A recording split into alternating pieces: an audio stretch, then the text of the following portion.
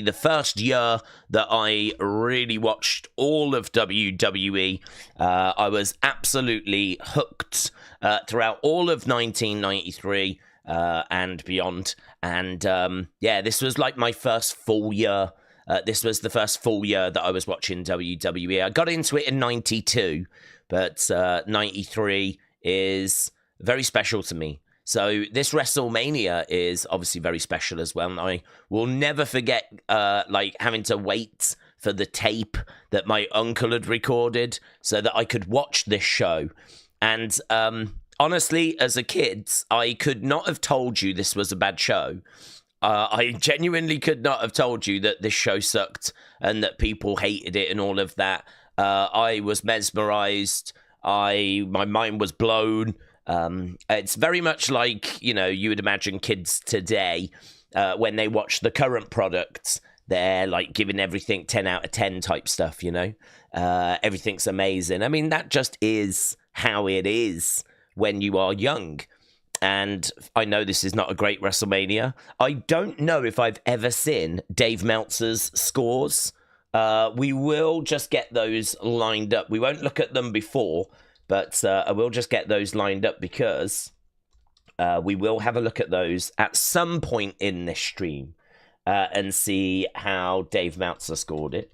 Not that it matters, but it'll just be interesting to see what Dave Meltzer thought of it. So I've got those lined up, but I'm not going to look at those. So yes, I'm really looking forward to this. So I have obviously been out today and done a toy hunt and been to some places. So as a result, I've had about... How long have I had? I think I've had around about 3.5 hours sleep since you may have last seen me. So my brain might not quite be braining. I don't know how well my brain is going to be performing on the stream, but we're here and we're going to try and live our best lives. So, we'll jump into the chat. We'll jump into questions. We'll obviously jump into whatever it is people want to talk about. If it's to do with WrestleMania 9, if it's to do with the current product, we are just a week away from this year's WrestleMania 41. So we will jump into that. I just want to move some of these screens around because I'm trying to find the chat and it's like really quite hidden from me. So I'm going to put that there and I'm going to put these over here. And that is going to make my life easier. Lovely. I love that for me. Right. Let's go over to Hannah and see what Hannah is bringing. Hannah Duh. Days. I was looking at the Pounding Adventures with Days video from many years ago where Retail Days gave a tour of his wacky antics in Poundland. And it was funny, as we need more videos like that. Yeah, do you know what, right? You found a little gem there because that was actually going to be a series. I've always had in my mind the fact that I am British and that many of the people that watch the channel are not. And a lot are American. That's what the analytics have always said, is that a good chunk, like 60%, 65% are based in America. There's a good chunk that are in Canada. There's a good chunk that are in the UK.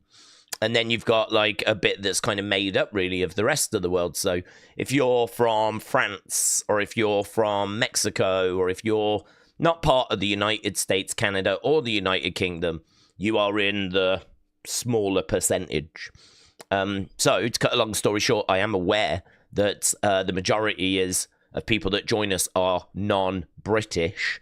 And so I've always been sort of fascinated by what do I have in Britain that people would find interesting? And it's funny because we do occasionally stray into conversations about beans on toast during streams. We actually got round to that conversation just yesterday during a UFC stream. I wasn't looking to take it there, but that is something that normally pops up because I think that's quite British and it's not something that other people tend to have, right? Or I mean, you can. There's nothing special about it, but it's a go-to meal we have here that I don't think other people tend to have. My thought process with that video is that we have Poundland, which is a kind of shop where most items are £1. I know that you've got things similar, like, say, Dollar Tree in America, right? But we've got one that was called Poundland. I don't even know if it's still going, Poundland. I don't even know if it still exists. Because of inflation and everything, it was getting harder and harder for them to find things for £1. And so they started to introduce more items that were over £1. But that, of course, kind of goes against the whole concept of the shop. So, yeah, we had 99p stores, we had Poundland, Pound World. We used to have all of those places. I genuinely don't know what still exists on the high street of those. But my intention was to actually go to some of these places, try to create like a toy hunt fun type video in these kind of places and actually do a whole series. And to be perfectly truthful, I did the Poundland one, and I really did put some work into that, in the sense of I really did try to find a way of making it funny. How do I make this funny? I mean, I tried to do that with toy hunts, and so I did the same with that video. And low-key, I have not seen that video in years, so maybe it's aged really badly. But I remember at the time putting a lot of work in, and I remember at the time being really proud of it. And I remember at the time thinking, I think there's a series here that I think would be really entertaining. And then I think the video bombed. I may have just got the thumbnail wrong. I have no idea.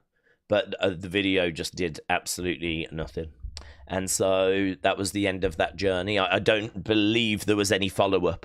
I had no intention or no idea as to what the next one would have been, but yeah, that would have been a whole series. So if you found that video and enjoyed that video, then to be honest, I would say that's one of those little Easter eggs that's kind of on the channel. They're the kind of videos that at times I've done and really loved, and then, it's just not led to anything else. And over the span of, 9 years now, there's quite a few of those types of videos that are dotted around on the channel. So, yeah.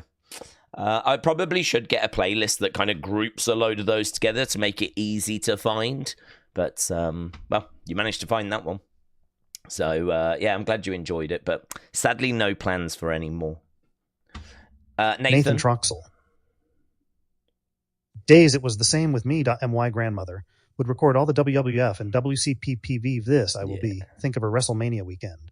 Yeah. Yeah. Well, yeah. I mean, I love stories like that. I sadly did not have access to wrestling. We're not rich growing up. I mean, we're not rich now, but we do have like satellite TV now. Whereas when I was young, we did not. So, we used to have to wait for my uncle to record it, and then I would go round and he would leave the tape for me. And, really for a good year and a half, 2 years, that's kind of how I was consuming wrestling, other than finding tapes at, like, car boot sales, like flea market type things. And, yeah, that's how I would consume wrestling. And, eventually we were able to start watching it on TV. We were able to start getting it. But for that first period, kind of early to mid-90s, I was just picking up tapes from my uncle, yeah. So it is kind of cool to hear other people's stories about that, because it's just so easy these days to watch it. I mean, I think most people have got Netflix, for example. Most families have Netflix in this day and age. So watching Raw is just really a given, isn't it? It's really just... It's not nothing special. But to watch Raw back in the day, like, you needed Sky Sports. And honestly, not loads of houses had Sky Sports in the UK at that time. You had to have a bit of money to have Sky Sports. And we didn't really have money. And then on top of that, my dad, or my mum as well, didn't care about sports. So, I mean, there was just no need for us to have it, nor could we afford it. So, yeah, that's kind of where I am at this stage, is my access to it is quite limited. I'm getting it, but I'm having to wait a bit on delay. Sometimes I wouldn't get the tape that weekend. Might have to wait a couple of weeks. There'd be a couple of tapes. And so, I'd be watching it that way. But I mean, I really, those memories are amazing to me, because when there was a tape there waiting for me, I mean, it was like flipping Christmas every week. To actually be able to watch brand new matches and see the story develop, and all of that gets taken for granted now. Nick the Train Guy. Poundland still exists. It bought out the 99p store, but they don't sell stuff for £1 anymore. Right, Nick, thank you. Yeah, I knew there'd been some movement there. Do you know, I once went into a pound shop. I don't know that it was Poundland. I'm going to lean towards yes, it was, but I can't say. And it was in Birmingham. And I want to say that this was probably late 90s that I went in. And I was just in Birmingham to have a look around, right? I can't remember if I was with friends or whatever. And they had a load of boxed Hasbro figures, which each one of those now would easily be, each individually, you know, they go for different amounts, but you're easily going to get £35-40, right? They had a whole display of them for like £1 each. And I ended up buying a couple, and you know, I look back on that now and I'm like, mate, if I'd have bought like literally everything there, that would have been worth now like probably, well, definitely thousands and thousands of pounds. That would be thousands of pounds worth of stuff. So you just never know. I mean, I went to a toy fair today in Birmingham, and it's one of the biggest toy fairs in the UK. There's like 500 stalls just selling old retro toys. And, I mean, I just saw so much stuff that was so expensive. Like, you know, these are dealers that know the price of things. I did actually manage to get something, though. I forgot to grab it. I will just quickly grab it and show you, because I think this is pretty cool.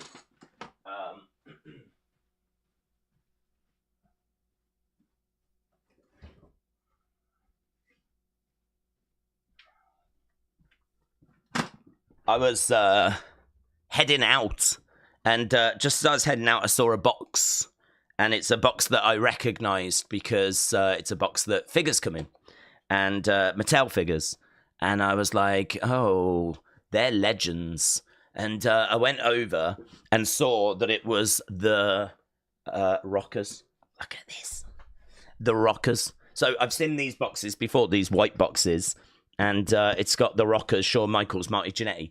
Now, they've only made one Marty Jannetty Mattel figure, because obviously he is a bit loopy. And so, like, I don't think he'll ever be under another Legends deal. So that makes this set quite rare, quite sought after. It's the only way you can get the Rockers. They have done another Rocker Shawn, but they have not ever done another Marty Jannetty, and I don't think they ever will. And the guy had this box and had the figures in, like, mint condition.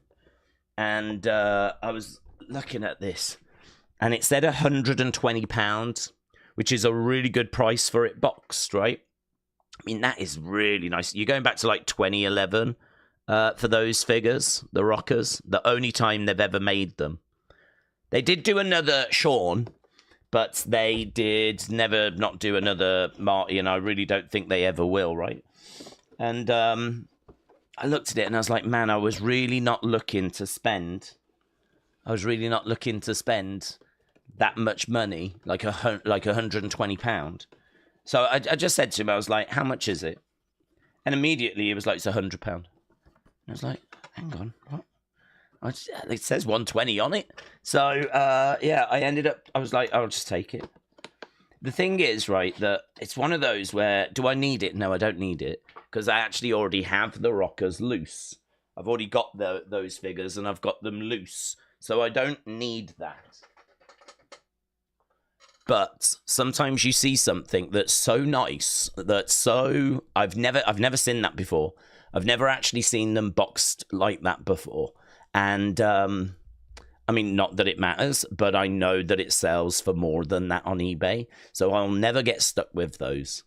I had a quick look, because I was like, has the market fallen out of figures? Like, why are these only 100?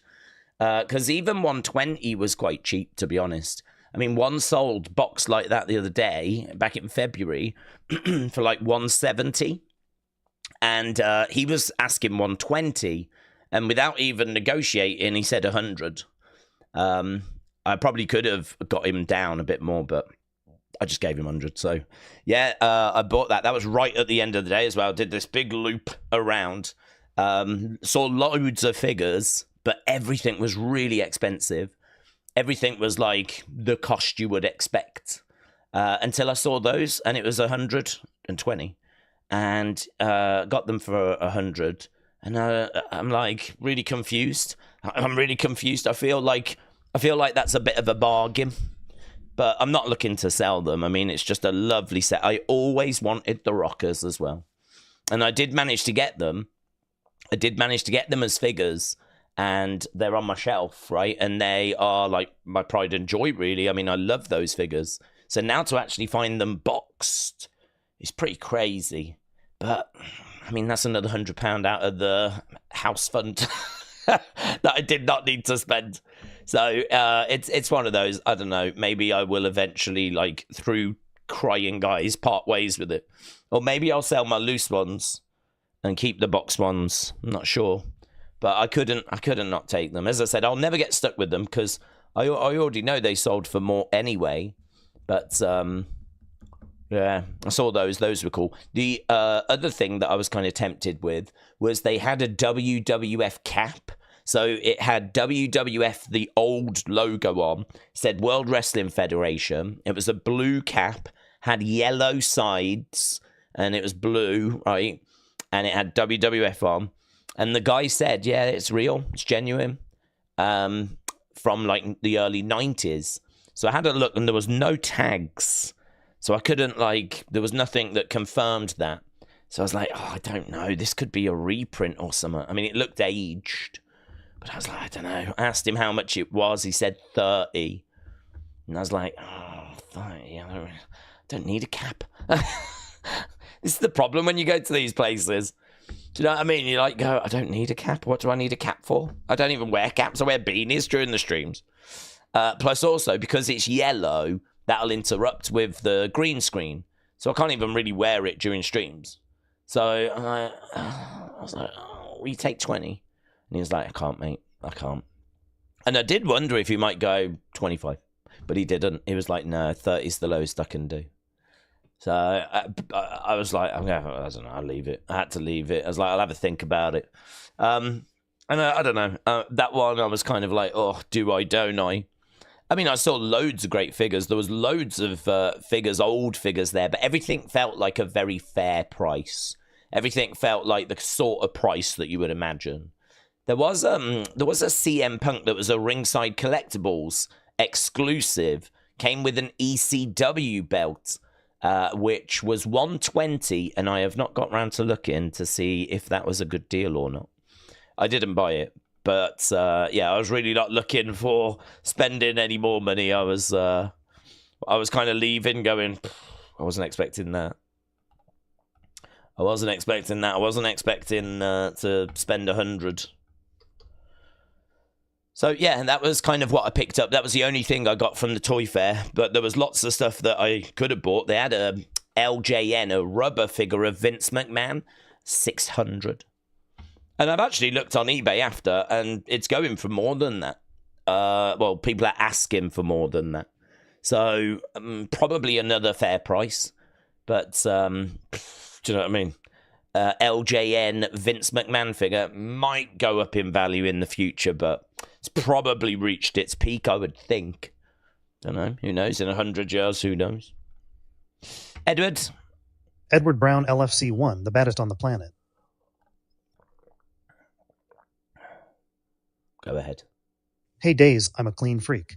I clean my room every day, move everything about. Do you think that's normal? Or I have a problem. Also, Man United are rubbish.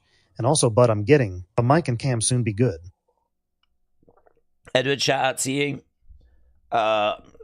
If you clean your room a lot, I mean, I don't think that's a problem. I think that a future partner will appreciate that. So, no, I don't think there's anything wrong with that. In regards to getting a camera and everything, good luck. I hope it goes well for whatever it is you want to do with those. So, Edward, shout out to you. Nathan Troxel. I love the Rockers and the Steiners. The Golden Era had great tag teams. Yeah, the Golden Era did. Bulldogs, Heart Foundation, Colossal Connection, Natural Disasters, Killer Bees, Strike Force. I mean, there's flipping loads, isn't there? It was a really good time for tag wrestling. I agree. Nick the Train Guy. Finley, I think the main event is Yoko versus Bret, HBK vs Tatanka, Doink vs Crush, Taker face a Giant Gonzalez. I can't remember the rest. Yeah, we probably should run down the card, shouldn't we? And we should talk about what it is we're actually going to be watching. But as we said, not the strongest WrestleMania. This is not a WrestleMania I expect loads of people to join us for. But this is a WrestleMania that, as I've said, means a lot to me. And I was never going to miss this opportunity. Well, at least I didn't think I would. I was quite gutted when I saw that I was going to be out today. And I knew I was only going to get limited time to get some sleep. I was sort of gutted. I was like, that is a bind, really. Today is a day I'd like to be waking up a bit later and then working on Unseen. But WrestleMania 9, baby. Do you know what I mean? I got to do it. I got to do it for the young days. So, Shawn Michaels against Tatanka is for the Intercontinental Championship. We've got that match.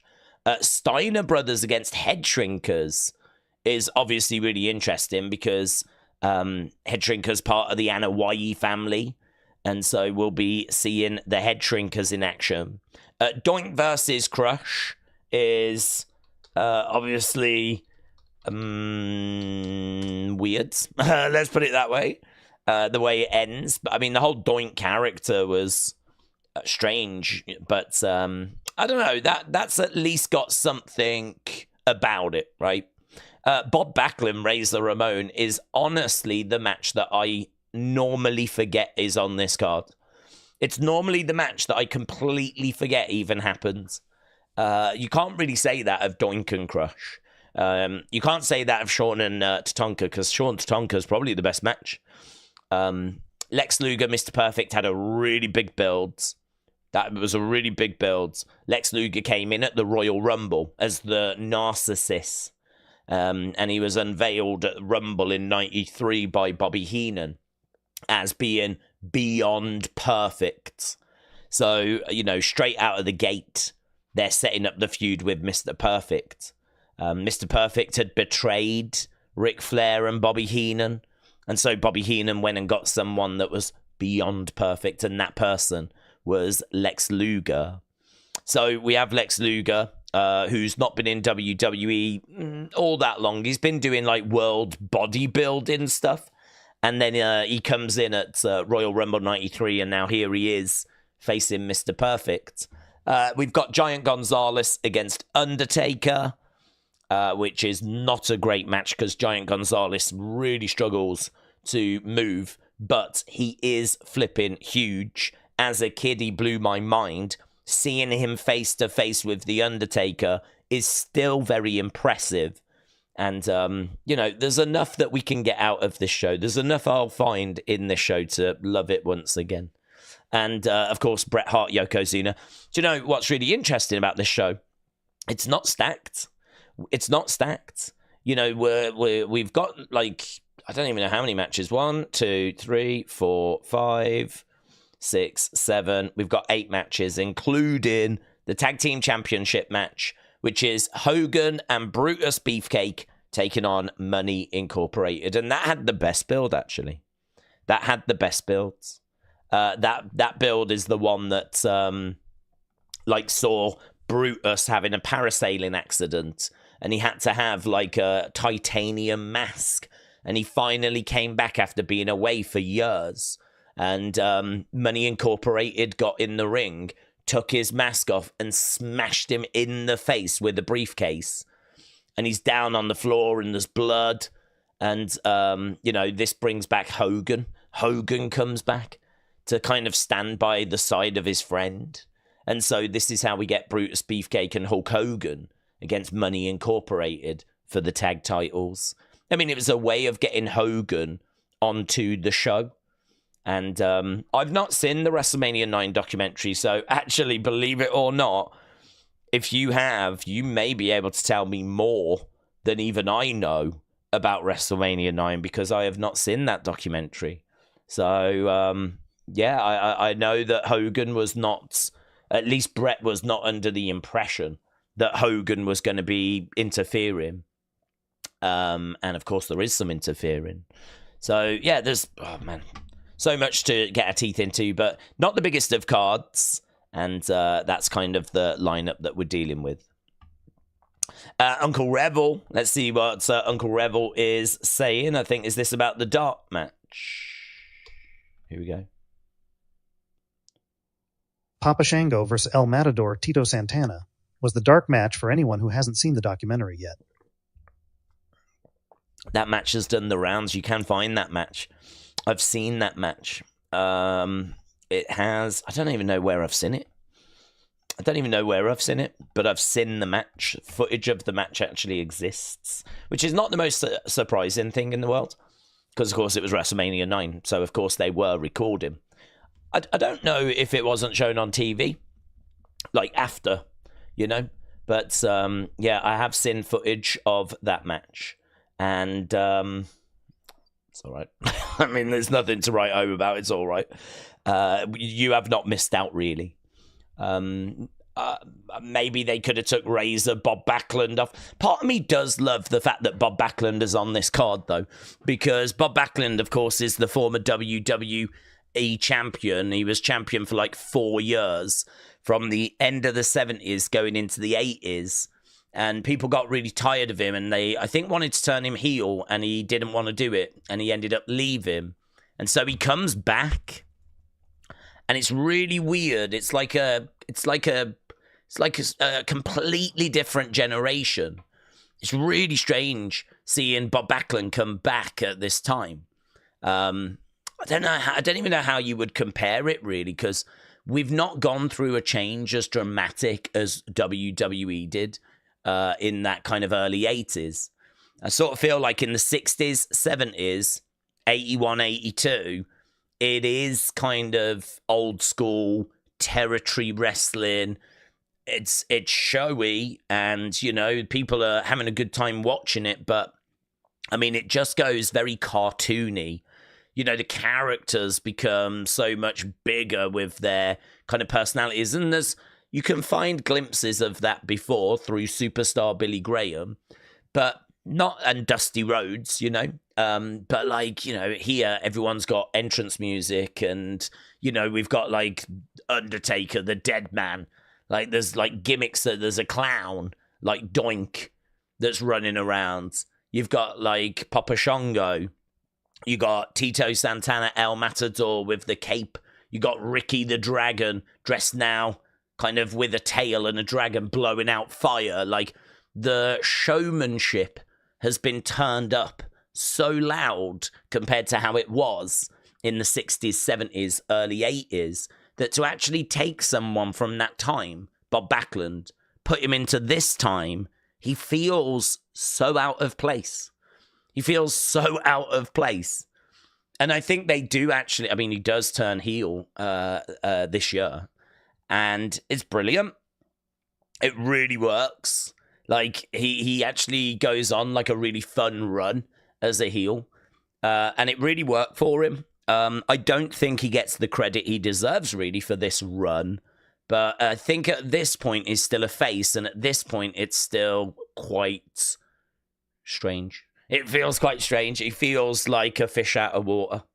So it's really fun to watch that match, knowing that this is a guy that's not really been around for like 10 years. I mean, if you was to get someone that not been around for 10 years, I suppose like CM Punk has just come back after 10 years. Like, and compare it, it doesn't really compare. CM Punk has come back, and obviously the roster has massively moved on, but it's still kind of the same place. We're still doing similar things. We haven't like drastically changed the presentation in 10 years. You know, if you go back to 2014, WrestleMania 30, Yeselmania, the end of the streak, The roster has changed, but the way we present the show hasn't drastically changed. But that it was not true here.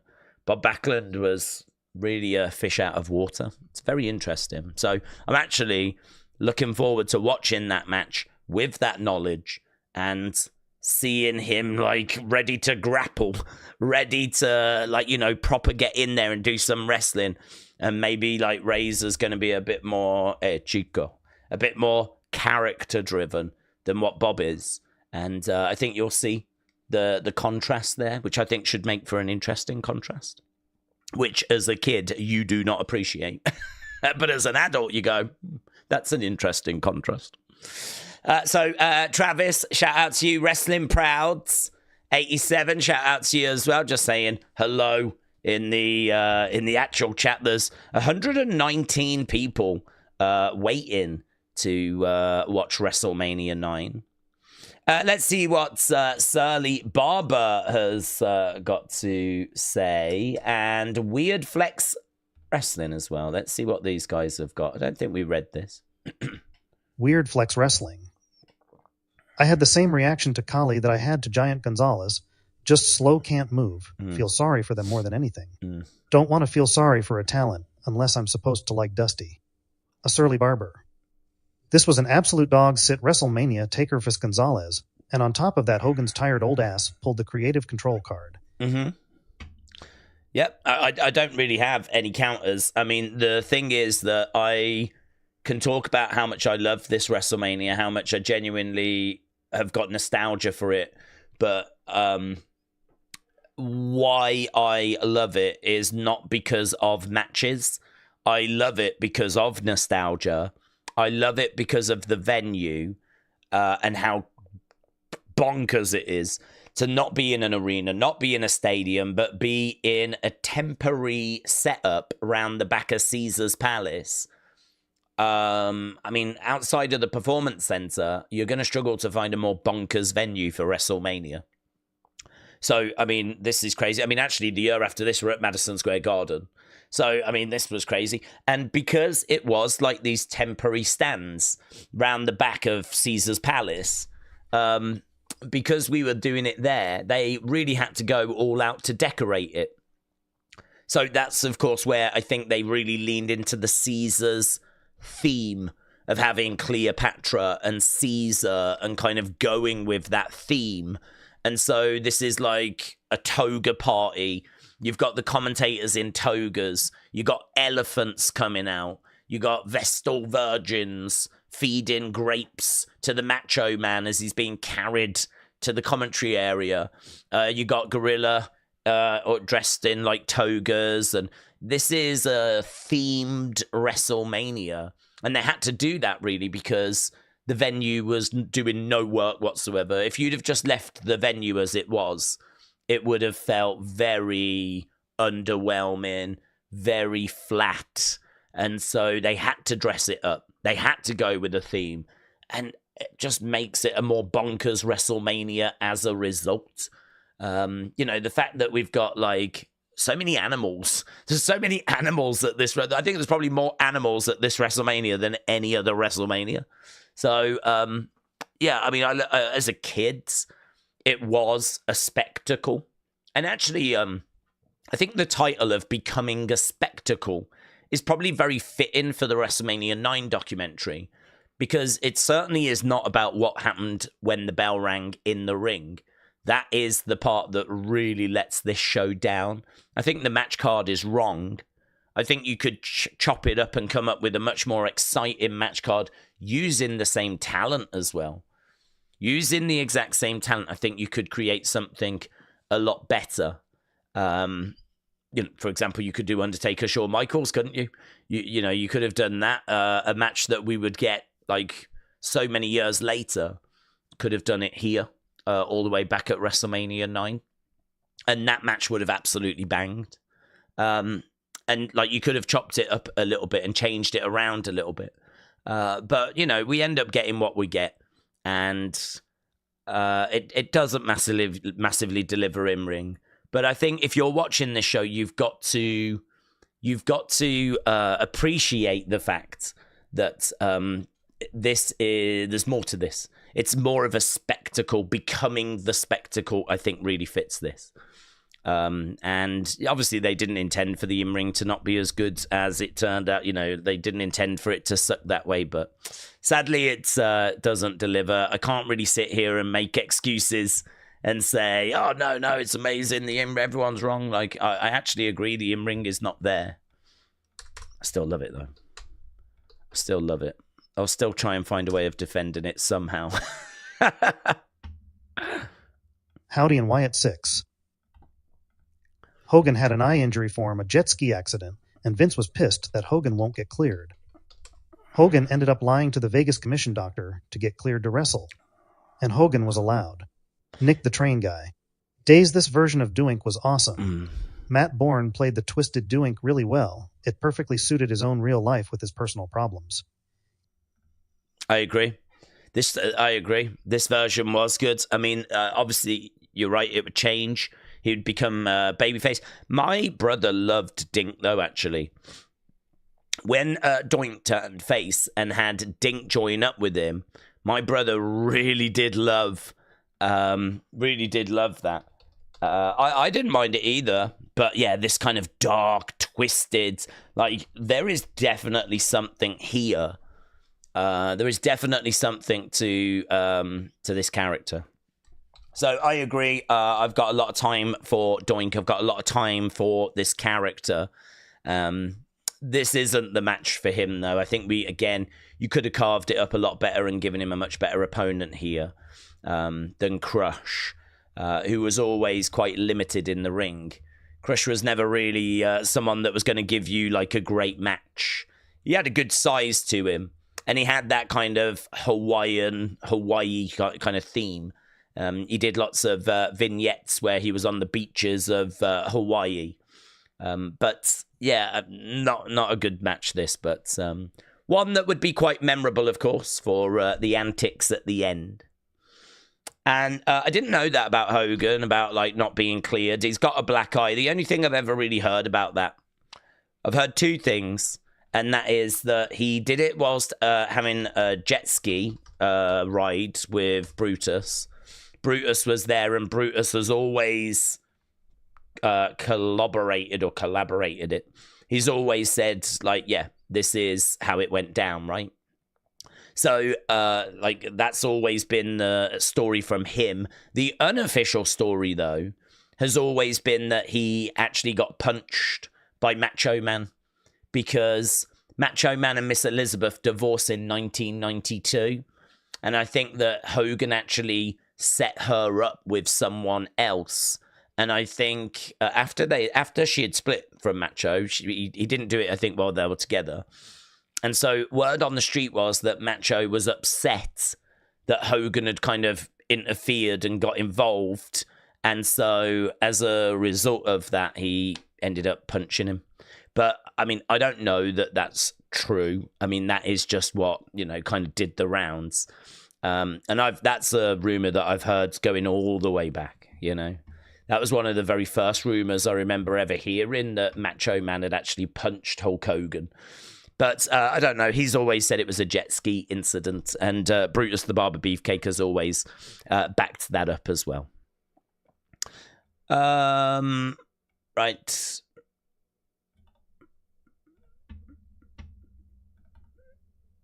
Let's go Edwards.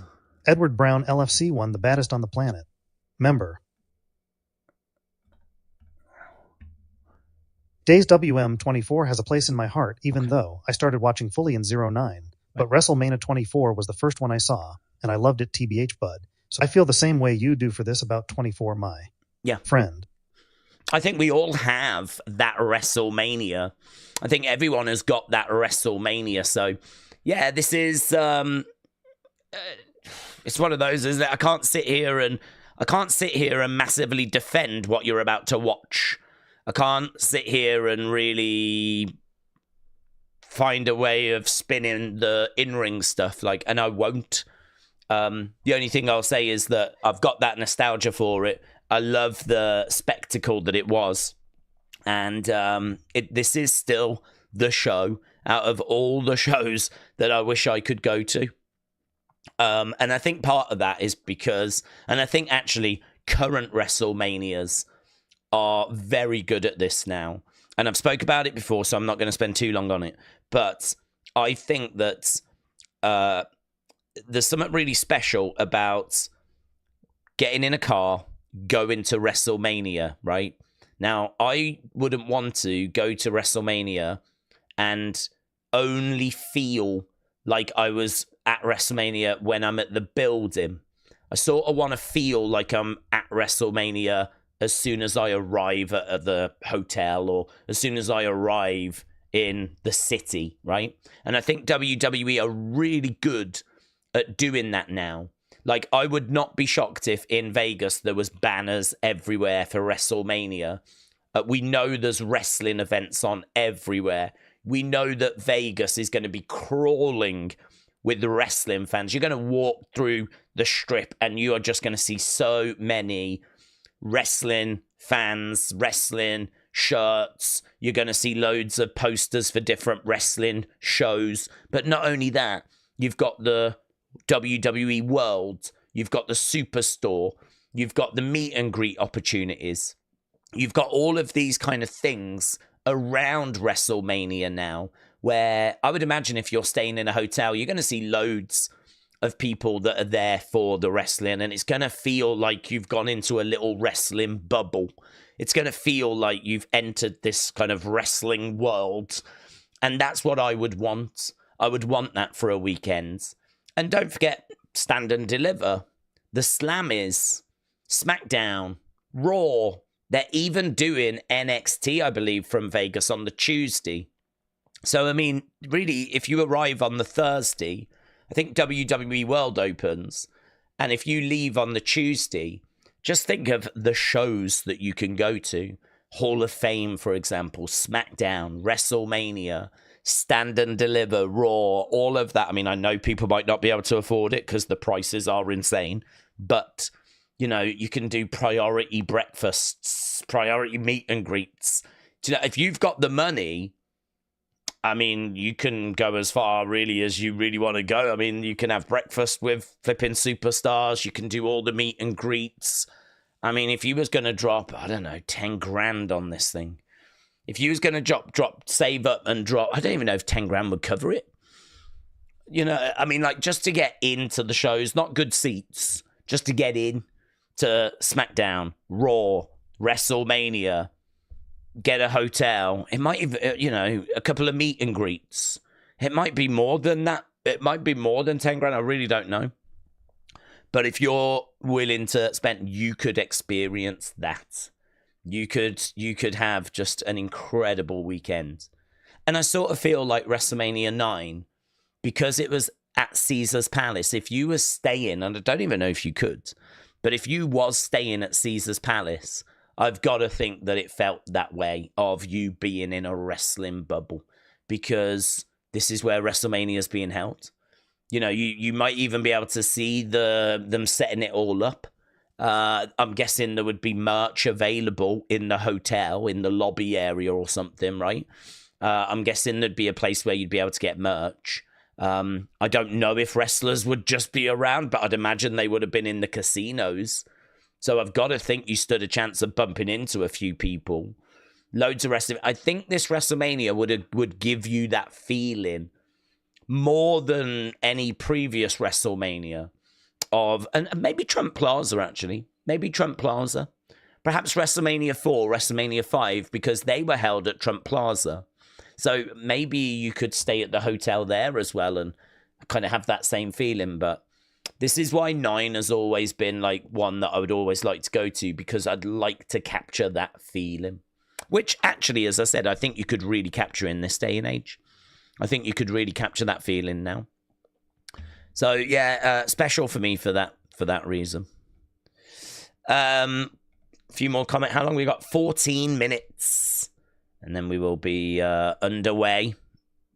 Opilas Travels. 36 was a hard watch, but Taker versus AJ was pretty dope and saved Taker's legacy after some car crash matches he's been in. Yeah. Wrestling Proud, 87. I agree. $10K just for one throw ticket last year. I couldn't imagine this year. I couldn't afford to look at that ticket. Yeah, front row would be out, completely out. I mean, it would just be, can I get in? I mean, I think you're dropping, I don't know, 400 on a ticket both days, 800. But to be honest, even if you're dropping $1,000, the reason you're going is WrestleMania. I mean, you've got to buy those tickets. So, and I don't know if there's any sort of deal, if there's a reduction if you buy both days. So, I don't know. But, like, if you think about $1,000 there, maybe it's $1,000 to go to Raw and SmackDown. There would be $2,000. I don't think it would be $1,000 to have to go to Hall of Fame and Stand and Deliver. Then you've got some meet and greets. I reckon $10,000 might cover it. Like the flights, getting there, the hotel, food, merch. But again, you're only going to be getting, you know, nosebleed kind of seats. You're not getting anything special for that kind of money. It's just, can you get in for that kind of money? I mean, if you want to go even more than that, then, you know, as you said, $10,000 you could spend on, you know, there are boxes, wasn't there a box that was like $8,000 or something, $9,000, and that got you like a VIP box. You got like food served and drinks, whatever you wanted. And Hogan was meant to come round and actually do like a photo session and everything, and kind of, you know, have a picture with you and all that stuff. I mean, God only knows how much you could spend, because you could meet, like, I think meeting John Cena at this thing's like $400. You could meet Undertaker. I mean, I think he might even be doing a One Dead Man show, is he? So, I mean, you could go to that. Oh, God, we didn't even talk about the after show parties. We didn't even talk about the fact that every night there's after show parties where you can go to a club and actually, you know, dance the night away, and there'll be some superstars there. And meet and greet opportunities are like crazy expensive for those. So we've got those nights. We've also got the roast of WrestleMania, which I don't know, after that Tony Hinchcliffe performance on Raw, if that's going to be very well attended. Generally, there was a backlash to that. Well, I'd say a backlash from the internet wrestling community. I'd say the IWC had a backlash. I don't know about the average person, but yeah, there was a bit of a backlash to that online. So I don't know how well attended that is going to be, but yeah, I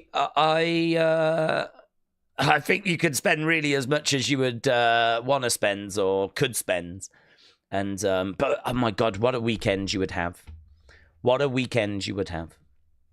And Opala, I agree. 36 was not a WrestleMania I look back on with fondness, really.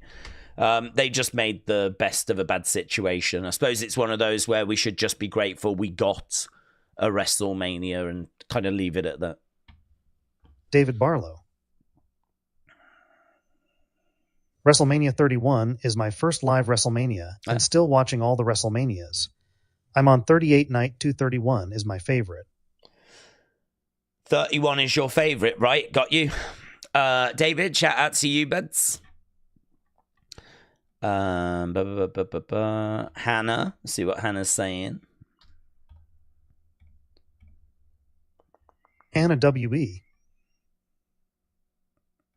Days, as reported by your favorite reporter, Sean Ross Sapp. Ric Flair is at this time the lowest odds to fight Orton at WM, therefore. You Days have a bigger probability than Flair to fight Orton lol. Let's go. I'm up for the challenge. Here's Aaron. Aaron Hanrahan. The story of me meeting the wrestlers at WM40 was literally because the only way to get to my seat was to go through a place where the wrestlers were preparing for matches. Oh, really? Really? Honestly, Aaron, I thought you'd drop the big bucks, mate. I thought, in my mind, it's big bucks Aaron. And, I mean, if you've not seen, Aaron was meeting flipping everyone and posing with everyone. So, yeah, I hope that you enjoyed that. I mean, of course you did. But I didn't realize it was just because of where your seats were or where you was positioned. That's crazy. There's WWE Vault have just said this look. So WWE Vault said, David, happy. Tonight is going to be our final classic WrestleMania for now. We hope that you'll be watching WrestleMania 41 next weekend. So David Thomas, happy guy, just asked, will there be one next Sunday? And WWE Vault actually responded, saying, no, there won't be a classic WrestleMania next Sunday. I hope we'll be watching WrestleMania 41. I wonder what they'll switch to. Oh, here we go. Just a reminder before... Oh, no, they're just saying, please keep the chat fun, friendly, and on topic. Let's all enjoy the show. Oh, I love you guys. Oh. So, there we go. WWE Vaults. I want to know... if they're going to have, like, other shows, like WWF Mania, and some of the stuff that wasn't on the network, but... It's kind of hard to get answers out of them, to be honest. You can ask that in the chat, but they don't respond. So, I don't know. I'd love to get a load of Mania on the Vault. That's kind of very nostalgic for me. That was an early Saturday morning show that had just really, like, average matches. It wasn't anything special, but I really liked Todd Pettingale. As a kid, like, I thought he was really fun and cool, and he was someone that entertained me, and I was really a big fan of the Mania video that came out as well. I really liked to see behind the scenes as well. I don't know if you ever saw their setup, but they were in the video room, and it was all these big computers with, like, tape reels spinning round. And you were kind of in the bowels of the headquarters. And then they would just, like, you know, show the match. They'd say that, and the guy would press the button, and then, you know, we would watch one of the matches that they had selected. And it would just normally be, like, a superstar against a jobber and enhancement talent. But, yeah, I don't know. Those episodes didn't make it to the network. There's loads of stuff that didn't. We spoke about that the other day. David Barlow. For me, 11 is the worst, but the Undertaker King Kong Bundy Mundy match is better than the Undertaker Giant Gonzalez match. Yeah, I agree that 11's... I would make the argument that 11 is worse. And you got to remember, I'm still young by the time WrestleMania 11 is around. WrestleMania 11 still has nostalgia for me, but not as much as 9. You know, I'm a couple of years into watching wrestling at that point. Lawrence Taylor was not someone I knew of. I didn't know him. So to me, this was a match I did not care for. You was taking someone I didn't know. Granted, he was massive in America, but in the UK, American football just wasn't a thing. So to me, I just didn't know him. So it was Bam Bam against someone that Bam Bam's surely going to beat. And I just really was not into that. Rest of the cards didn't grab me. There was no theming.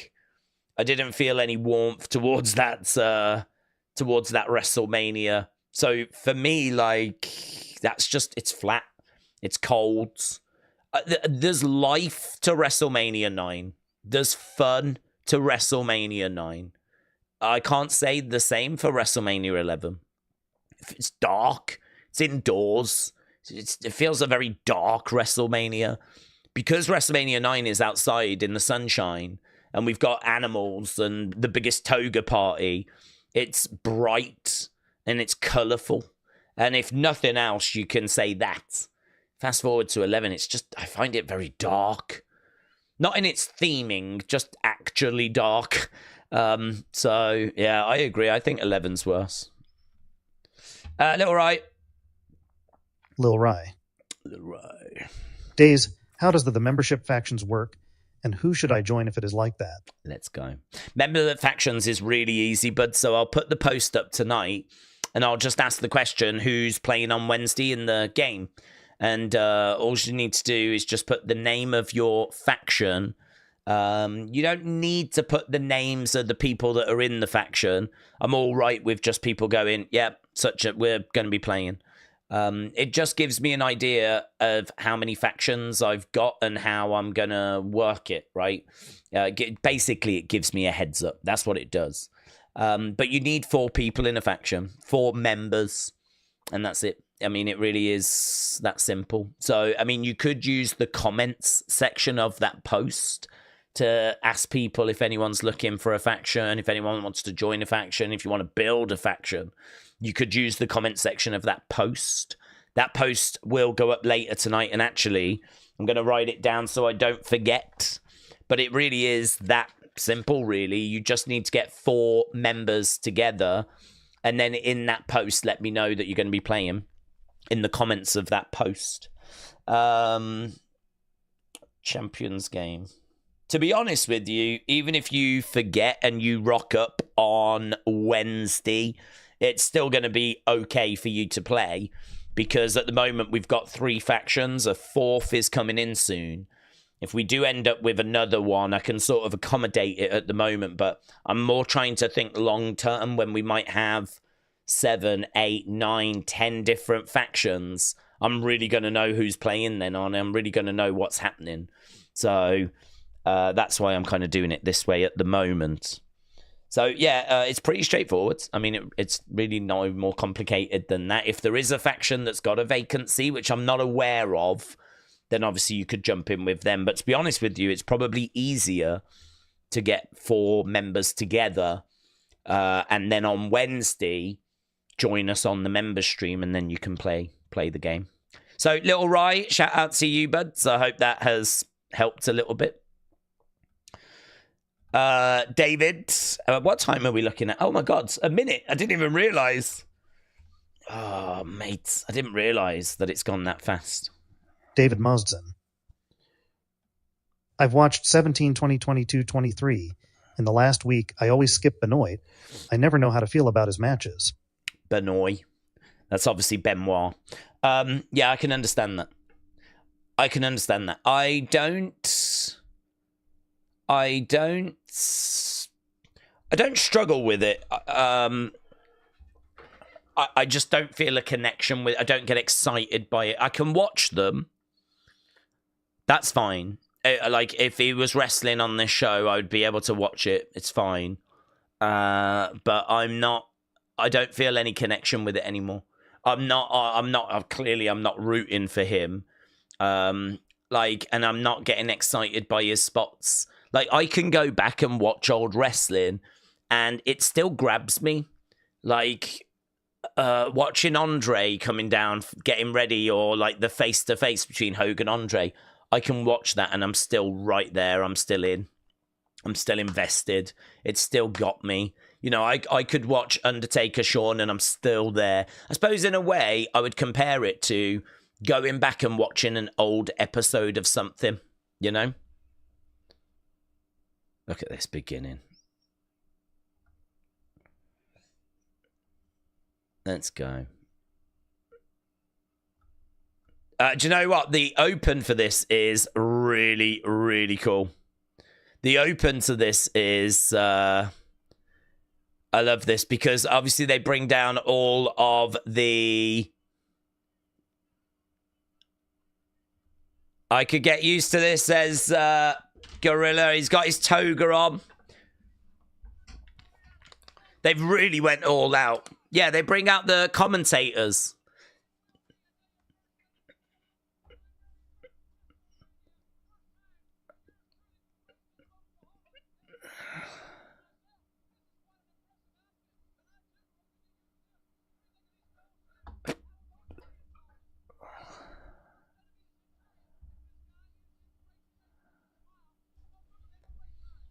So, look at JR. This is one of his first assignments. I think he does a really good job, but I don't know, like, he starts being put on, like, B shows and stuff like that. Like, this isn't really the start of him being the main announcer. It's a bit of a bumpy road for him. But look at the crowd, like outside in the sun. I genuinely cannot remember the last time I watched this show, so it's going to be really interesting to like look in the crowds. I love this bit. This is where they bring down Bobby and they bring down Macho. Look at that flipping elephant. An elephant. Da-da-da-da. Here they are, making their way down with some demolition cosplayers. These two were at Royal Rumble to welcome us to WrestleMania this year. Kid there's got a urn foam thing for the Undertaker.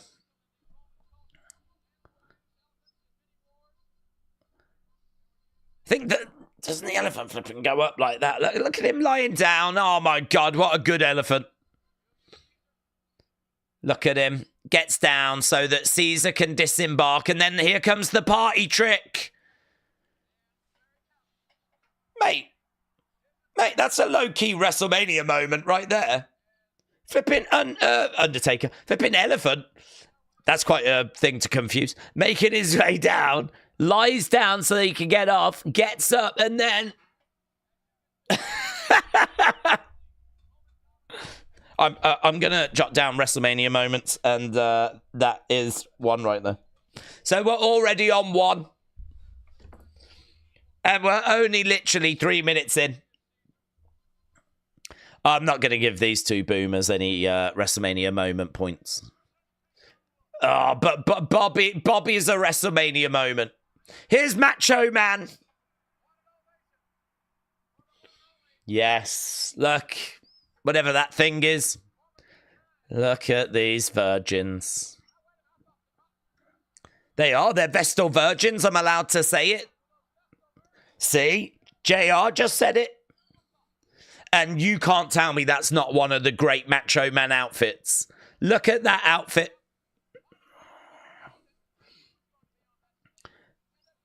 Bobby Heenan said that he was going to be coming down to the ring this way. Look, the virgins are throwing things out. Yeah, look, getting fed. It's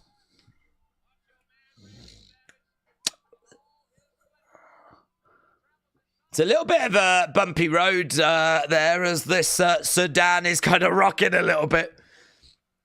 He doesn't fall, but then, of course, we get Bobby coming out. Yeah, he looks amazing in that outfit. He looks amazing. Big Migs Gaming said just to think that Nick Khan was an usher at this event. Look at that. I wish he was flipping wrestling. Why was he not wrestling at this event? Flipping, he wrestles next year. Look at that. We could have had Macho wrestling. So, Macho Man in there.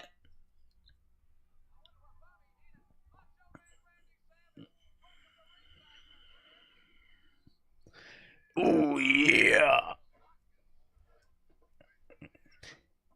So, Macho has come down being carried by the Vestal Virgins. Now we're just waiting for Bobby the Brain. Here he comes.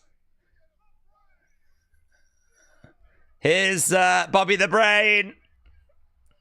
Booze for Bobby. Look at all these animals. Look at the animals.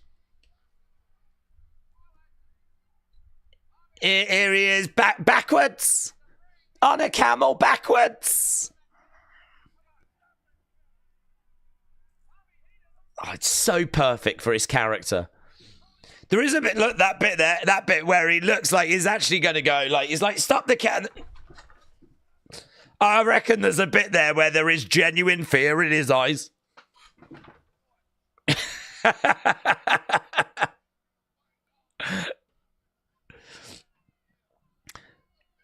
Bobby coming out backwards on a camel. There's a bit where he has to try and get off. The camel kind of goes down, but it goes back up again, and we see a lot more of Bobby than we were expecting to. Look, there's definitely bit. It's still funny, man. Bobby stumbles off. He goes down. Macho, look at Macho, look. Mate, that's another WrestleMania moment. That's 2 now. We're up to 2. I've got to put them down now because we don't get many more. I was meant to be on the sedan. He was meant to be on the camel.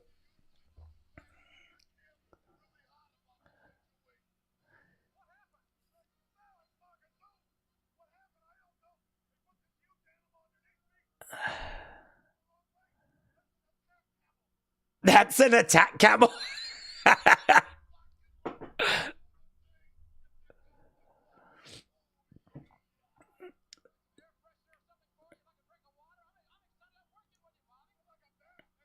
Do you want a drink of water? I want a bath.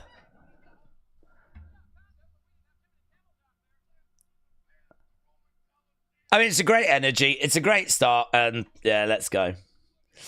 I remember Riddle was on a camel and you reacted, it's a camel? Well, in all fairness, Aaron, I don't think that's the craziest reaction. If ever I see a camel, that is my general reaction. Here he is. And do you know what? He's in Heartbreak Kid mode here. Yeah, and Luna Vachon was with him, and I don't think she had been with him before this point. It's a short-lived pairing. Good way to start the show, though, bringing out Shawn.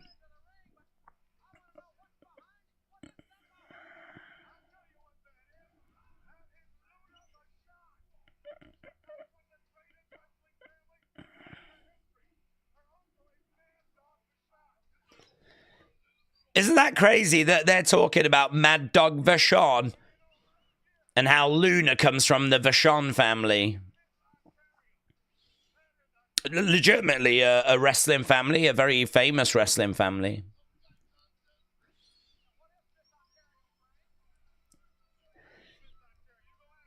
I love this version of Shawn, this young, arrogant version.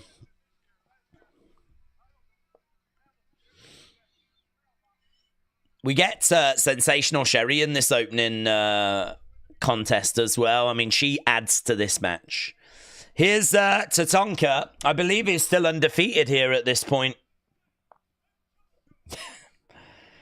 Whenever I hear this music, I always think of Royal Rumble, the video game.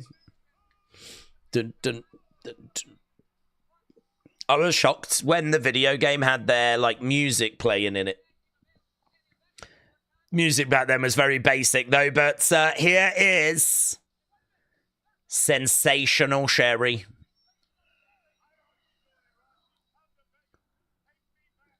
Take me back, Shawn Michaels.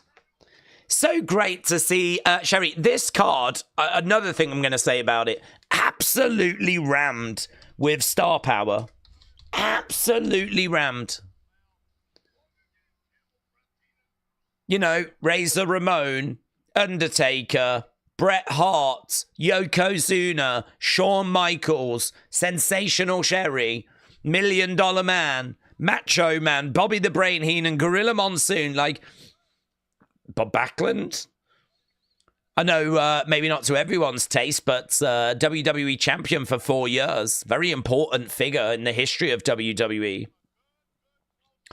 The Steiners. I mean, it is full of good star power. We weren't lacking star power at this time.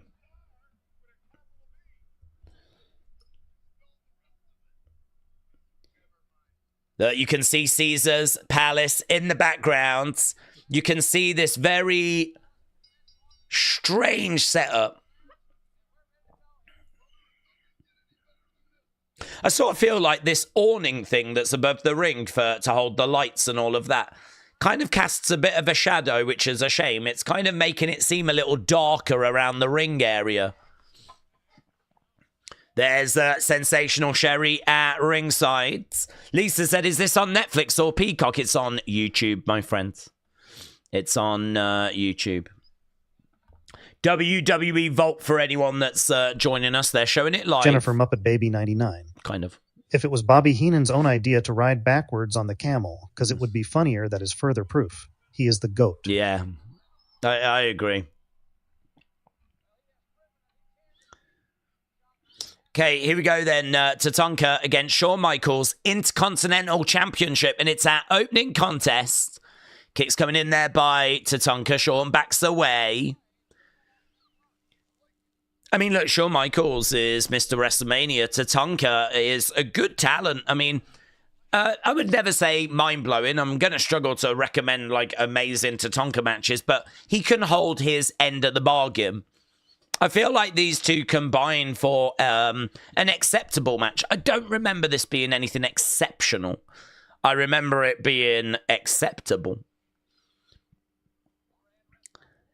Right now, Tatanka struggling a little bit. He's trying to power his way back up. Shawn in the middle of the ring. Shawn gets pushed back to the corner. That's the strength of Tatanka.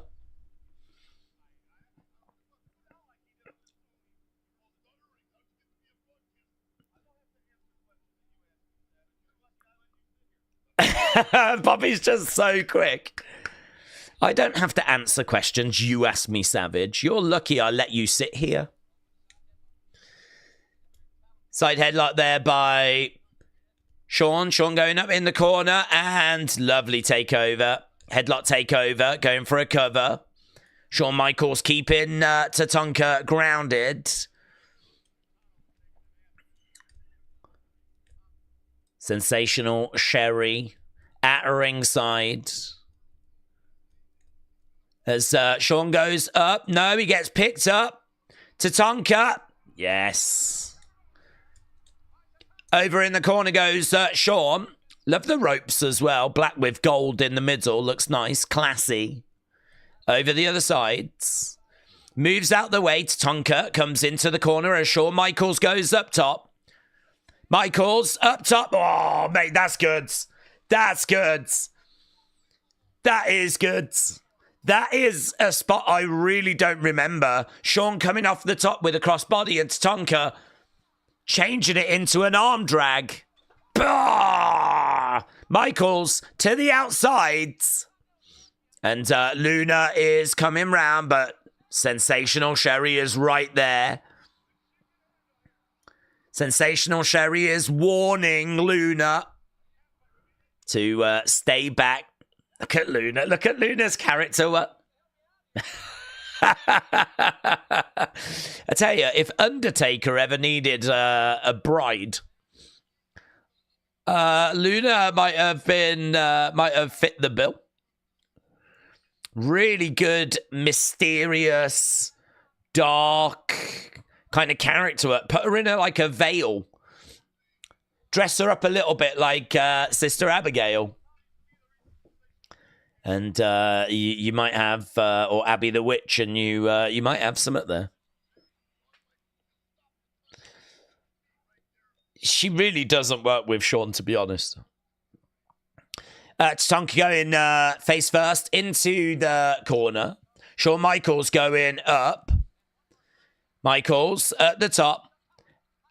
Oh, that didn't quite come off for him there. Didn't quite come off for him, but he really was going for some. Elbow coming in there by Shawn. I love that arm drag off the top, though. WrestleMania said, this is the sort of match that you can put on today, and it would still be good. Yeah, look, nice pace. Against the ropes. Tatanka gets caught. Catches Michaels. Inverted atomic drop. Michaels goes down. Luna on the outsides. It's a good competitive contest, this. They're both, at this point, quite evenly matched. Duck underneath, looking for a DDT. Shawn Michaels got caught. He goes down. He's trying to get back up to his feet. Tatanka.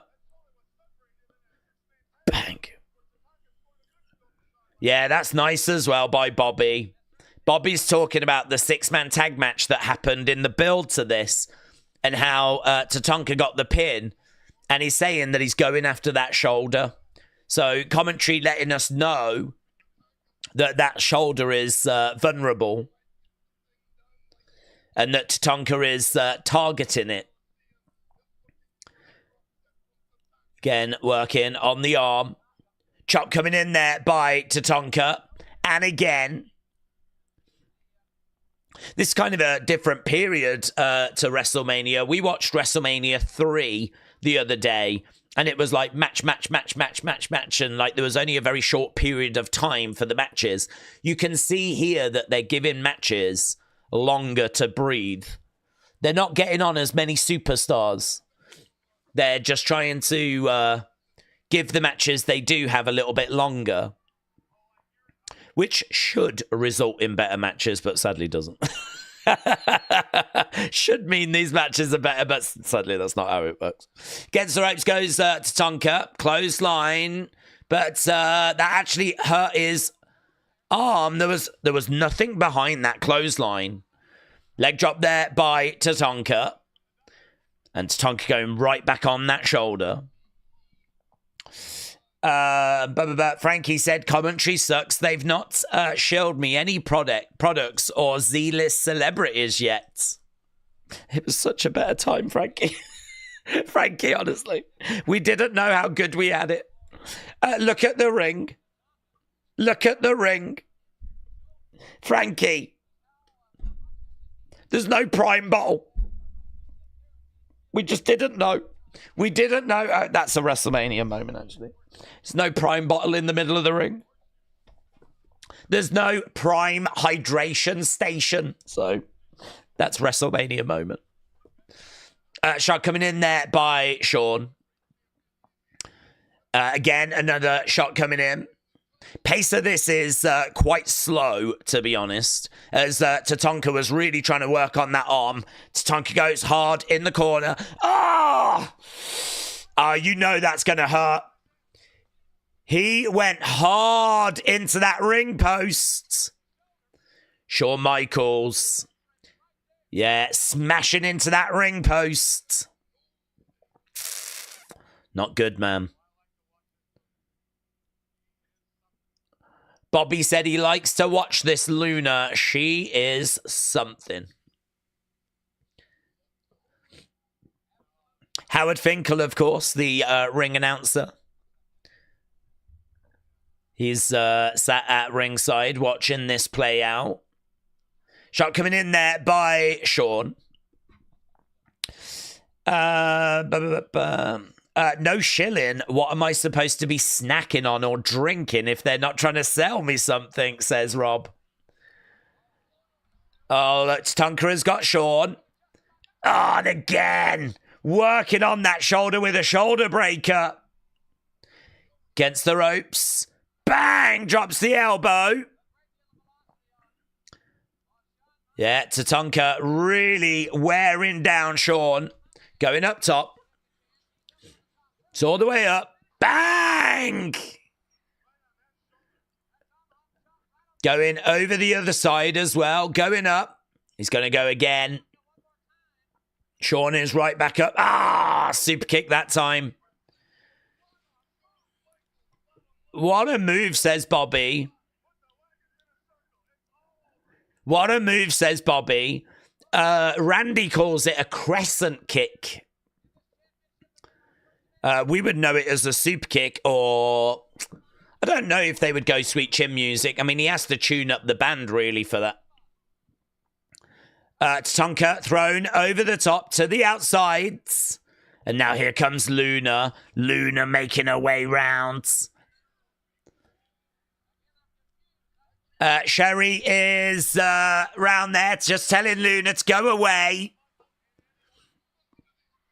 Get back. Man, she is not messing around. I still love Luna's character work. Oh, imagine Luna with demolition. Oh. Oh.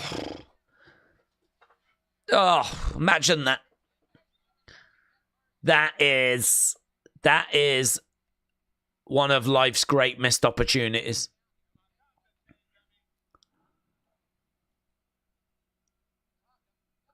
Tatanka on the outsides. Could have had Luna with demolition, maybe Sherry with Legion of Doom.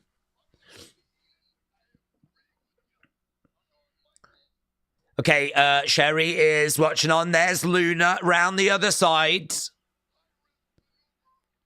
Tatanka down.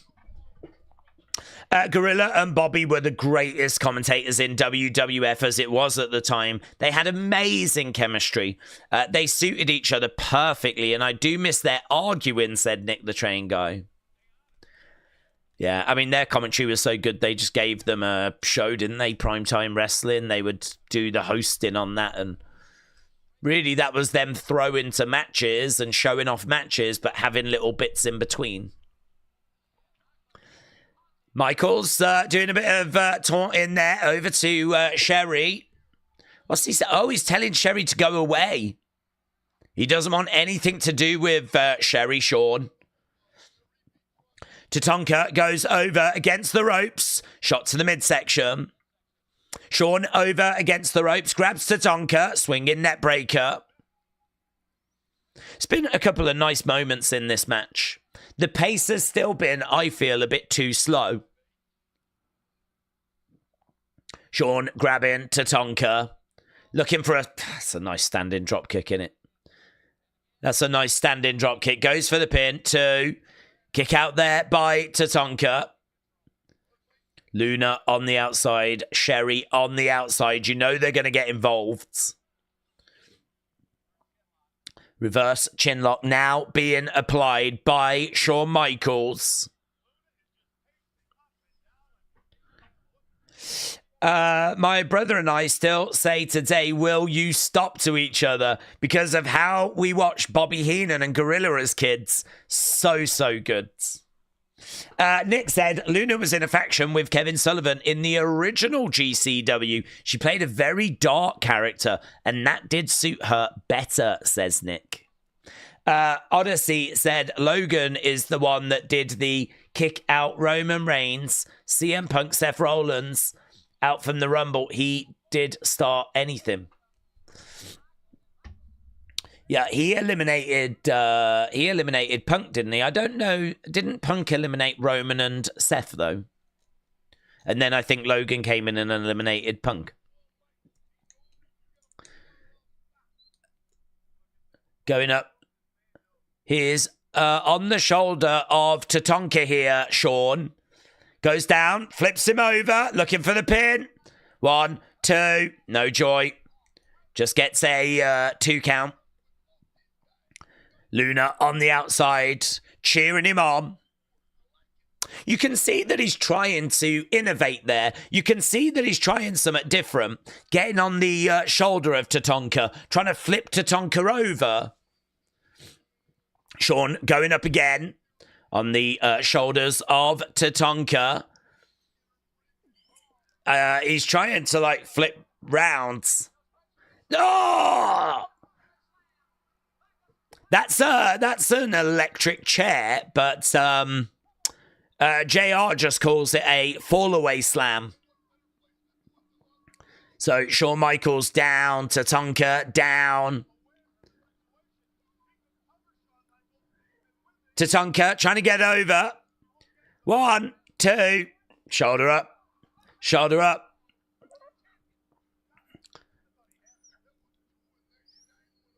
Gets the ropes, goes Tatanka, elbow. Shawn moves out the way. So Tatanka misses the elbow. Shawn Michaels goes back to the corner, up to that middle rope. He's going to look to drive the elbow in, is he? Double axe handle, double axe handle. This is where Tatanka starts feeling it now. Here we go. This is his version of, like, hulking up. Tatanka feeling it. Shawn Michaels again going up, double axe handle. Yeah, the warpath. Ah, here we go. Mate, I did this so many times. Got on the warpath. Ah, look at that chop. That's a great chop. That's a great chop. Ah, and again. Shawn Michaels bumping around. Another one. It does feel like the beginning of the end. Michaels against the ropes. Bang!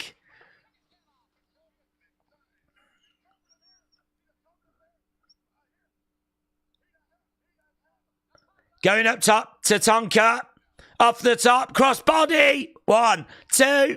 Ah! That's close. That's close. So right now we've got Shawn in the corner. Tatanka in control. Going over the other side. Tatanka. Ah, Shawn goes down. He gets caught. Slingshot. Shawn loved this spot in his matches. Slingshot. Boom. He's in trouble. Rolls him up. 1, 2. Oh. It's actually getting all right, you know. The match has had quite a slow pace. But the near falls in this bit are actually quite good. Rolling up there. 1, 2. Kick out by Tatanka. Shawn Michaels coming over. Grabbing Tatanka. Shot coming in there by Shawn. Shawn going through the ropes. Trying to go up to Tatanka, middle of the ring.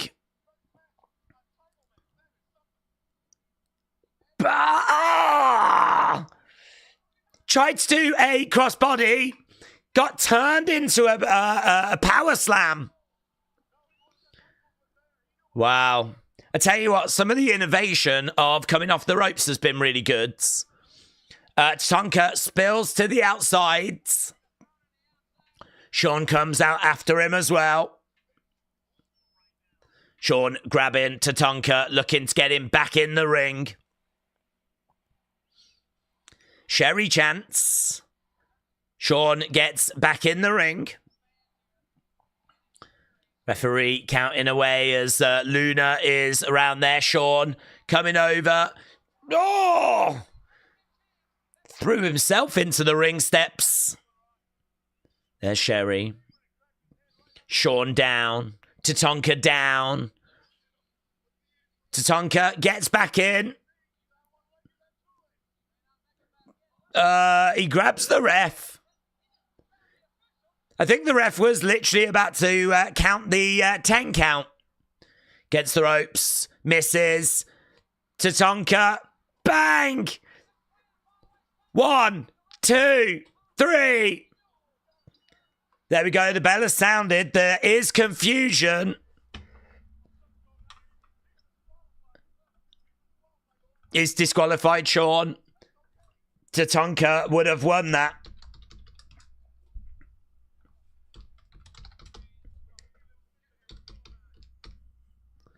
Lots of confusion.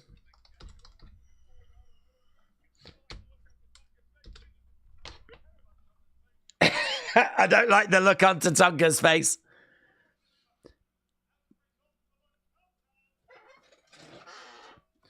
Tatanka wins by count out.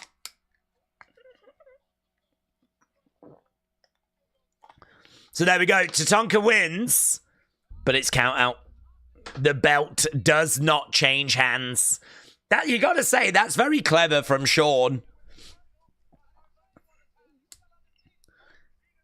Tatanka remains undefeated, but Shawn remains Intercontinental Champion.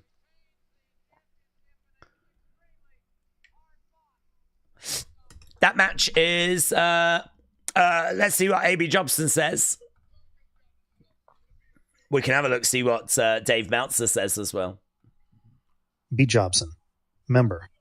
A wildly average match with one of the worst finishes ever. Cut this down to around 10 minutes. Yeah. And give it a better ending. Yeah. And you've got something good. I agree. I do think there's some really nice moments in there. I do think the pace is a little slow. Clothesline by Luna. Sherry down. Bah! Look at Luna going off on Sherry. Tatanka comes to Sherry's aids. Luna running away. Oh, Sherry is down. Look, Tatanka's down there checking on her. Sherry needs some help. Bobby's like she always did.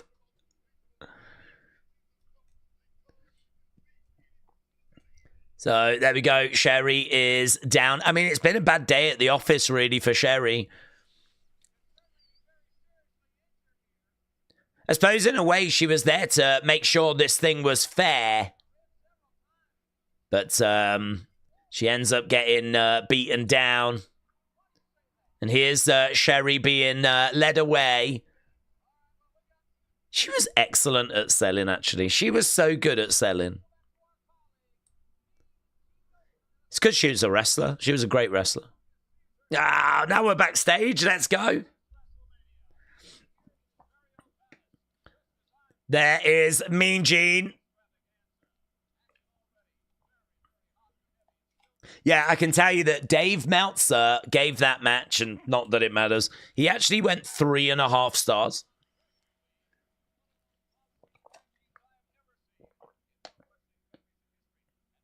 Okay, so we're talking about tag teams now.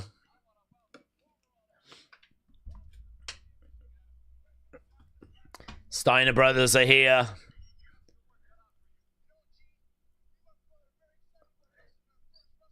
It's so weird seeing Scott Steiner this way.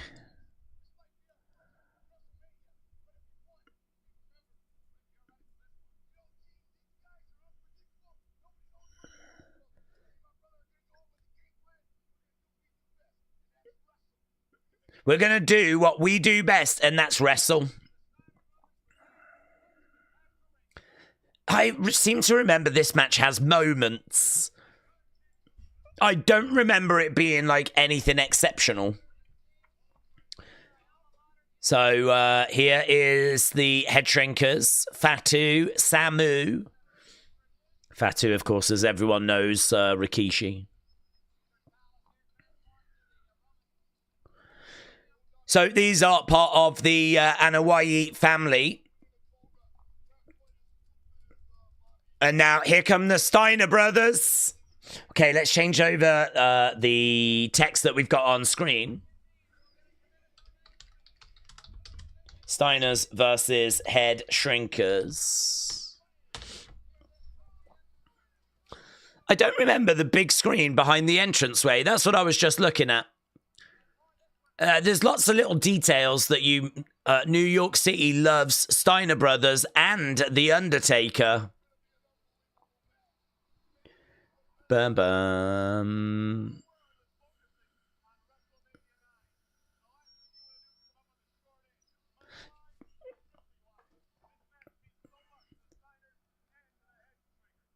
The whole world is focusing on WrestleMania. The last thing you want to do is come up short. This means a lot to the Steiners and the Headshrinkers.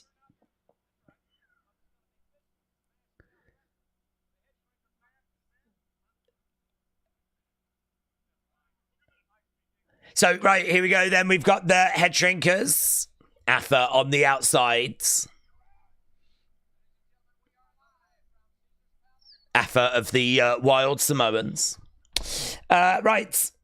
Slobber Knocker, I missed that. Yeah, they were just talking about that on commentary.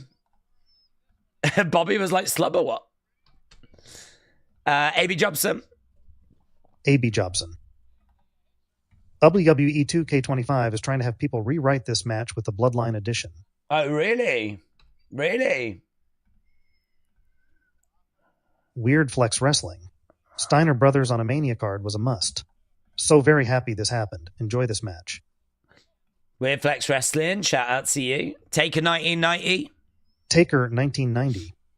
Hello, Days. Hello. The IC title during this time is the best looking version. Oh, yeah, I agree. Looks great. I think it was on a white strap as well, wasn't it? I think I just saw that it was on a white strap. Right now we've got, it's being pushed here, Scott Steiner. Lovely takedown. So managing to get down. I think that's Fatu. Think Samu on the outside, yep. Fatu in the ring. Driving Scott Steiner back. Headbutt coming in there. Oh, nice hip toss. Tell you what, that takes some real strength to be able to do that. Push there by Fatu. Push back coming by Scott Steiner. It's so crazy to watch these two knowing what they would go on to achieve. Scott Steiner, obviously what he would become. And Fatu becoming Rikishi. Seeing him in the ring here.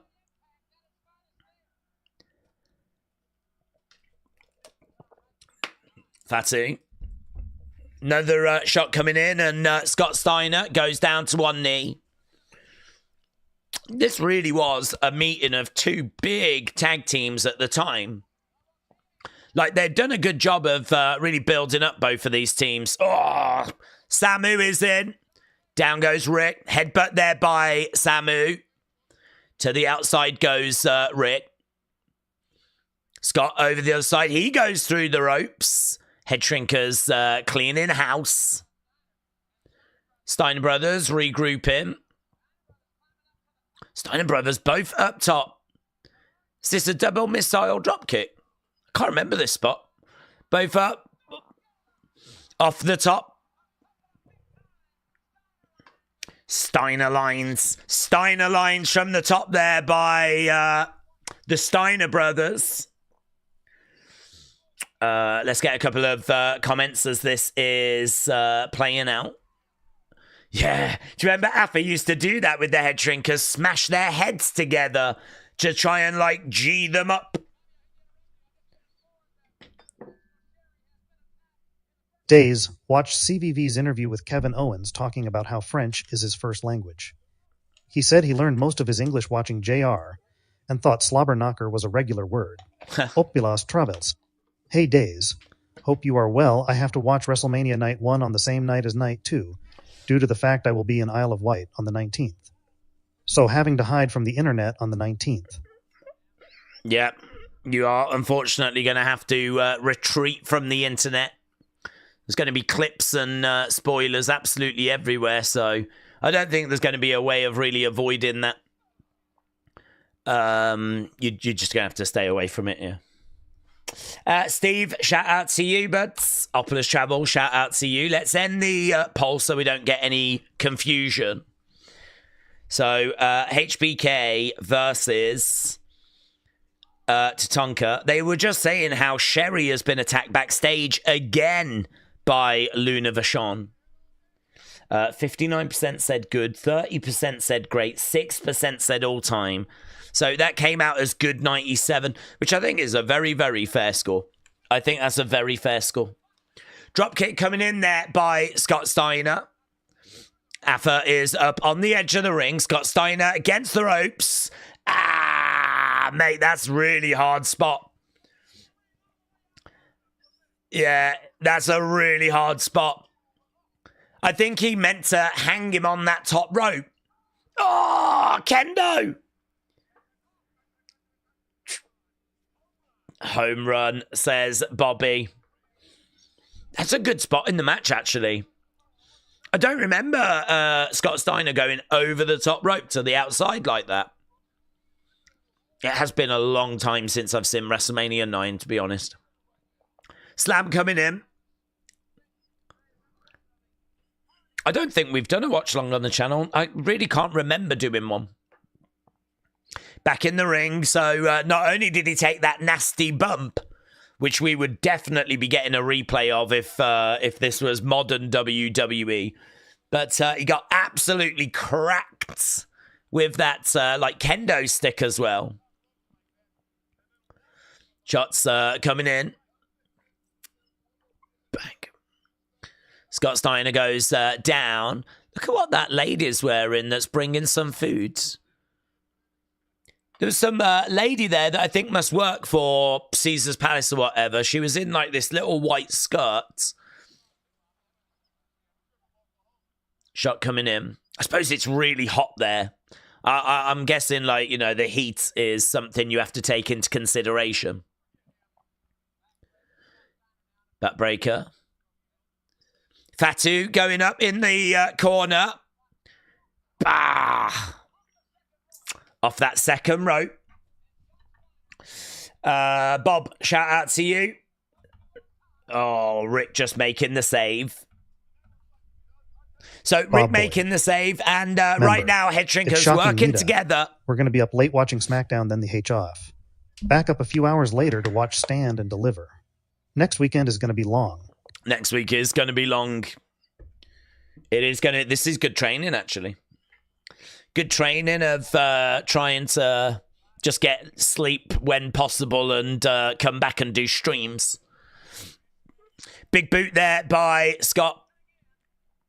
Lots of wrestling coming up. Fatu going back against the ropes. Drives in a knee. And to the outside goes Scott. Scott gets smashed in this match, doesn't he? I didn't realise how much we smashed Scott Steiner around. But he really is getting smashed about here. Rick trying to get into the ring. There we've got Fatu in the ring. Samu grabbing Scott, hurling him into that ring post. It's a shame, really, that they can't just let them get stuck into some really good wrestling. I mean, the Steiners were so good. But instead, there's lots of, like, being thrown out the ring and kendo shots and Headshrinkers having the advantage. Right now we got Fatu in control. Bang. Oh, I love that. Oh, I love that spot. Scott actually gets Fatu, smashes him into the ring mat, and he just bounces up. Boom. Super kick. I love the no selling of the kind of headshots really annoyed some people. But I didn't mind it.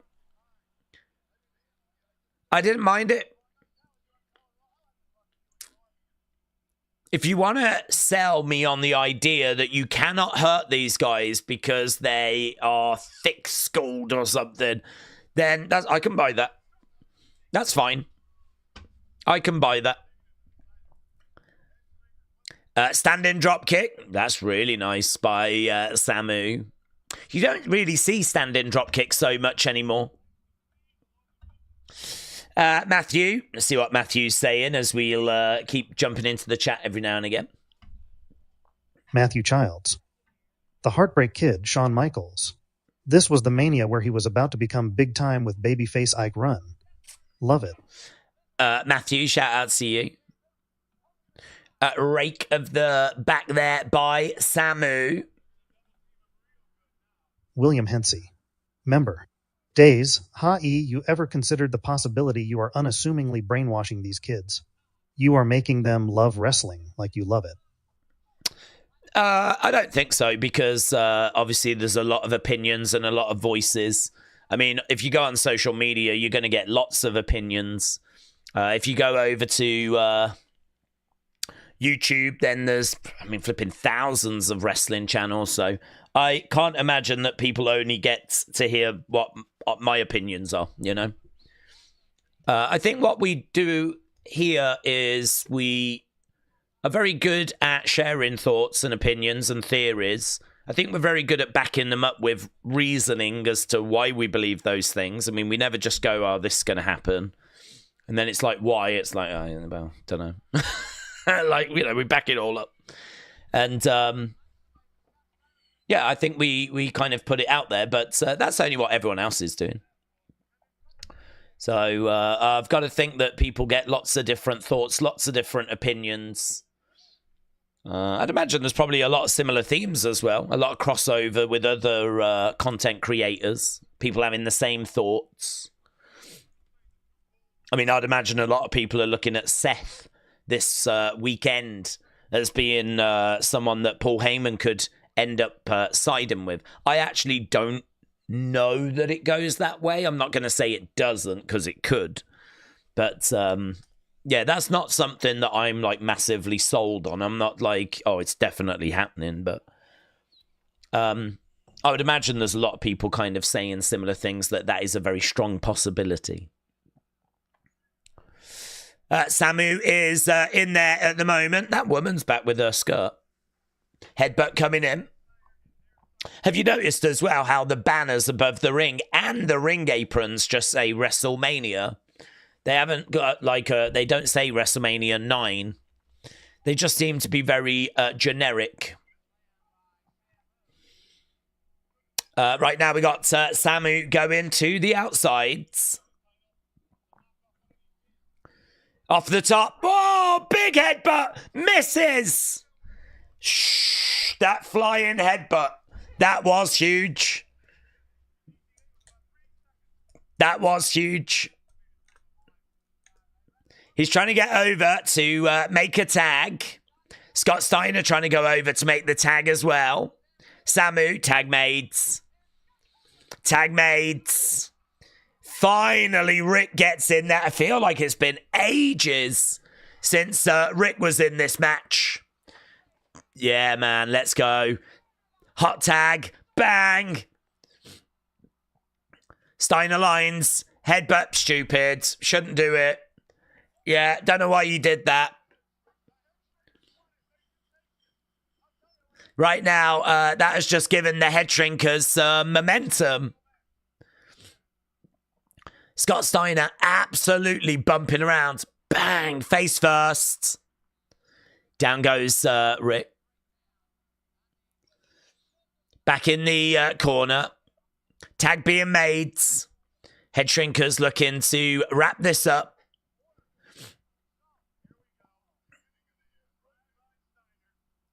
Going up.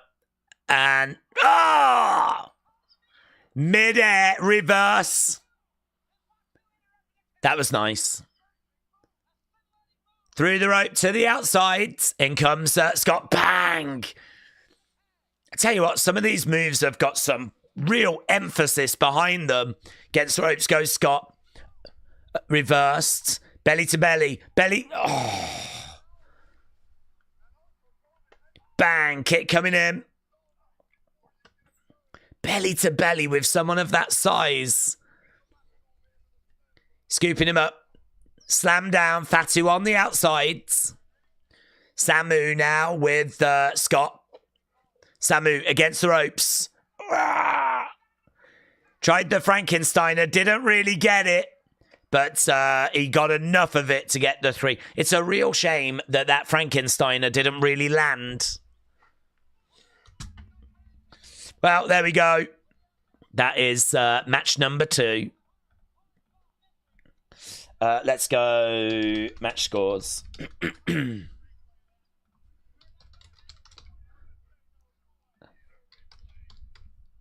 Yeah, was that a 3 count? That count seemed a little suspect. Look at that.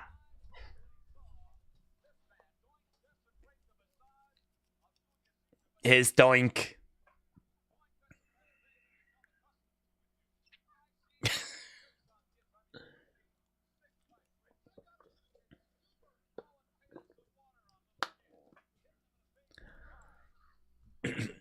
Hitting kids in the face with pies.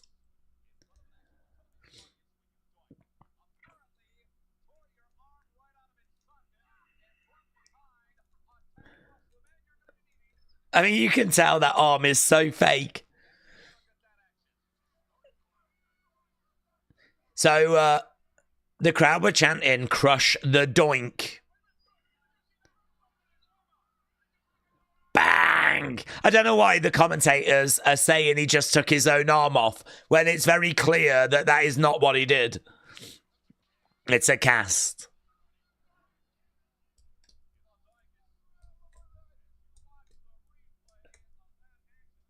He was always like that, and then he would just turn and be darker.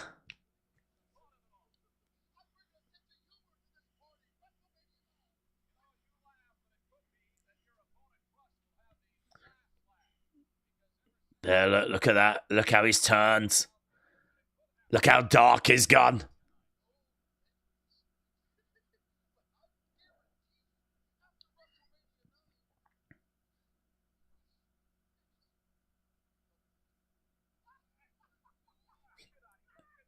Crush might be seeing double vision.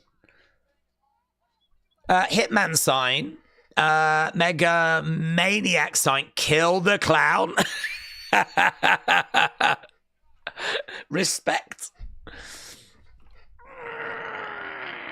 Mate, I did so many cranium crushes to my brother. Shakabra.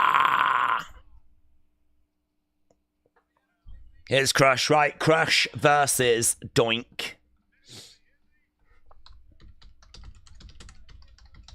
Yeah, the kids care about this match. This is a match that adults will look at and be like, oh my God, what the flip? But this is one that young me was really, really into. So here is Crush. Orange Crush or grape or cream soda, said Frankie. All right, let's get a few thoughts. Matt Karcher. A long break for Matt Bourne between WrestleMania appearances. 1 then 9. Here he is, making his way down to the ring.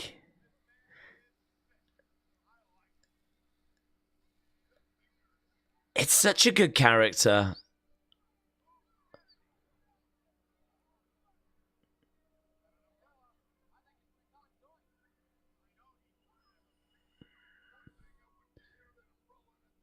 He was a good wrestler as well. They actually showed him putting on some really good holds during Raw.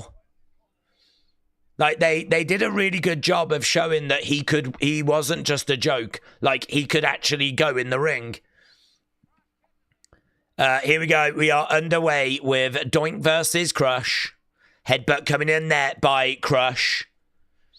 He's trying to pick up Doink. Slams him down. And we are underway with this. Right. Edward. See what Edward is saying. As Crush is Edward chasing Brown, LFC won the baddest on the planet. Member. Days, I've sent you something about WrestleMania. I think it's interesting, Bud. Very interesting as well, because it's the main set, which is cool. The ramp is hella long. Though, Bud NGL, it's longer than 33. Ramp. Okay. I will catch up with all of that after. Jennifer. Oh, Doink goes back to the corner. Crush is very much in control. Jennifer Muppet Baby 99. Yeah, so my first ever WWF show in 1993 or so, friggin' Doink the Clown threw actual snowballs at my brother, cousins, and I. We were wet for the rest of the show, but Doink had a heck of a laugh. Really? Oh my God. That is so cool, Jennifer. That is really cool. To actually have like Doink pull a prank on you back in the day. Headbutt coming in there by Crush. That is really cool. Shot coming into the back there by Crush. Star ratings for that last match, 2.5 stars by Dave Meltzer. For Steiners against Headshrinkers, 2.5 stars. Okay, Doink is pleading here with Crush. Obviously, it's not going to work because he really... Oh, nice net breaker. Really nice net breaker. But yeah, he's pleading with Crush there. I feel the women's mid-card titles should have had a spot at this Mania, should to them being the first women to have held them. It would have made the match monumental and history-making. Thoughts? Opula's Travel, shout out to you. Oh, Doink goes back into the ring. I don't have strong feelings on it, honestly. I sort of feel like we could have done that, but I don't know. I mean, do you make WrestleMania longer? What matches do you take out? If you're not going to make it longer, how do you put those matches in? Are there matches that could have been cut, should have been cut? I just think it's hard. I think it's tricky. Maybe we should be using the pre-show, you know. Perhaps we could move New Day Viking Raiders or War Raiders to like a pre-show to actually then get Lyra to defend the Intercontinental, Women's Intercontinental on the show. So, yeah, perhaps there's things we could do, but they, for some reason, don't want to use the pre-show, do they? I don't know why. Doink going up over the other sides, and he comes down on Crush. Okay, let's get a couple of thoughts.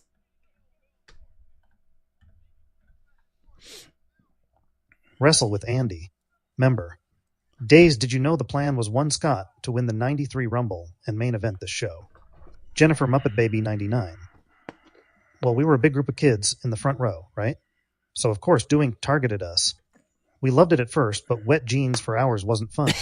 Still pretty friggin' cool overall. Yeah, very cool.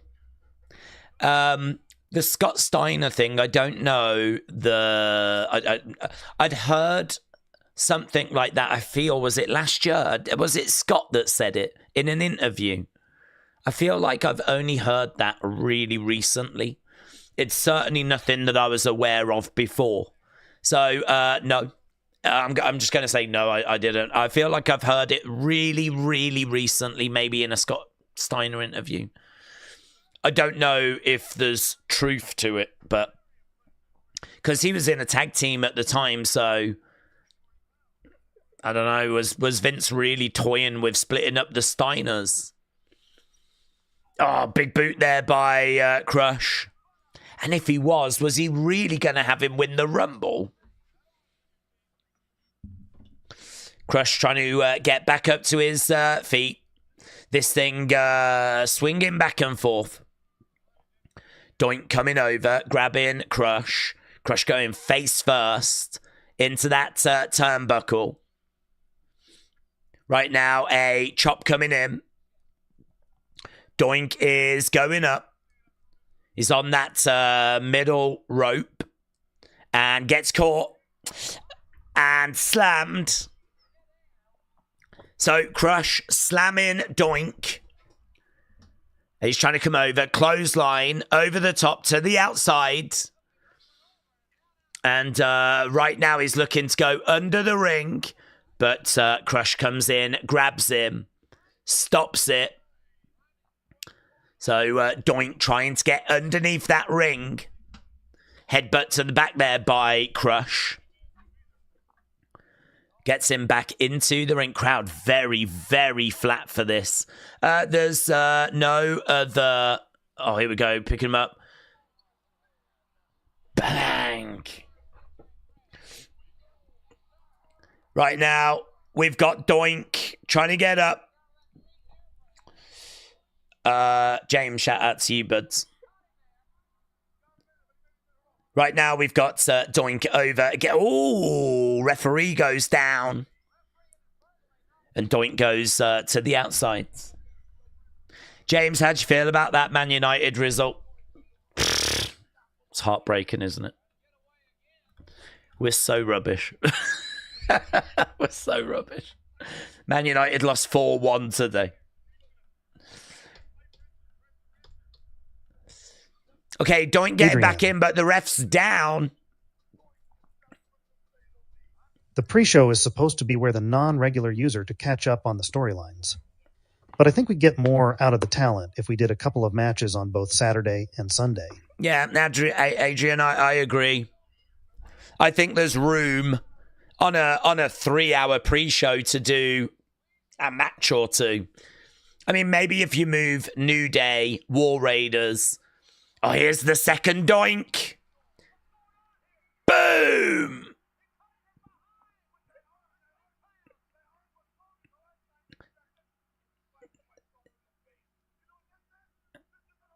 This is an illusion, says Bobby. Bang!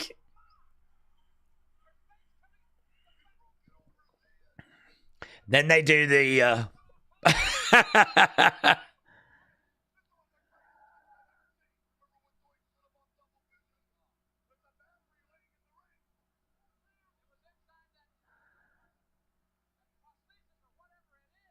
Yeah, I mean, people like it. They're applauding it. A second Doink. 1, 2, 3, and Doink wins.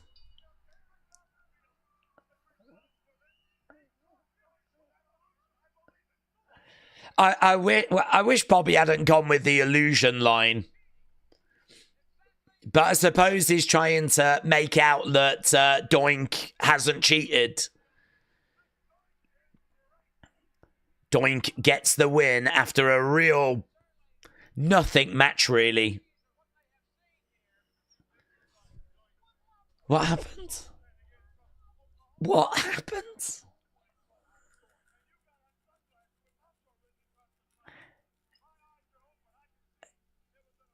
It was an illusion.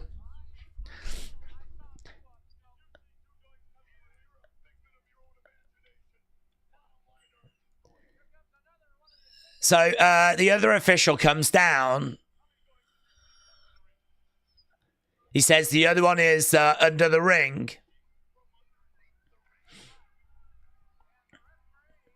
Look how big he's like. There's 2 and he's under the ring. 2 and he is definitely under the ring. And they have a look and they can't find him. There's no one under there. God only knows what's actually under that ring. Not tables and chairs and kendos like we see today. Yeah, look, he's confused. He's confused. Everyone's confused. There was 2? I'm sure there was 2. Yeah, that ruins it for me. Oh, here's Todd's. I love Todd's.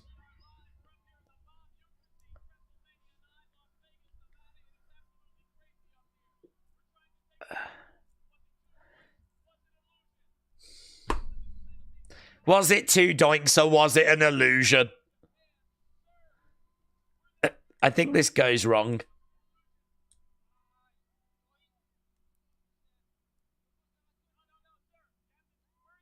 Were there 2 Doinks?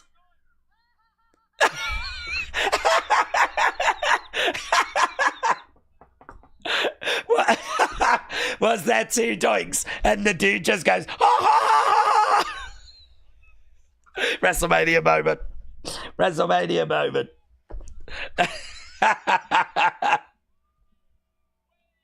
Excuse me, sir. Was there 2 Doinks? Ha ha ha!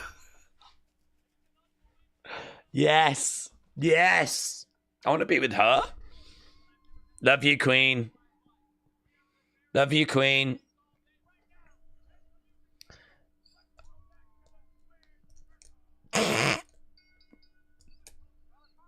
Yes. Here's Razor. This very, very forgettable match. I flipping love that response. Guys, we're up to 3 WrestleMania moments. Here is Razor Ramon. I was so peeved off watching that game, I fell asleep before it finished. I don't flipping blame you, James. It was good, wasn't it? Okay, Razor making his way down. I don't know where I am with... Okay, we need to end that and we need to do another poll. Oh, my God. Crush versus Doink. Match score. Crush. Doink. So, yeah, this is going to be flipping... Here he is, look. No entrance music. Here's Bob Backlund. He is so...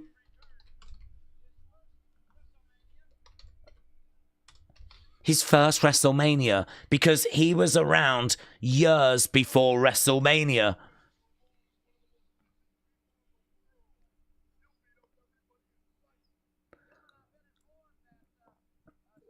It had so moved on. This is such a crazy match. I mean, not crazy for the action, just crazy like it's a real meeting of different eras.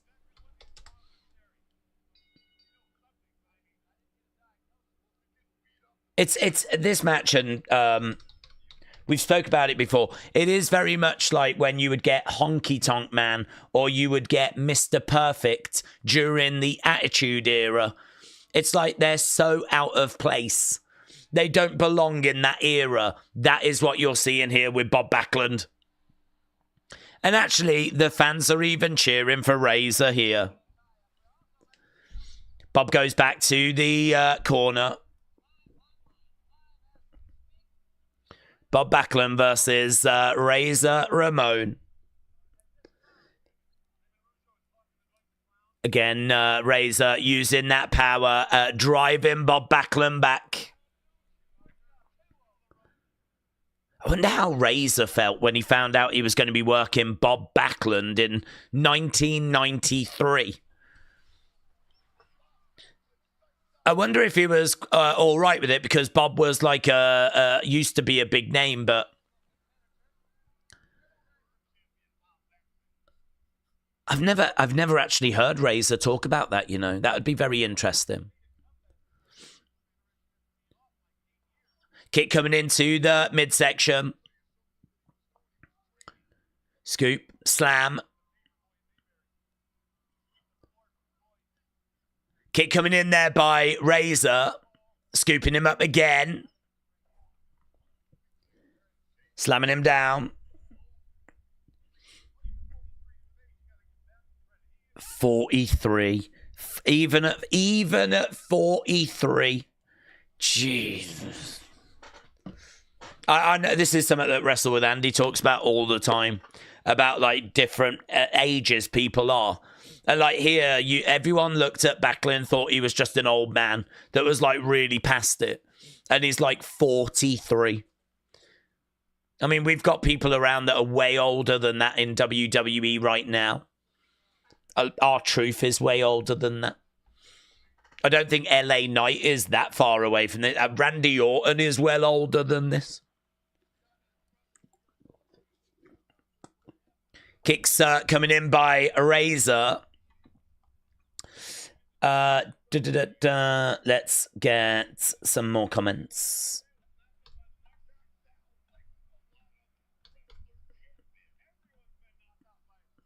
Going over in the corner. Oh, nice hip toss by Bob. And again. Drop kick by Bob. Razor is rocked but not down.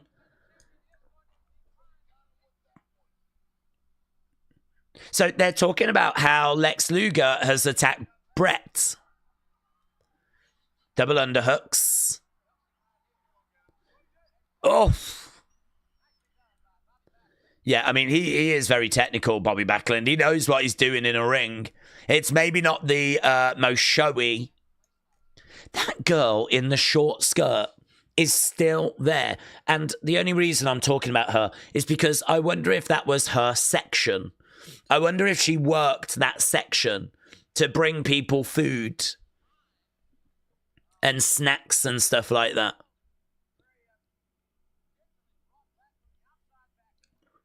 Bob. Oh, rolled up. 1, 2, 3. Oh, that's it. Razor gets it. Yeah. Razor gets it. Edward Brown LFC won the baddest on the planet. Days whatever to Kiana James. Did she get released? I swear she got called up to the main roster. But I could be wrong. I liked her in NXT. She was good, very attractive as well. But if she was released... She wasn't released. She got injured. I think she did her ACL and she's been out with an injury.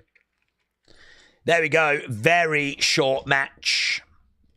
That one getting a -1 star from Dave Meltzer. -1 star. So we actually need to end this poll now.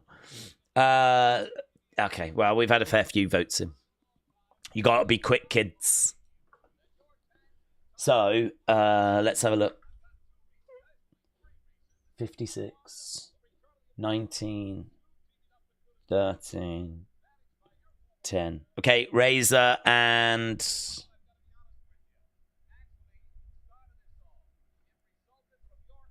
Bob. Okay, we are backstage with Money Incorporated. I think we're going to a pretty big match next, which is, yeah, the build for this was really good, actually. Brutus had come back after having an accident, and they smash him in the face. And he'd had surgery as well on that. And Jimmy was with Money Incorporated, but he was so appalled by what he had seen, he actually leaves them.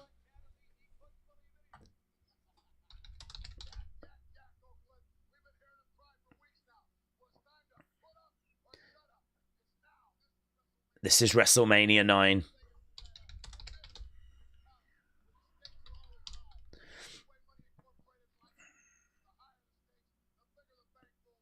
I don't know if they've got footage, but I would love to know where this backstage set is.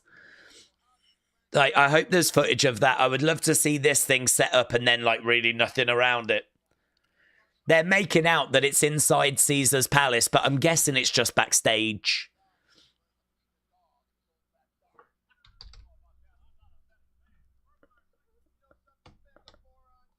Mega morons.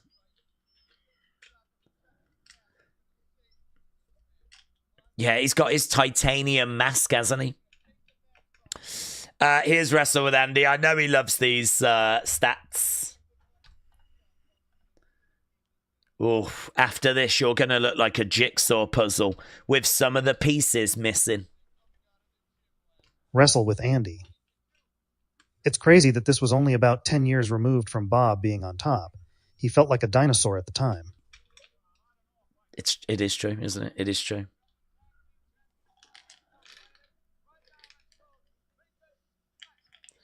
Fincus Maximus. Here we go.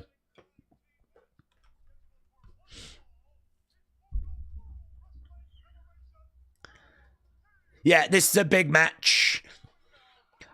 I can't remember the reaction that Hogan got. I mean, I think it was pretty good. Dun, dun, dun, dun, dun. Here's Money Incorporated. There's Vlad. Yeah, man. Vlad the super fan. Kind of like an OG green shirt guy. Don't know how I feel about those pink shirts. So they're white, and then it's got the WWF logo in pink. I've seen that a few times. Don't like them. Bum, bum, bum, bum, bum, bum. There's IRS, Bray Wyatt's dad. Ted DiBiase, $1 Million Man. Taking on Hogan and Brutus the Barber for those tag titles. Good reaction. Good reaction, actually. Come crashing down and it hurts inside. Don't remember the flares. Don't remember the smoke.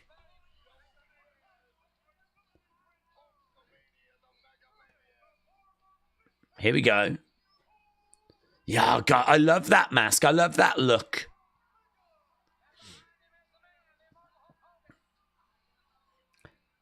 Hogan with his black eye.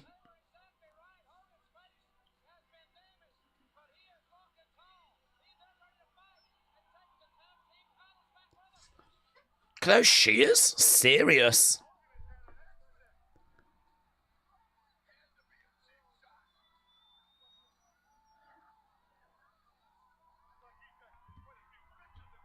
Looks like he's got a few stitches. So, yeah, I mean, it was always kind of said that in real life, Macho Man had caused it. I don't really believe that. I think in the documentary, even Hogan said, look, people can believe what they want to believe, but the truth is that it was a jet skiing accident. Shots coming in, and we are underway. Early doors. I mean, Hogan does bring some serious star power here.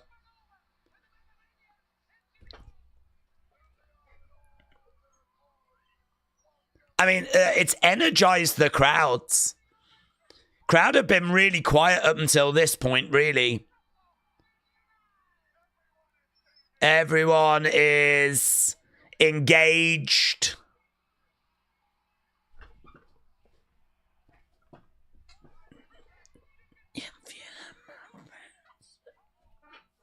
Oh, come on. Let's go. That guy, he's got his Pepsi. This guy in the crowd with a Pepsi. Love that for him. Australian flag I just saw. Oof. Look at the eye. Oof. Bobby is like, I don't think he can see out of that eye. Money Incorporated had just said that they kind of set about Hogan after he left the gym. So that was the kayfabe story.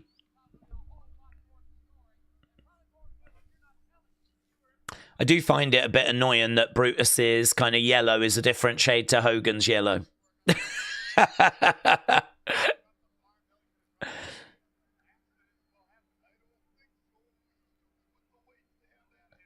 Oh, mate, I forgot. Oh.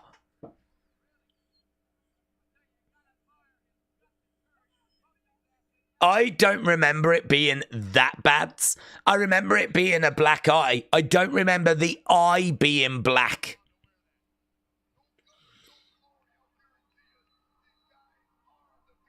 Oh, mate. That is really bad. I'm surprised they've not shown that, zoomed in on that again.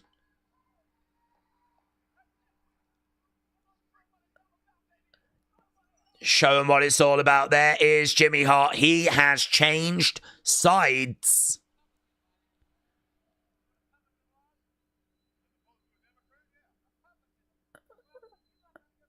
Oof. Yeah, that is bad. That is bad. Okay. Have I recorded these? I have. I've got that down. Right.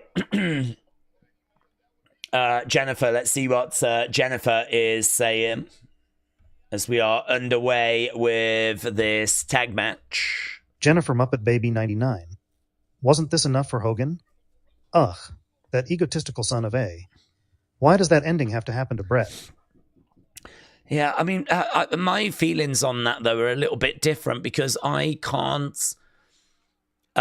escape how I felt when I was a kid, in the sense of I didn't get to watch this live. So I had spent all week wondering, could Bret do it? I mean, they had done a brilliant job of making Yokozuna feel like he was just unstoppable. And Bret had obviously been champ for a little while. And so, I mean, Bret actually might have been champ. No, had he? He might have been champ for as long as I'd been watching at that point. I think he just got it around the time I started watching. And so, for me, Bret was the champion. And Yokozuna was this monster. And actually, them going up against each other, I really was like, who's won? And I didn't get to find out straight away. So can you imagine young me watching this show to find out who is the champ now? Who has won the title? And at the end of it's... Well, I mean, I don't really want to say really. But if you know, you know. Yeah. I mean, it blew my mind. It blew my mind. So I really struggled to criticize it because, like, I can't escape that feeling that I had as a kid. But I get it. As an adult, I get it. I understand the politicking. Big Migs Gaming, shout out to you. Big Shots Migs by Gaming. Hogan. Member, $2. You can hear Savage admiring his work on Hogan. Yeah, yeah.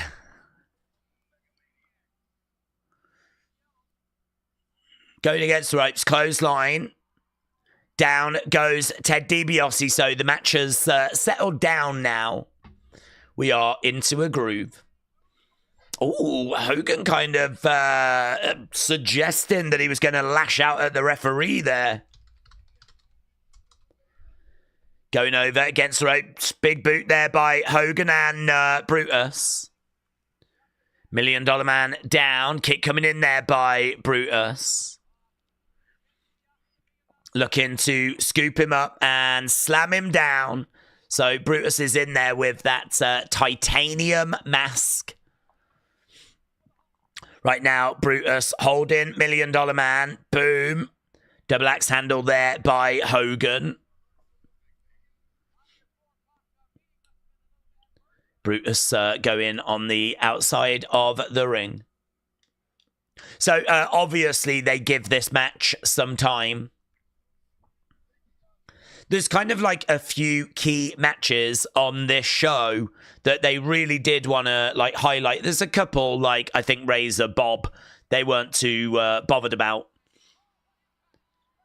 Headshrinkers against Steiners, I don't think was like a massive deal.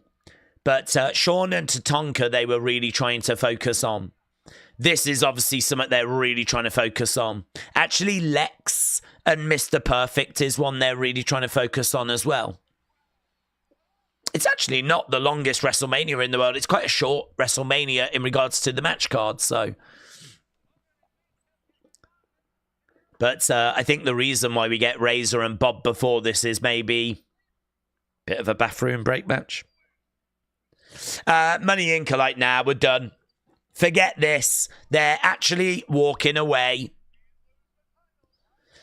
You can't lose the titles by walking away, says Bobby. Hogan looking out at the crowds. He's got his arms outstretched like, what's going on? Okay, here we go. Just been informed.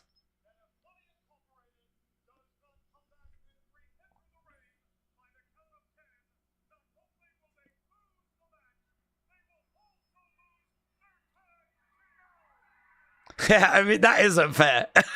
That isn't fair. You can't make the rules up as you go, says Bobby, and that is true. That is true. I think the One WrestleMania banner has kind of fallen as well. That is crazy, isn't it? The referee saying if you don't get back in the ring, not only will you lose the match, but you'll lose the titles. Bobby kicking off, and rightfully so.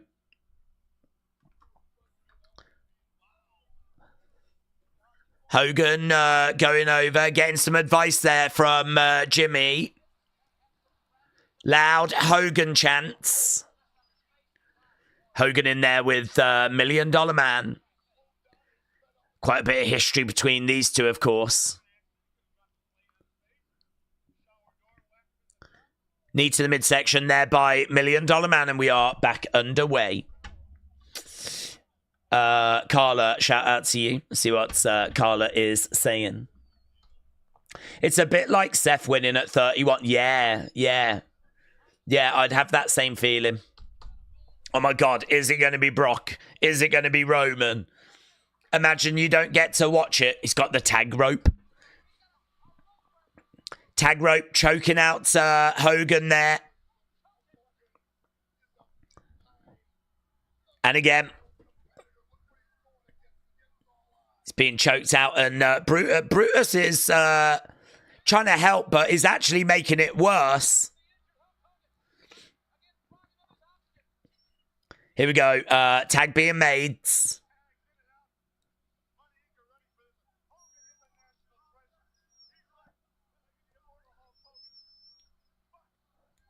Referee having a word, telling IRS, you got to get out the ring.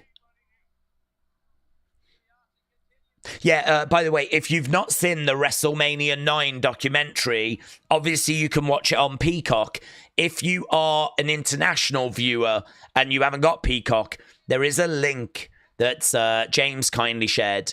I've retweeted it on the Days community on X. If you go on X, find Days community, I've retweeted it over there. It's maybe not the right side of legal, but there's no way of watching it here in the UK otherwise. $1 Million Dream.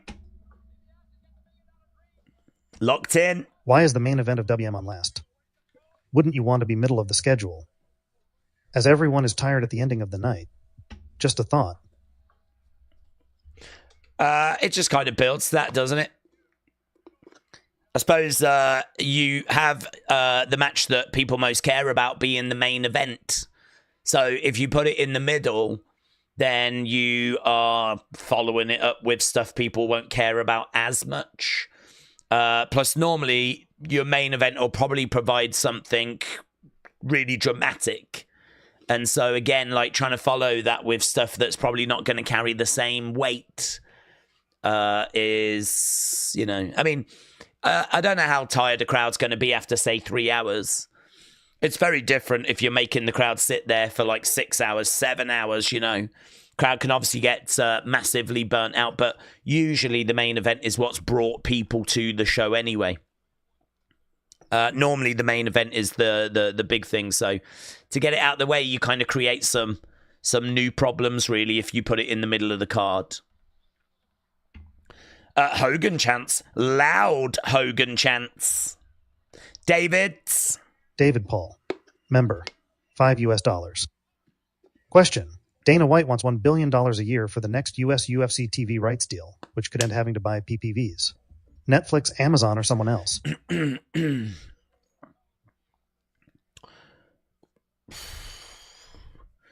I mean, they've got the money to do it. But what, $1 billion a year?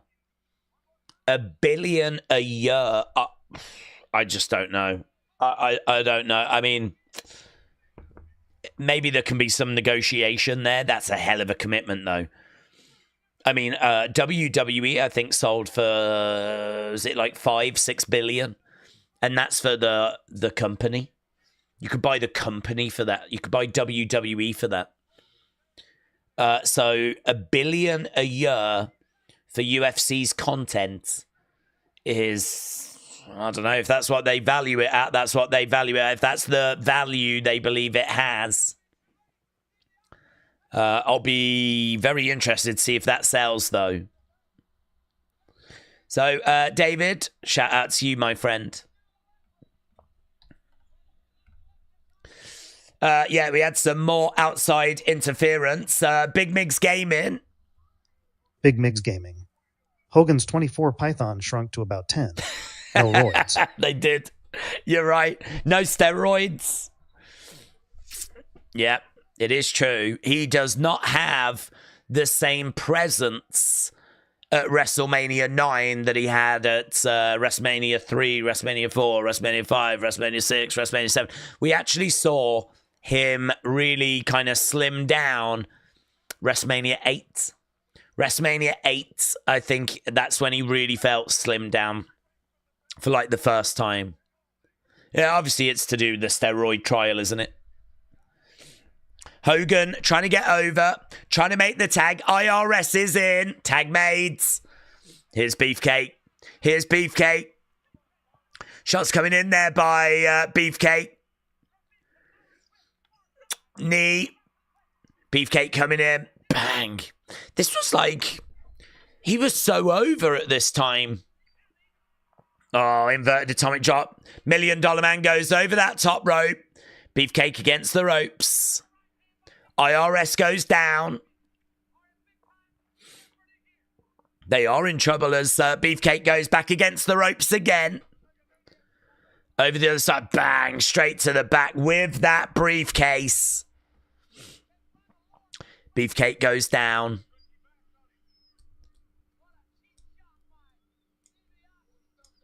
So Hogan trying to get back up. There's been lots of cheating in this. Tag rope being used. Briefcase to the back. Money Inc. trying to walk away. I kind of forgot how much stuff went down in this match. I kind of forgot how many times they tried to cheat. Knee coming in there by $1 Million Man. Beefcake down. Crowd definitely more into this than any match they've been up to this point. Hogan does bring that. I'm actually going to be really interested to listen to the reaction later when Hogan comes back out to kind of see what the reaction is then. Right now, Ted DiBiase trying to get the mask removed. Shot coming in there by Ted. And he is making some progress.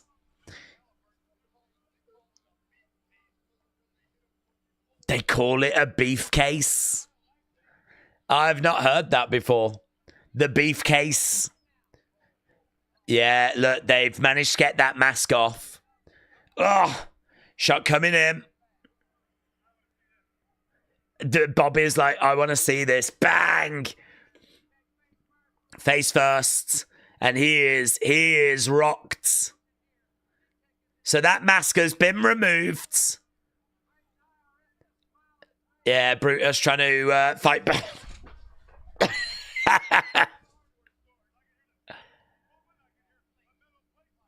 I can hear the screws moving. I can hear the metal plates moving, says Bobby as Beefcake goes down.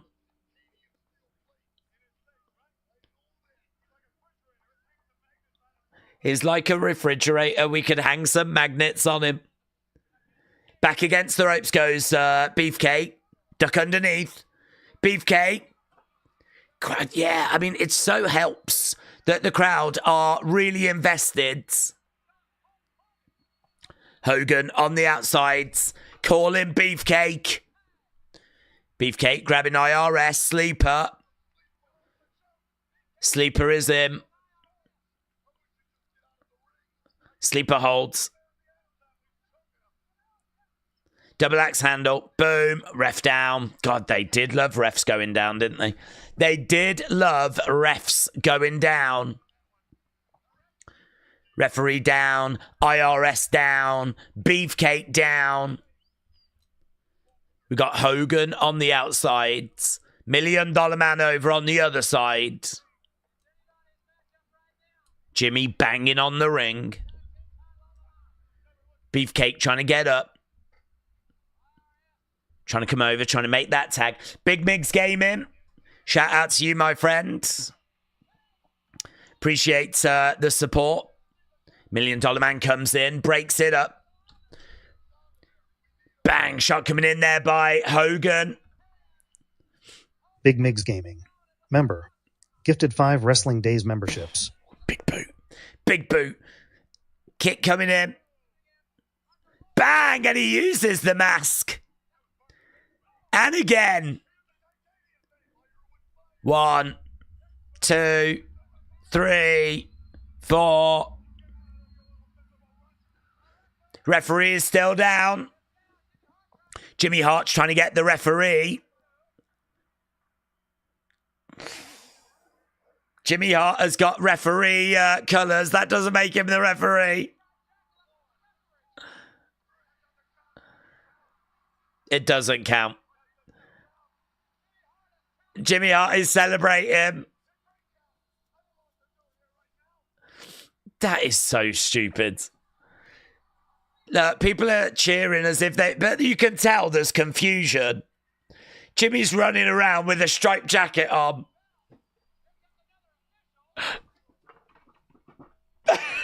So stupid.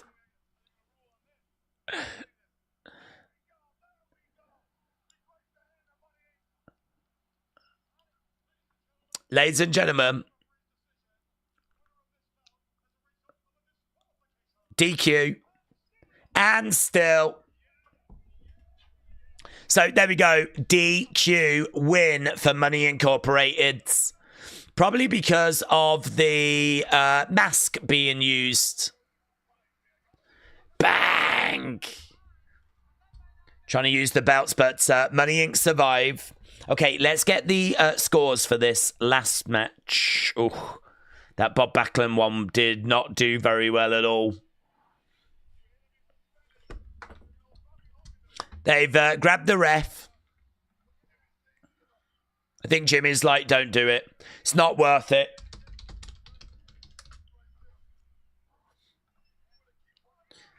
Jimmy throws the ref to the outsides.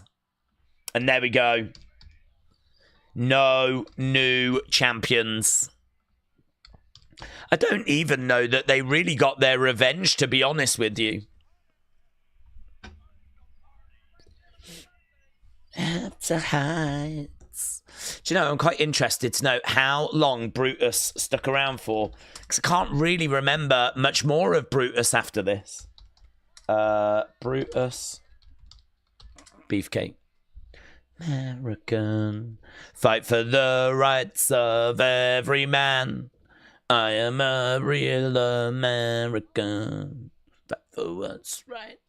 Fight for your life. Okay, let's have a look to see what Brutus did for post WrestleMania.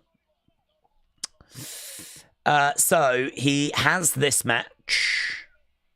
He actually, the month after, wrestles New Japan show, which is a bit weird.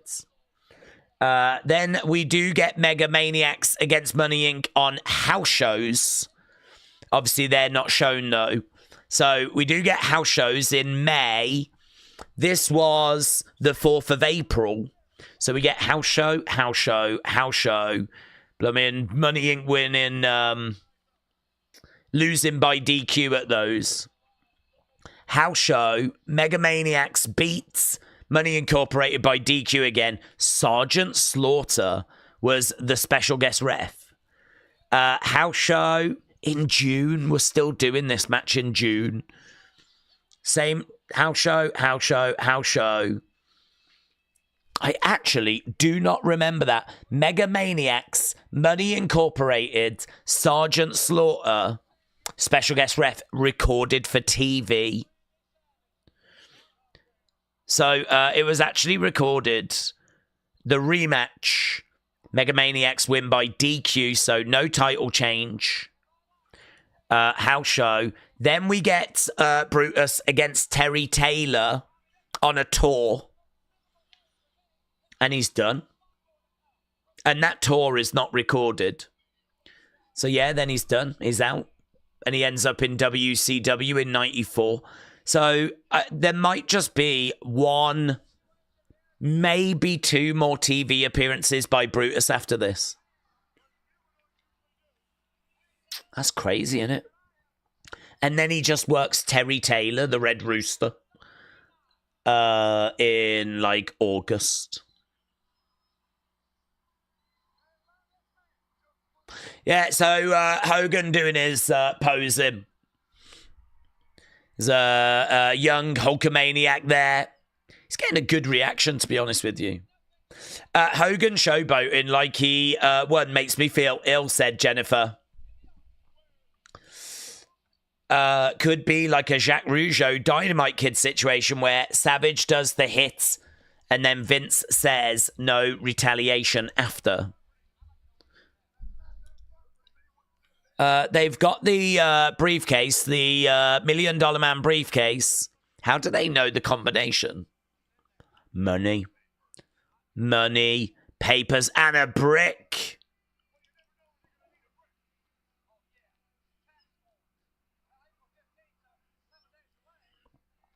Lots of money in that briefcase. Look at Jimmy. Loves it. Hogan with the money. Got to throw it to the crowd, ain't you? Got to throw it out to the crowds.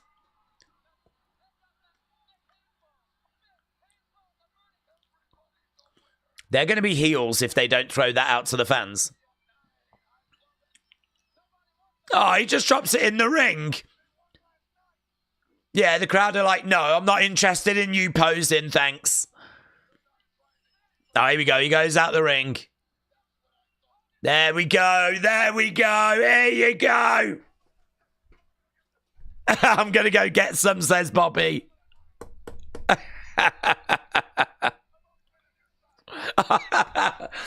I've always been on your side, Hogan. I've always been on your side.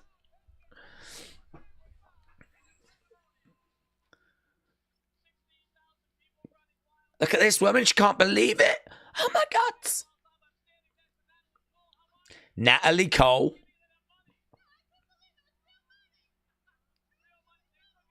It was real money.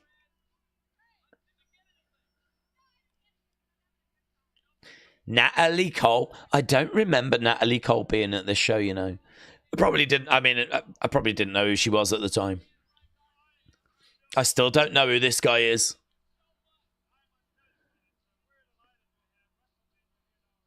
Oh, he is the CEO of Caesar's Palace.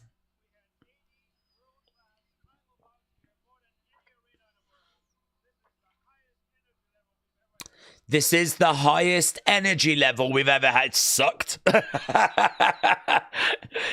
It's only that last match that we had some energy.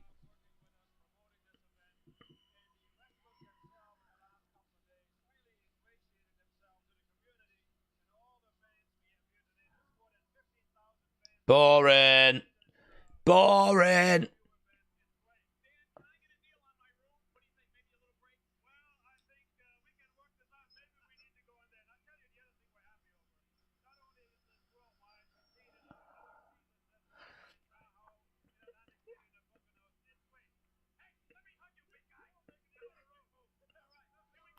Todd's like, let me hug you, big guy. I have no idea why. I think Todd just needed to find a way of ending that segment. Here's Mr. Perfect.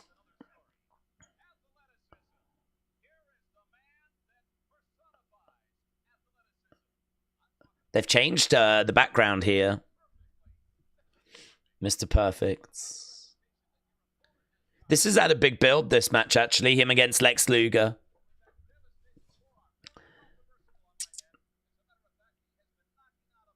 They're doing something similar to Logan. Logan, they're saying, has got metal in his hand or something when he's knocking out Seth and everyone.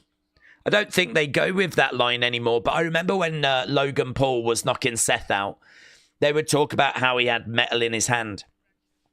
And that's what they were doing here. The forearm of Lex Luger has got a metal plate. And he's knocking people out with it.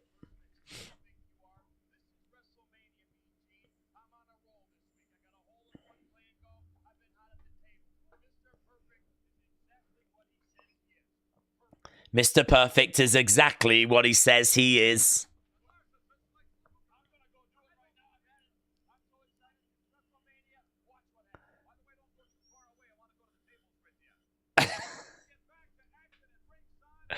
Mean Gene earlier said he doesn't gamble. Earlier in this same show, he said he doesn't gamble. And then here he's like, don't go too far away. I want to go to the tables with you. Here we go. The narcissist. Oh my God, I don't remember these girls. I see a couple of things I like already, says JR. I like it. I like it.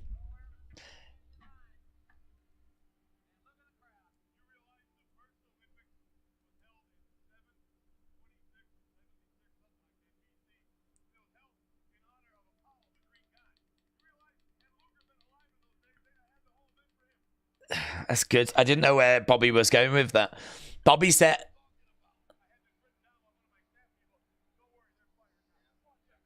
don't remember this. I don't remember the WrestleMania moment. That's a flipping WrestleMania. That's a WrestleMania moment.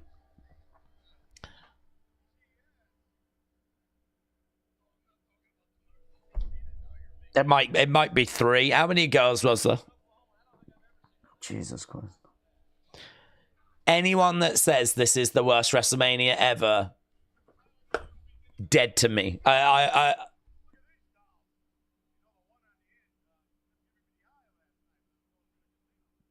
We need to have a conversation about if this is the best WrestleMania ever.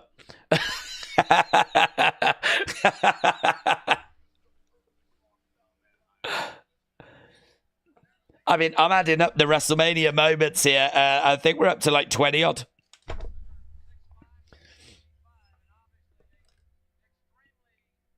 I just remember this as him being arrogant.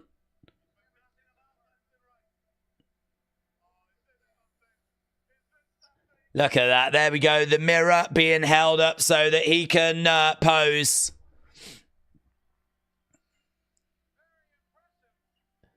The mirror doesn't really work, though, does it? Because you can't really see him in the reflection. They're kind of angling it. I suppose they're doing it that way because they don't want to... I don't know. I don't know why they're doing it that way. I was thinking maybe not show the hard cam. Don't know. There we go, though. There is Lex Luger. Wrestling with Andy said this was the real start of the Attitude Era. Let's go. You're right. You are absolutely right.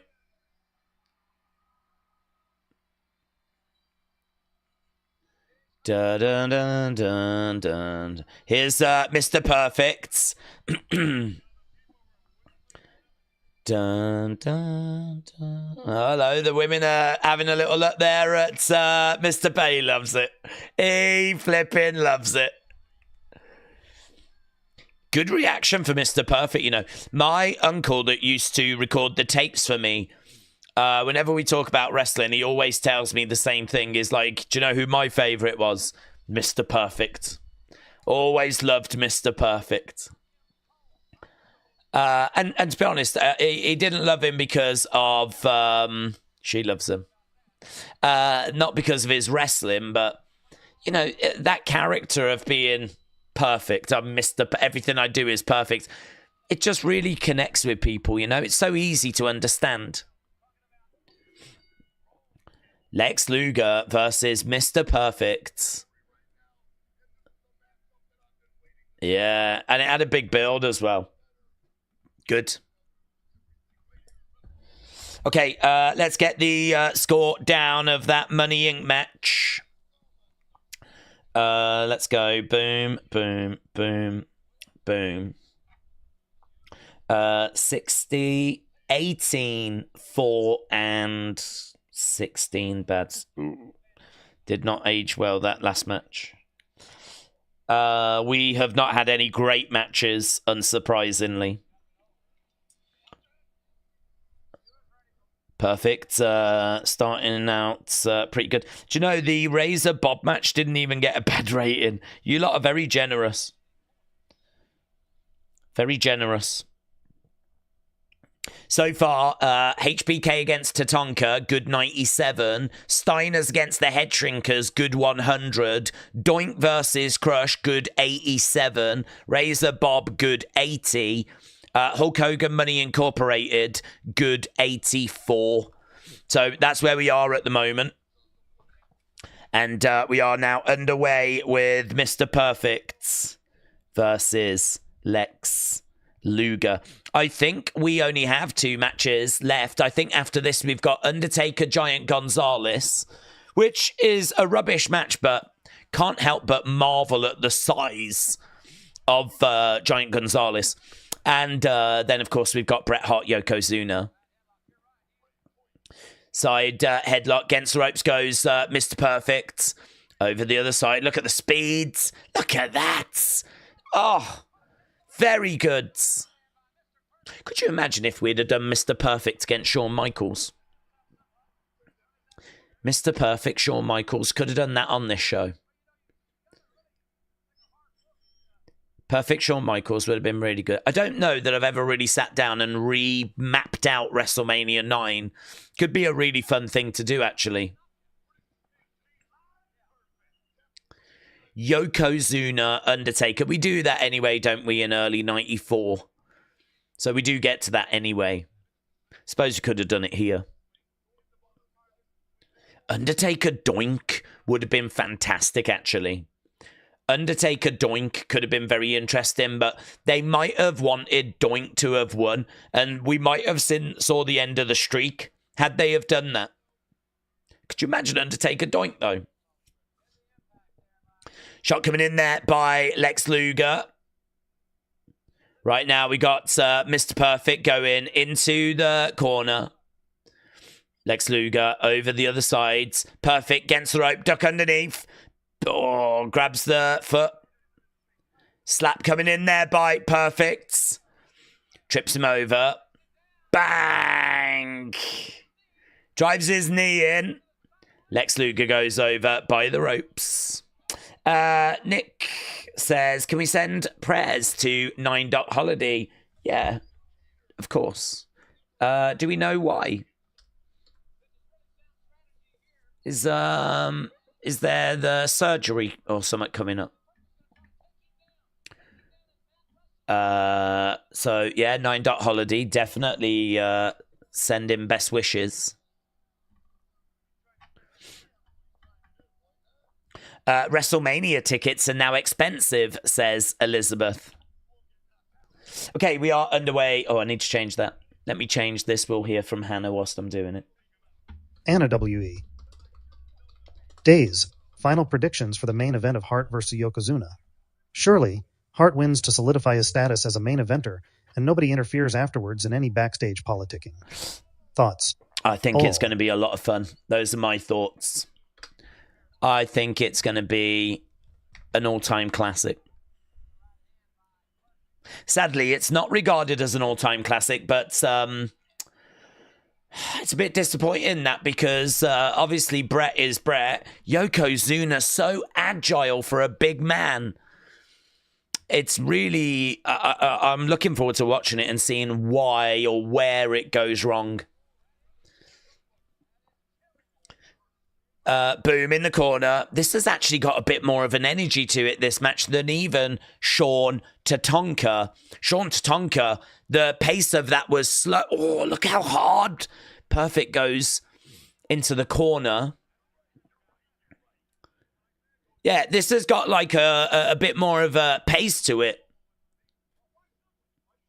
Right now we've got Lex coming over, grabbing Perfect. I actually don't mind this matchup, you know. Perfect goes to the outsides. Lex seems to be struggling a little bit. Goes to the outside and grabs Perfect. Drives him into the edge of the ring. We are nearly 2 hours into this show. We've got 2 matches left after this, as we said. I think the longest match is the one we just saw. Oh, yeah, it is by a distance, actually. None of the matches that we've got after this come even remotely close to that tag match. Against the ropes, bang! Forearm to the back of Mr. Perfect. Got a female police officer, security guards in the crowds. Ugh. Backbreaker by Lex Luger. Forearm comes down, going for the pin. 2. And no joy. Perfect, able to kick out of that. Obviously, we would move to the summer.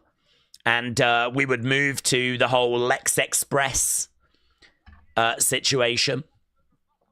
The USS, I mean, I love that. We've spoke about that loads of times where Lex comes out and slams Yokozuna.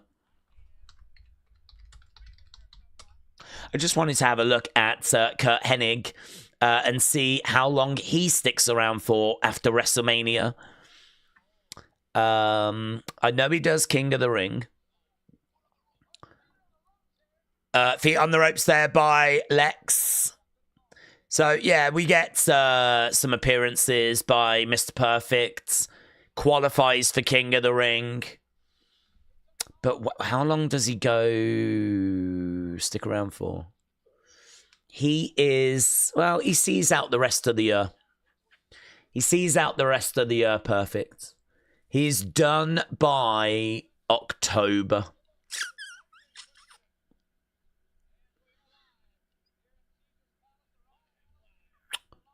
Yeah, he's done by October. Lex goes down. 2. No joy. Duck underneath. Perfect. Sleeper hold applied. Goes back in the corner.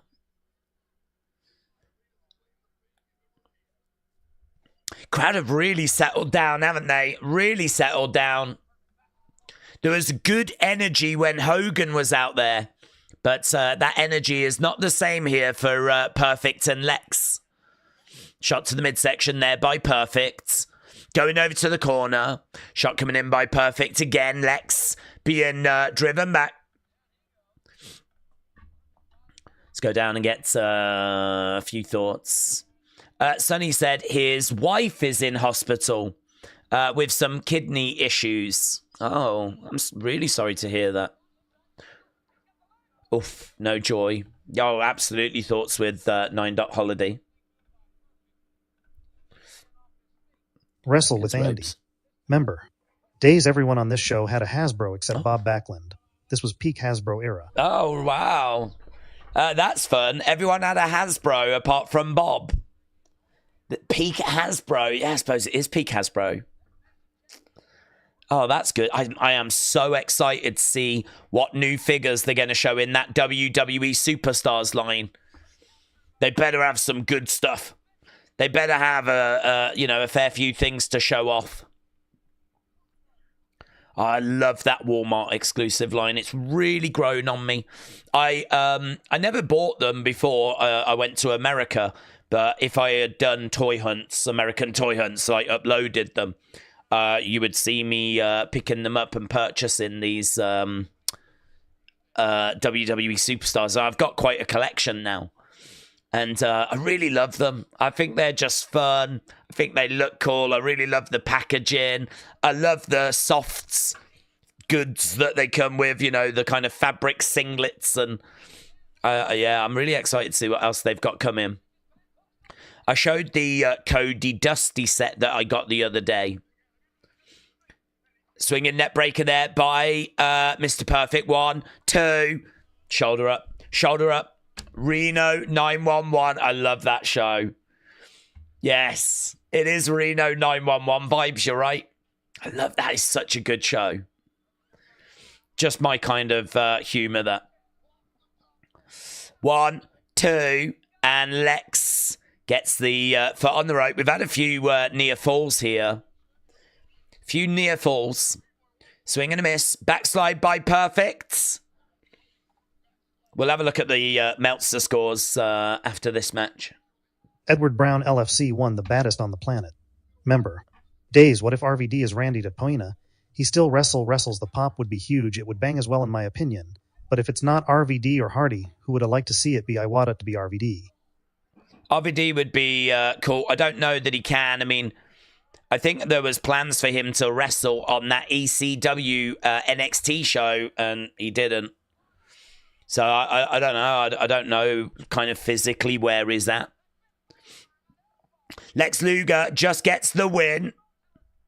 Perfect had his feet on the ropes, but the ref didn't see. And then Luger smashes Perfect with that forearm. And Perfect down. He is out cold.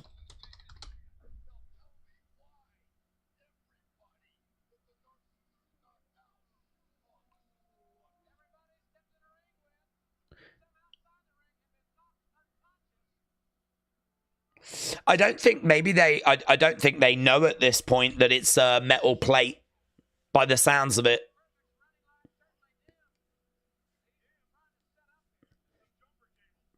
There's Perfect. He's just lost.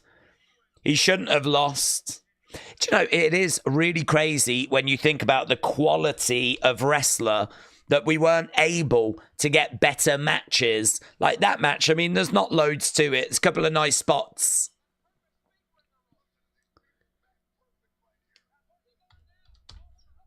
There, look, Perfect going after Lex Luger. Okay, so Dave Meltzer said that Lex Luger, Mr. Perfect, is like 1.25 stars. The tag match was 2 stars. Bob Backlund against Razor, -1 star. Doink and Crush was 1.5 stars. Like, hey, look, we get to see backstage. Look at this. Look at this. We get to see what it was like backstage. There he is. Talking with Shawn. Bang! There's Shawn kicking away at Perfect. Bang! This is a great glimpse backstage, isn't it, during WrestleMania? It's cool. This is Attitude Era, isn't it? Look at that beatdown. It's good. Perfect is getting back up to his feet. Bobby loves it.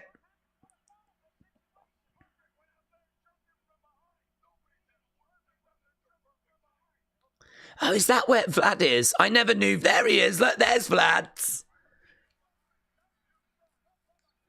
Crowd getting excited because Macho stood up there shouting at Bobby.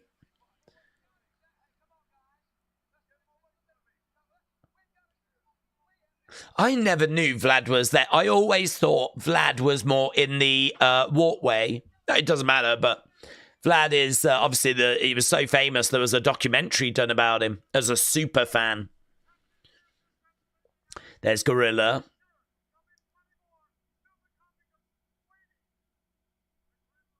The Grim Reaper. The Undertaker.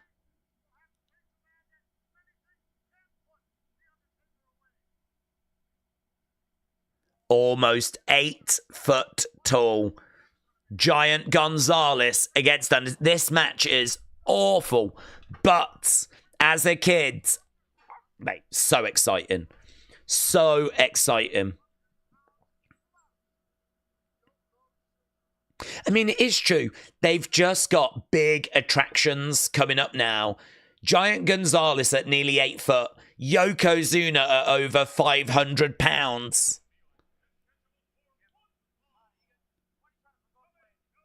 Here we go.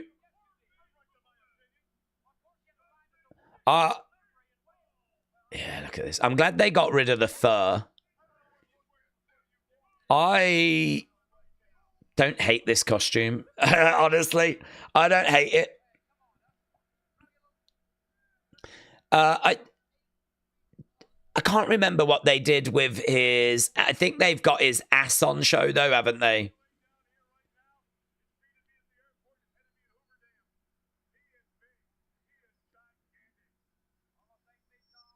Yeah, I think they've got, like, his ass painted. Look at that.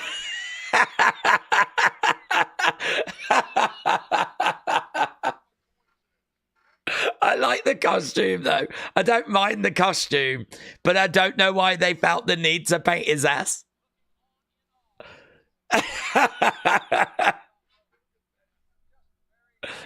Why didn't they, like, paint some shorts on him or, like, some trunks on him or something?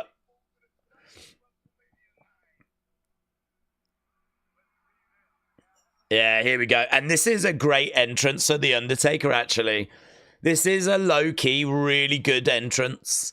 So you've got all this green smoke. That would be me. That would be me. That looks like a young Bruce Pritchard. Look at this. Look at this.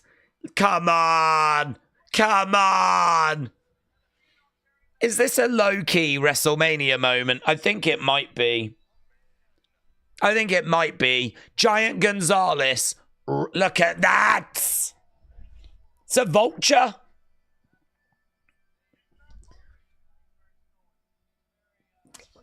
Low-key, there's a great entrance. It's a shame that Giant Gonzalez isn't looking more intimidating. How are they getting the bird to do that?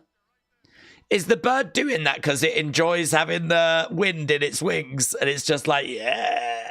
Bit like a dog when it's got its head out the car.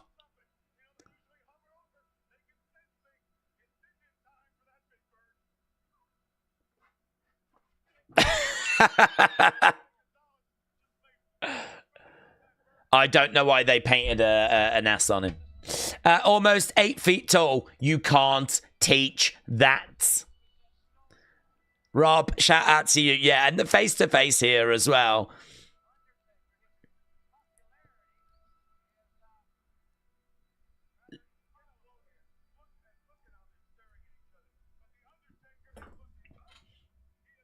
Putting his arms outstretched. Okay, Undertaker, Giant Gonzalez.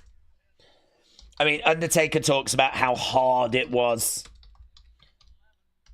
to get a match out of the Giant Gonzalez. I don't know how you spell the Giant Gonzalez. That'll do. I think it might be with an S.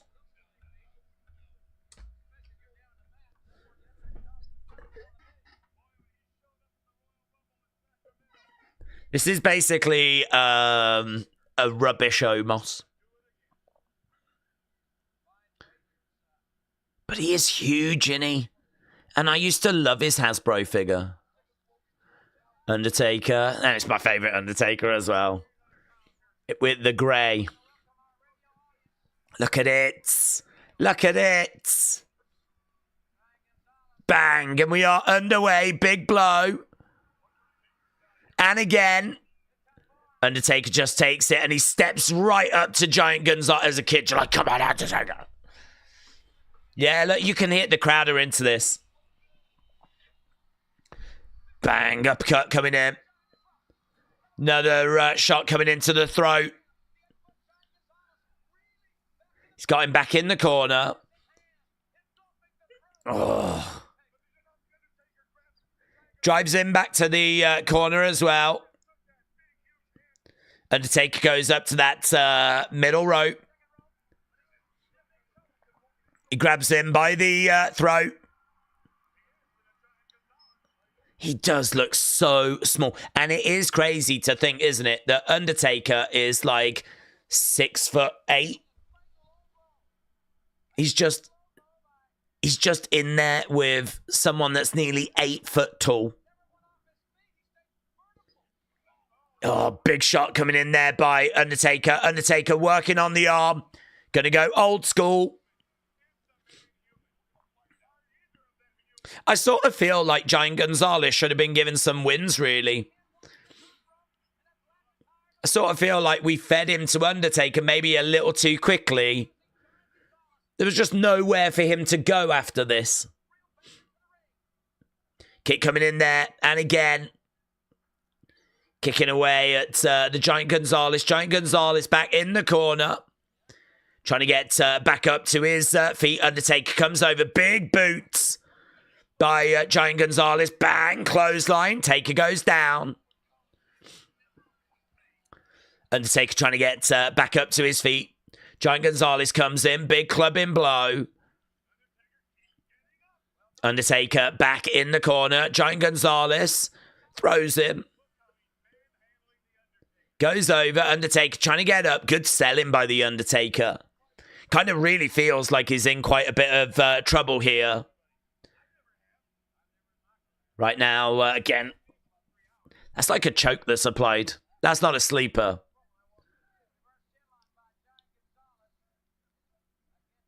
It's a choke. Right now, he's got him and Undertaker is fading.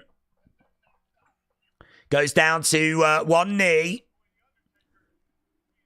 Undertaker slowly fading. Giant Gonzalez very much in control.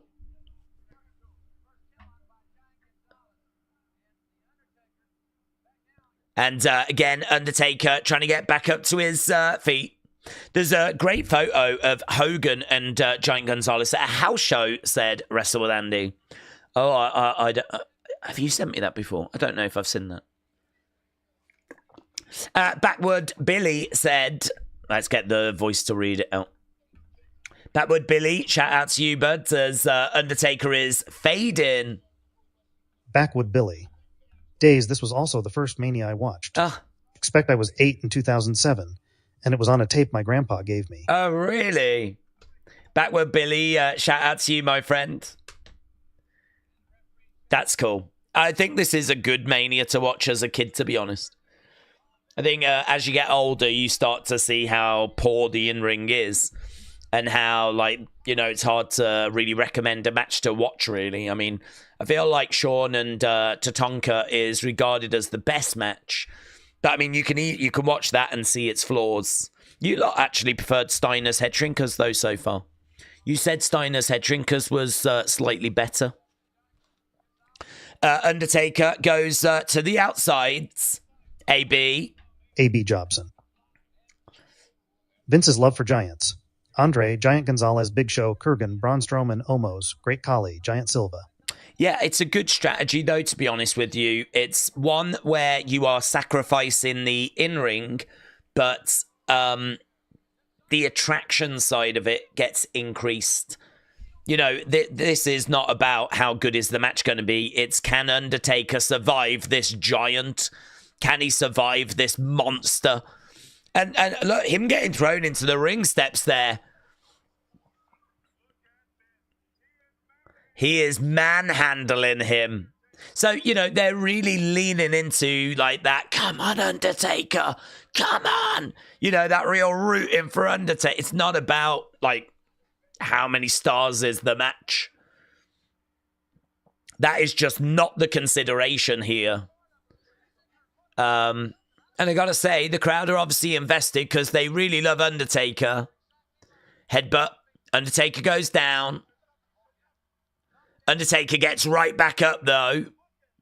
Another headbutt. I think with this match, you know it's not going to deliver in ring-wise, yeah? So that puts more pressure on, say, Lex and Mr. Perfect. It puts more pressure on Shawn, Tatanka. It puts more pressure on Headshrinkers and Steiners.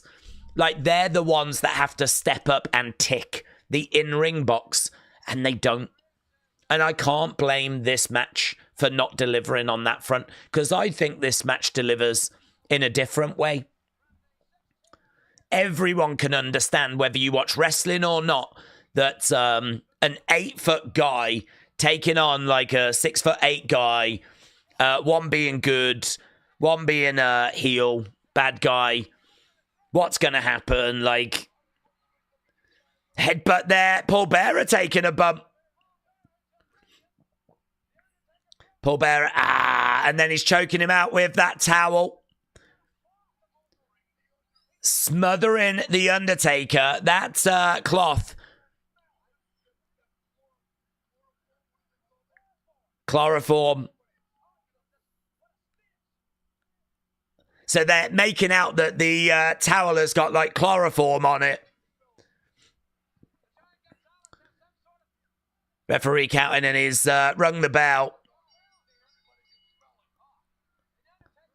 Yeah, it's such a shame that this is plagued with screwy finishes. Too many screwy finishes at this WrestleMania. David Barlow. I'm wondering how Undertaker is supposed to act like nothing hurts him when Giant Gonzalez legit hurt him. That's a good point.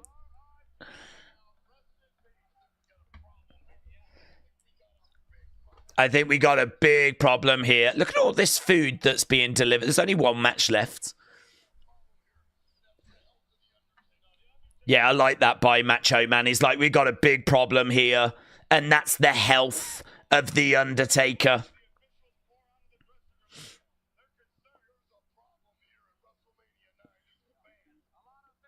Yeah, I like Macho saying that there's a problem here at WrestleMania. This is bad. Lots of officials coming down.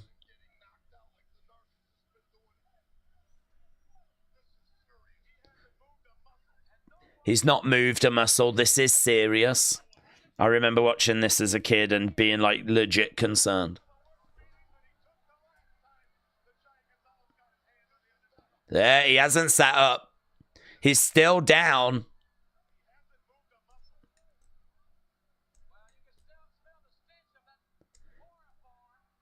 The Undertaker is going to be stretchered out.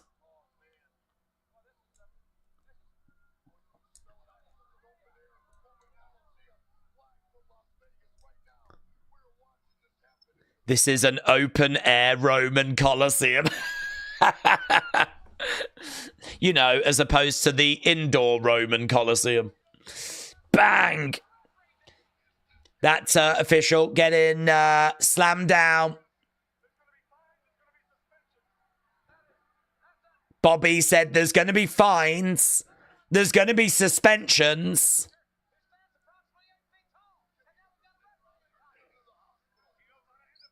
Look at that. Undertaker being stretchered out.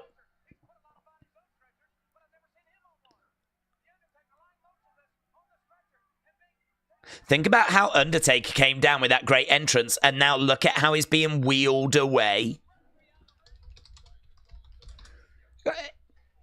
Honestly, match scores, they don't do it justice.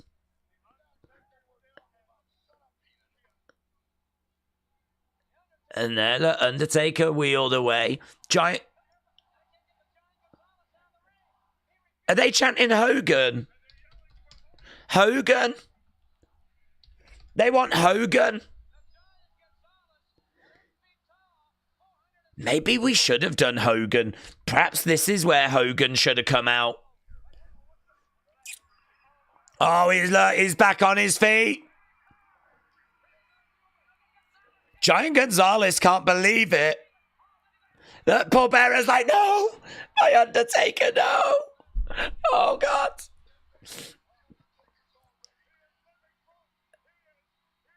Low-key, this is a good moment.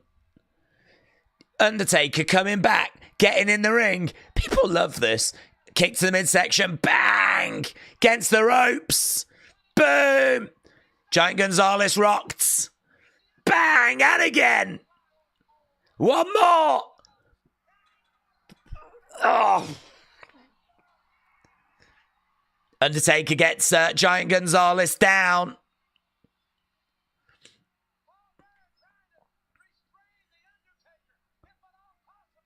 I wonder if they should have just left it with Undertaker not coming back out. And I wonder if Hogan should have come out here.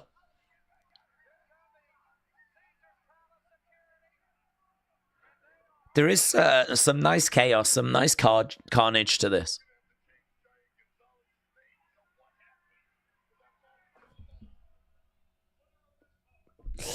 When was the last time you saw Undertaker stretched out, said Travis.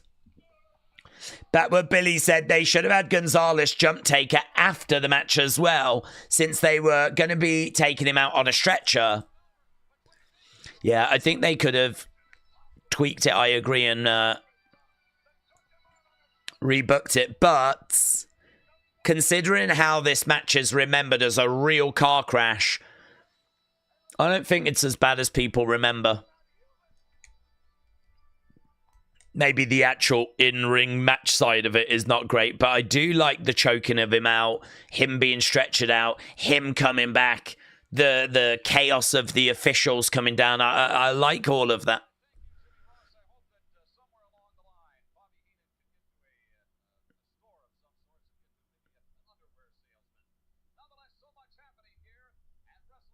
Okay, we are backstage. One match left to go.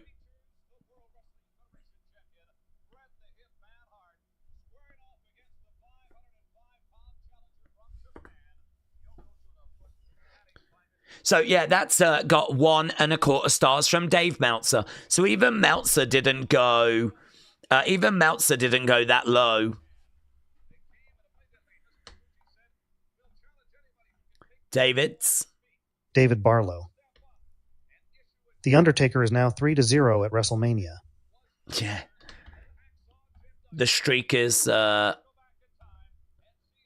alive. Jennifer Muppet Baby 99. Yes, Hogan could have come out here, or any other time than what actually happened. Bonsai. There he is. Bonsai drop in. Hacksaw Jim Duggan. He's going to do it again. Get him down. Bang. Hacksaw gets stretched out after that.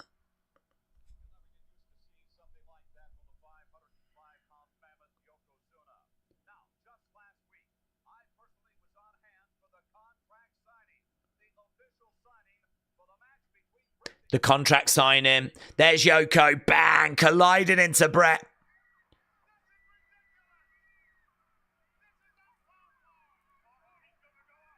Here he is, like Yokozuna, about to do that bonsai. Look at the size of him here. Look at the size of him.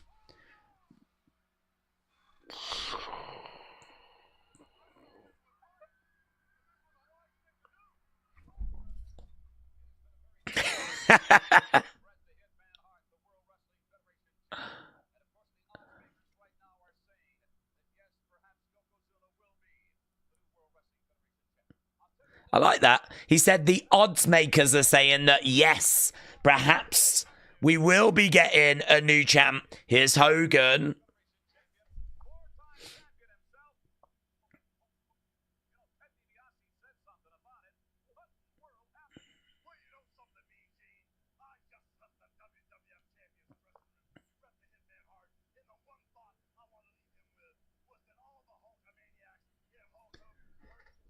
All the Hulkamaniacs and Hulk Hogan are in his corner. That eye is so bad.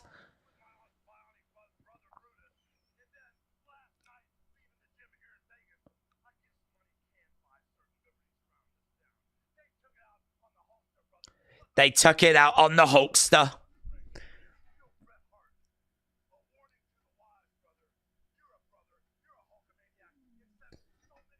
God, I mean, that must have hurt so bad.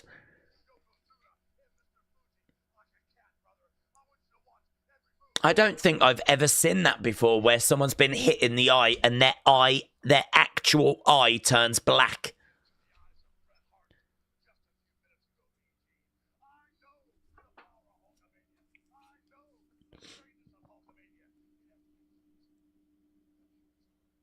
So Hogan.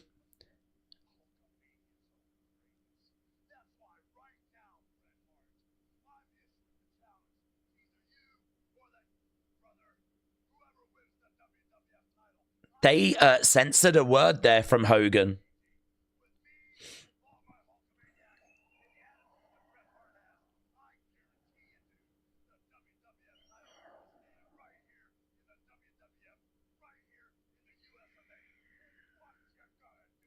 So Hogan issuing a challenge.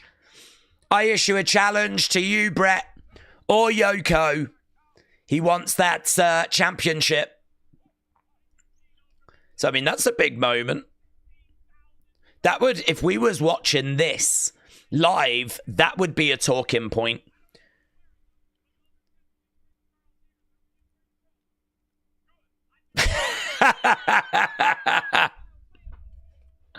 Yeah, look at these guys.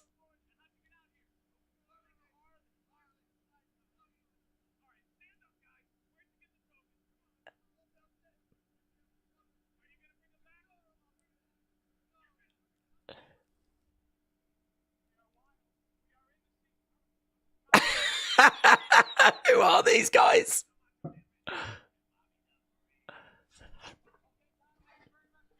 Who's that woman? Look at her. Look at her hair. Look at the fashion. Look at that kid's camera. World title match. Let's go. AEW would sign those crowd dudes, said Frankie. Yes, they actually went on to become the Outrunners. Here we go then. Main event time. And here comes the challenger. Main event.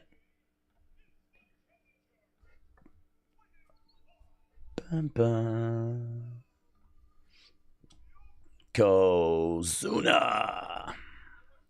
Okay, 8, 30, 28, 31. Oh, you lot really did not like that. You really did not like that.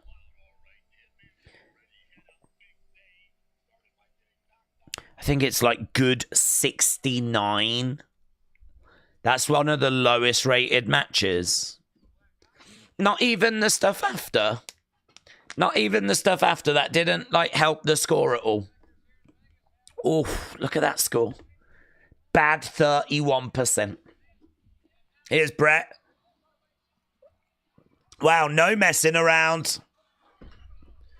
Da-na-na-na-na,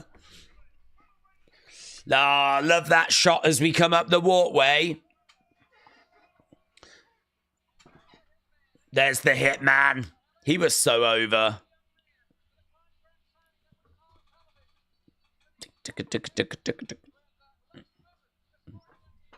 Yeah. Oh, wow.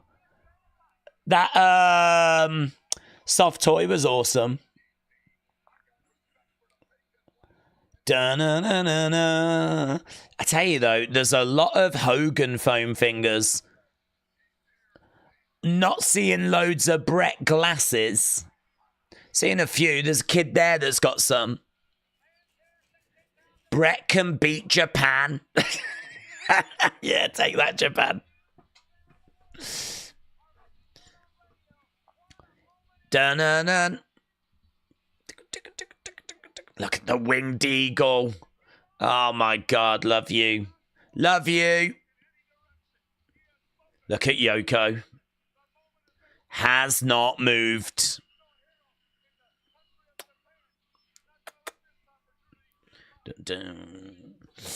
It's funny, his nephews, the Usos, helped induct him. They talk about seeing him on TV and saying, wait, he's Japanese. Oh, he gave it to the kid that had the doll. That must have been official. I don't remember seeing that Bret's... I don't remember seeing that Bret before. I'm looking. There's lots of new ones. 1993.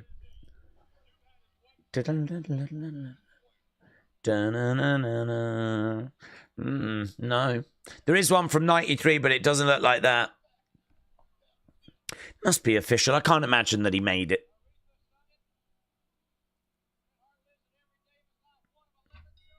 Okay, belt has sounded. We are underway. Title on the line. I love Bret Hart and that beautiful title belt, said Jennifer. Eric said the best there is, the best there was, best there ever will be. Akeem said it's like a Cabbage Patch. Do you think it was? I don't think they were working with Cabbage Patch at that point. I don't know that they worked with them at any point. I just don't remember seeing that before. Right, here we go. We got Bret here. Look at that.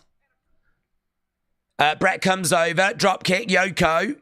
Back in the corner. And we are underway with our main event. I can tell you that Dave Meltzer gives this a 3 out of 5. So I don't think this is a terrible match. Meltzer said this is the second best match behind Shawn and Tatanka. So we actually bookend the show, kind of, with the two best matches. He's trying to get round the back of Yoko. Yoko shakes him off. Ah, do you know what? For a moment there, I wondered if Bret was going to be able to do a hip toss. That would have been sick. That would have been real sick. So Bret on the outside, kick there by Yoko. Bret goes down. He's over by the barricades. Yoko again throws out a kick. Bret grabbing the legs. He trips Yoko over. Bret goes up. It's very clever that. Look, Yoko's foot caught in the rope. Bret pounding away. Yoko down and is trapped. He's kind of stuck at the moment. Very clever there by Bret. Very clever. Bret going up, middle rope. Looking to bang, drive the elbow in. And referee trying to help Yokozuna. And there we go. He does finally get free. Yoko trying to get back up to his feet. Bret against the ropes. Coming in. Clothesline. Yoko rocked. Bret again. Clothesline. Yoko rocked. Bret one more time. Bang. Down goes Bret Hart. To be honest, I don't think Yoko's cardio is brilliant. He's very athletic. He's very agile for his size, but I don't think he can maintain that for like a long period of time. Right now, Bret being picked up. Yoko scoops him up, slams him down. And right now, Yoko in control. Yoko against the ropes. Yoko, leg drop! Huge. Huge. Crowd are very invested. They don't want that belt going to Japan. We got a USA chant as the Canadian is taking on the Japanese wrestler. USA, USA, USA. Are they cheering for the referee? Are they cheering for the ref? Right now we've got Bret over. That doesn't work for me, brother, said AB Jobson. Wrestlemania said, Days, this is like someone debuting last year in October and then main event in Mania this weekend. It is crazy. It was a little bit different back then, though, because obviously the roster wasn't as big. And I think Vince was really trying to find that Hogan replacement. You know, he was trying to find and actually trying to replace Bulldog, trying to replace Warrior, trying to replace Hogan. Thankfully, Hogan came back and really added star power to the show. And I know Jennifer was obviously really keen on what happens at the end. But yeah, I mean, look, if you judge the show by the crowd reaction, Hogan definitely adds to the show. This would have been a poorer show without him. He did not need to do what he ends up doing, but it's better that he was on the show. But yeah, I mean, Vince is just trying to find people, isn't he? He's trying to find monsters. He's trying to find main eventers. And he's kind of leaning towards your Giant Gonzalez's, your Lex Lugers that are absolutely shredded, your Yokozunas that are huge. Bang. That was good there by Bret.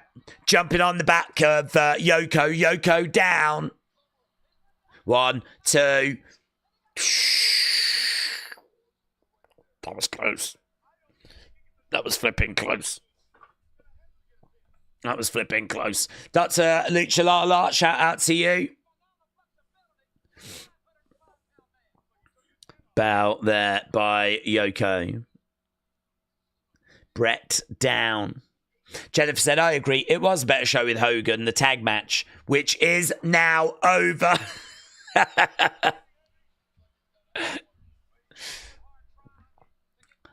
Yes. Jennifer, I hear you. I understand your frustrations. Right now, working. Is that the trap? Grabbing a hold of the trap, which honestly, if you pinch it, it does hurt. It does hurt. Right now, he is keeping Bret grounded. Hannah said, what card is the most stacked WrestleMania cards? I don't know, it's a bit different opinion, isn't it? I really like 19. I think 19 is stacked.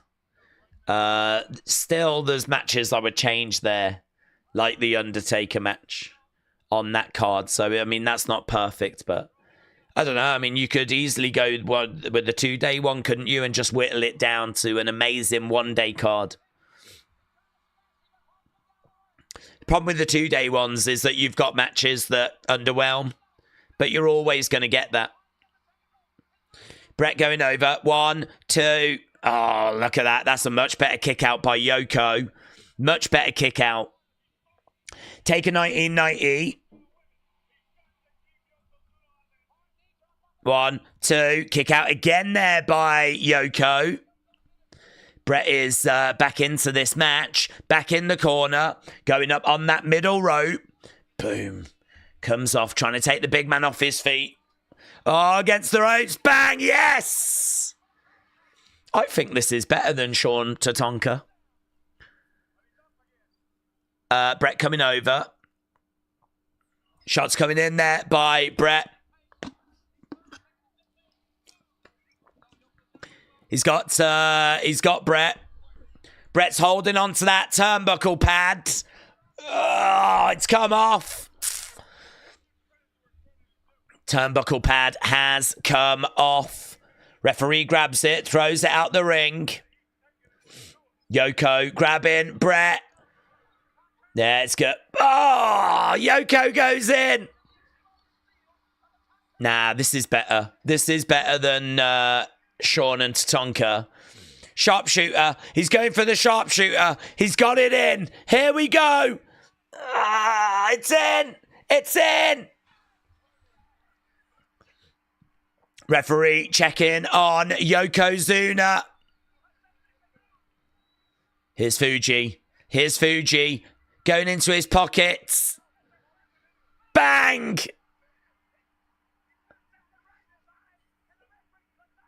Ah, Yoko didn't submit, though, in all fairness. 1, 2, 3. Do you know, I really think Yoko should have dropped the leg there. He should have dropped the leg. I mean, for him to just go and get the cover. Look, Hogan's come in. New champ. New champ. Title change. I couldn't believe it. I couldn't believe it.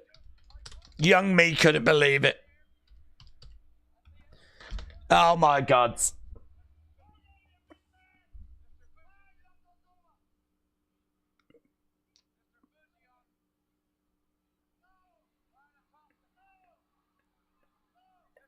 Mr. Fuji.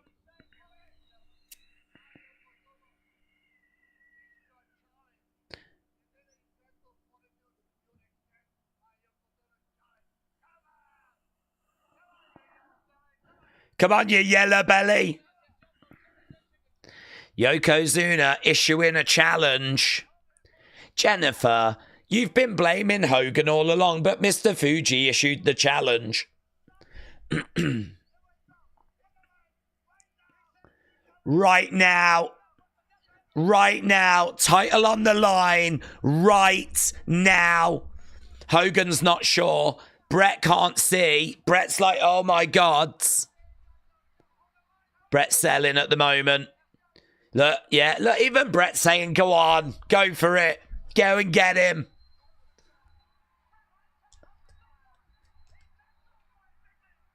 I'm not having it. I'm not having it. I couldn't believe it. Oh my God. I was a mess.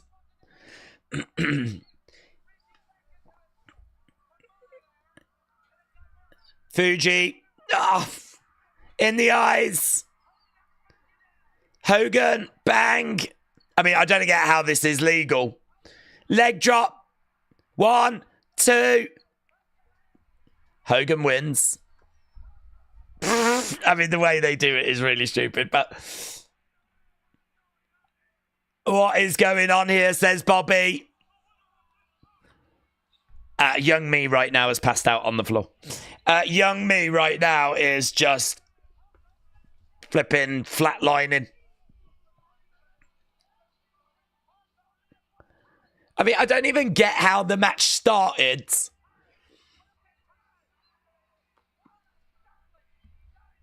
Look, Macho's standing and applauding, you know.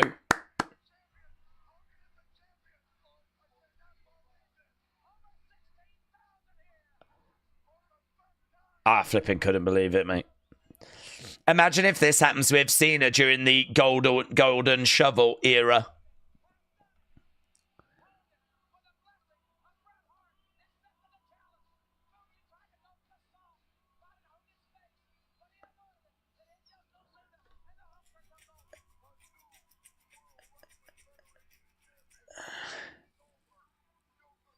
It's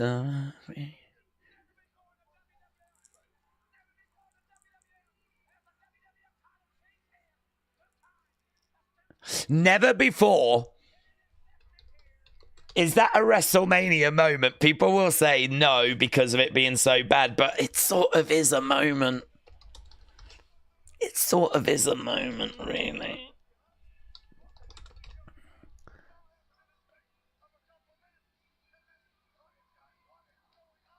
It is bonkers. People must have been heading out of that WrestleMania like, what?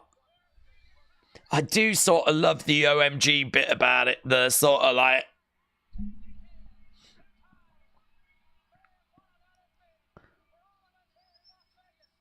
It sort of needed some sort of big ending. Could you imagine if it just ended Yokozuna won? And that's it.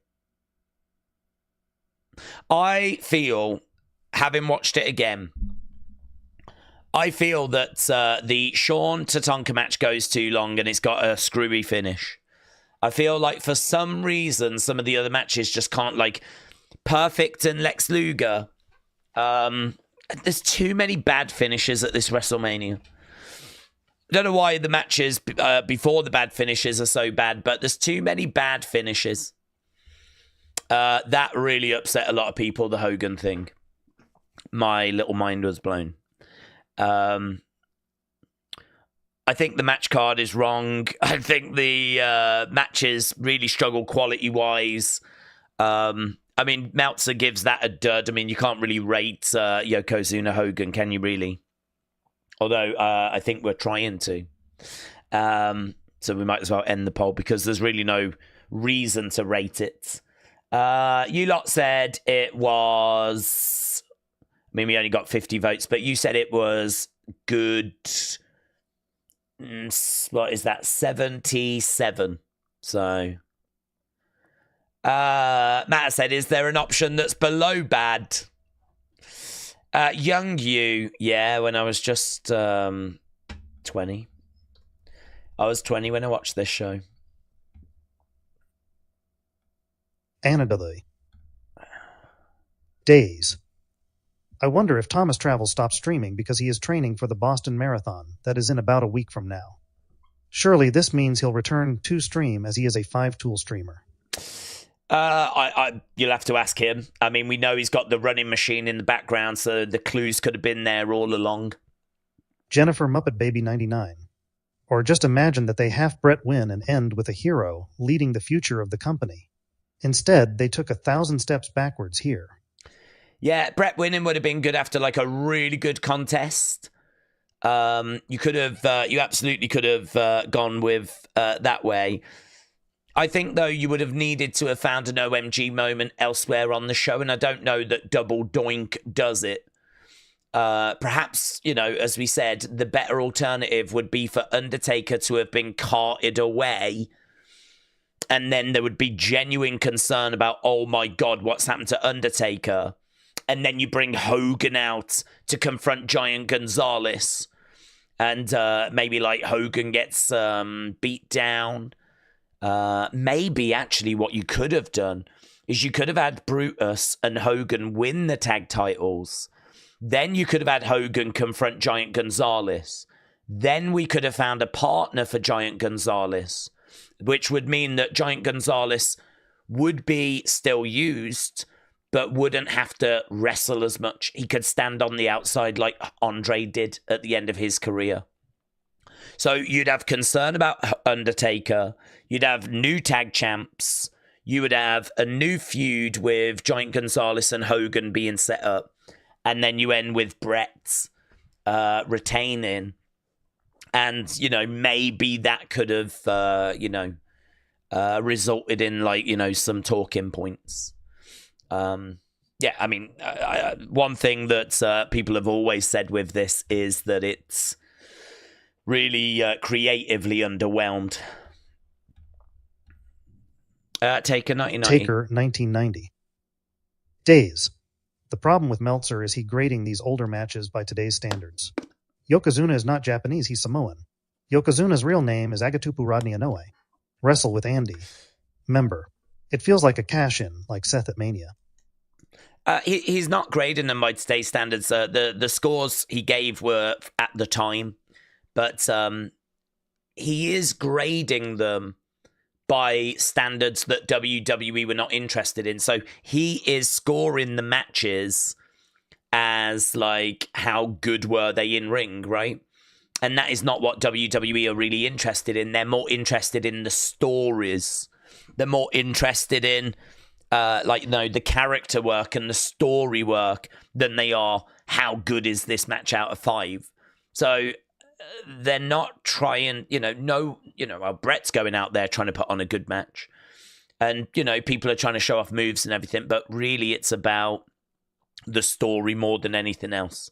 So yeah, he's not scoring them by today's standards, but he is scoring them by in-ring standards, and I just don't think WWE were that bothered.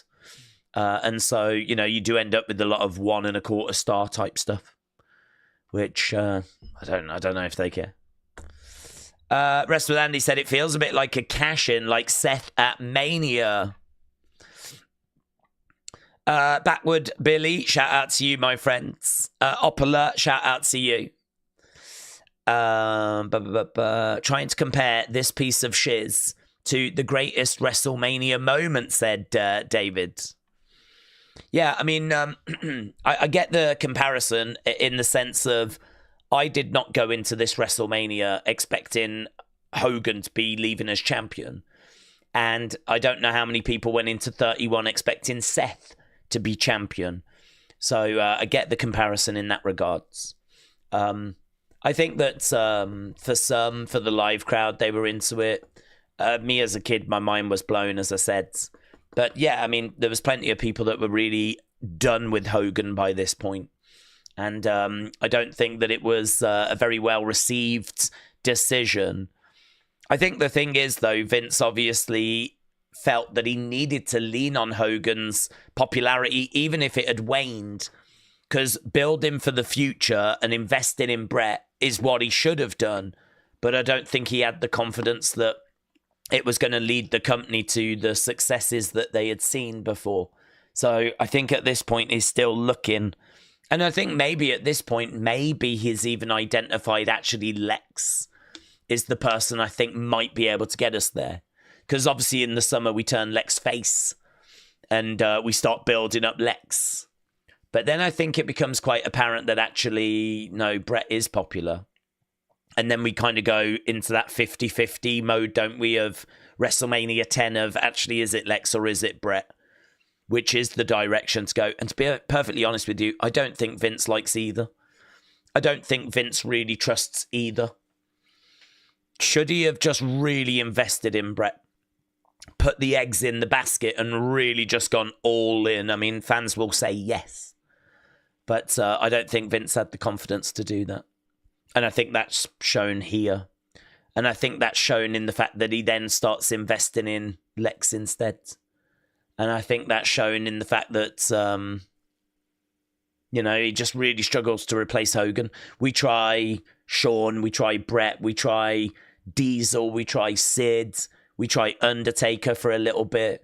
We try all these different bits. And really, we don't crack it until we get to Stone Cold. We don't really crack it until we get there. So it's a real difficult time, this. It's a real turbulent time. And actually, it just keeps getting worse. This is 93, and we know what dumpster fire 95 is. So, we're unfortunately on a bit of a slippery slope with some high spots. You know, we've got the ladder match coming up next year. We've got the Bret Owen feud. there's definitely some high points coming, but there's it's not where it was in the 80s at this point. So, yeah, very interesting WrestleMania overall. I'm going to go interesting. I'm going to use the words interesting. Okay, let's get a couple of comments and then we will wrap this up. Chaos Theory 035. People hate Hogan now because they are told to. They are young and don't know any better.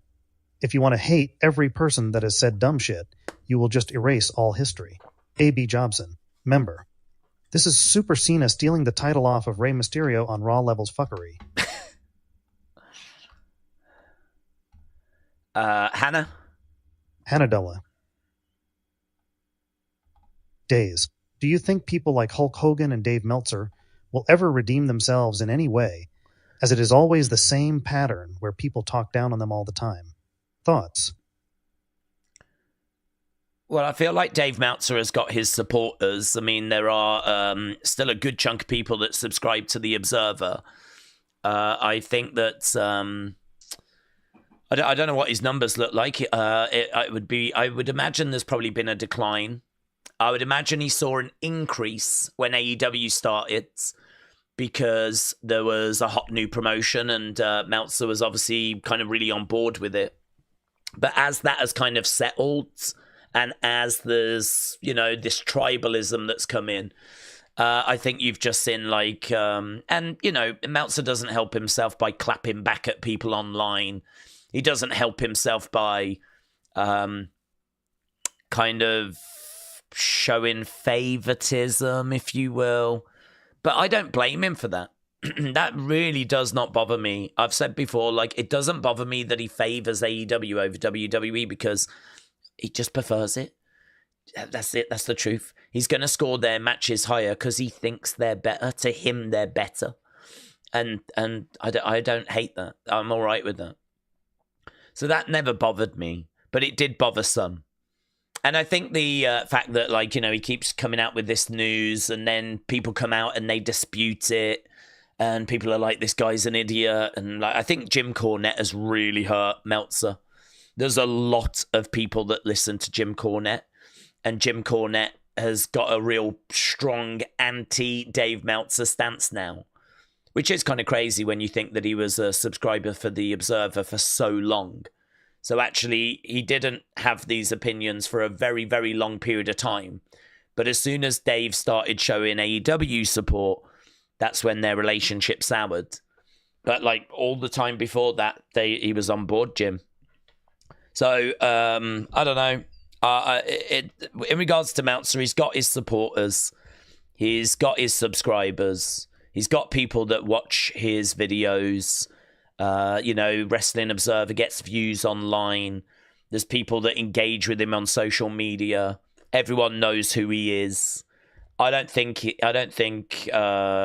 he's financially struggling or anything. I think he's still got plenty of people that subscribe. But I think the general consensus on X and whatever is that there's a real anti-Dave Meltzer rhetoric, but I don't know, that doesn't tell you the whole picture. I wouldn't just see that as being a reflection of how everyone feels, just like how the internet wrestling community is not reflective of how all wrestling fans feel. I mean, if you look on the internet wrestling community, you would be scratching your head as to why Jey Uso is getting title opportunities and everything, but the truth is the data backs up that Jey is over. People like him, they support him, he sells merch, and that is a direction we should go. So, but if you look at the IWC, they're all like, I don't get it, this guy's a clown. His matches are no good. Blah, blah, blah. So, I wouldn't fall in the trap of thinking that the IWC speaks for everybody. In regards to Hogan, I think that's difficult because he is different. I mean, he has made racist comments that he has never really apologized for, satisfactory apologized for, and really done anything to sort of make amends. He sort of felt like he was not above it, but we can move on from that. you know, he has apologized for them and then moved on. But I think people wanted to see a bit more than what was provided. And he might have moved on, but I don't think the fans did. And there's been this kind of air of uncertainty and awkwardness since 2015 around him. And then I think the Republican thing really pushed it over the edge. And then, of course, now I think what's happened is everyone knows it's okay. And this happens, actually. I feel like you get to a point where it's okay to hate someone. It's kind of like the internet tells itself, do you know what? It's all right if you hate Hogan. It's okay. We all feel this way. And so then you find the hate gets turned up. So I sort of feel like, honestly, before kind of the Republican stuff, Hogan was, I don't like his comments, I'm a bit uncomfortable. Like, that's how it was. It wasn't like, you did get people that hated him and didn't forgive him for his comments. But it was more of an awkwardness, uncertainty. I mean, you can look at his appearances. When he comes out on the show, he's not getting booed out the building. If you look at when he's on Raw or when he's appearing at WrestleMania doing hosting duties after the comments, he's not getting booed out the building. So that, you know, and that says to me that there was an uncertainty, there was an awkwardness, it was uncomfortable. People didn't want him around, but they didn't feel passionate enough to like boo him out the building like we saw earlier this year. But I think the Republican thing meant that anyone that was kind of I'm not sure on this guy, I'm not, that is it now. That is the final straw. And now what's happened is that you've kind of shown the world and told the world it's now, we've made our mind up, is bad. And so that's the message that's kind of really gone out now. So now it's not even so much about the Republican stuff, and it's kind of about the racism still, but really the message has gone out. This is a guy we boo in the wrestling community. This is a guy that we don't support. And genuinely, I would not be shocked to find out some people not know him why. It wouldn't surprise me now if people hate on him and they don't even really understand the history and the backstory and why. I just sort of feel like the internet can get to a point where, yeah, we all agree. Like, look at see what's happening with Charlotte. I think the same thing happens with Charlotte. And I sort of feel like the internet sort of agrees, yeah, we're gonna agree that it's time now. It's time that we cancel this person now. So is there a way back for them? I don't know. I mean, I don't know that they'll ever be accepted again, widespread accepted. But make no mistake about it, Hogan's got his supporters. Hogan still does, great sales at his shops and selling beer, and do you know what I mean? Hogan's got his fans. There are Hulkamaniacs that are never going to turn their back on him. So Hogan's, the IWC doesn't speak for everyone. That's the bottom line. But it's a real hard to see Hogan getting back to, the levels that we saw before. It's really difficult to see that. And it's really hard to see like Dave Meltzer having like the IWC sort of support that he had before AEW, where people were really talking about the star ratings, good and bad, but not so much being down on Dave. I sort of feel like it's hard to see it going back to that. Daisy Carey had her pregnancy checkup on Friday, and little Daisy is doing great. She is now in her 5th month. Lisa, shout out to you. That's great news. That's great news. AB Jobson. Again, we're just going to get a couple of comments. I was prepared to stick around till this hour. We actually ended about 15 minutes early. I thought it went 3 hours. It actually went 2:40 something. AB Jobson. As a kid, I was just happy it wasn't bad guy Yokozuna as the champ leaving this PPV. As a kid, I was just happy it wasn't bad guy Yoko leaving as champ. Yeah, I could understand that.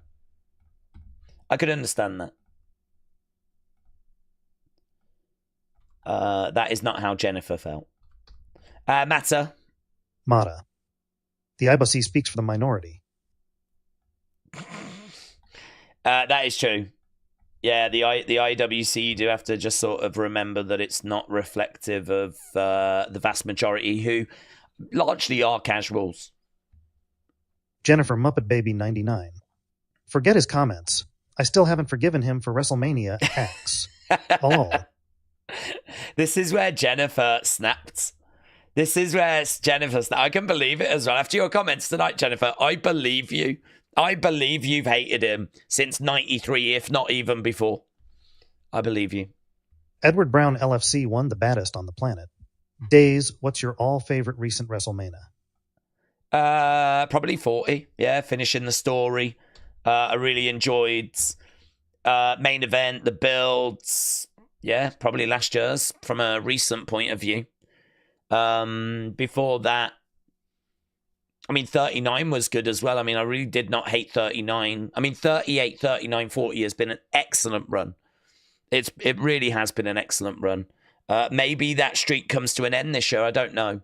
But 39, 38, 39, 40, I really enjoyed. 37, not so much, but it was definitely better than 36.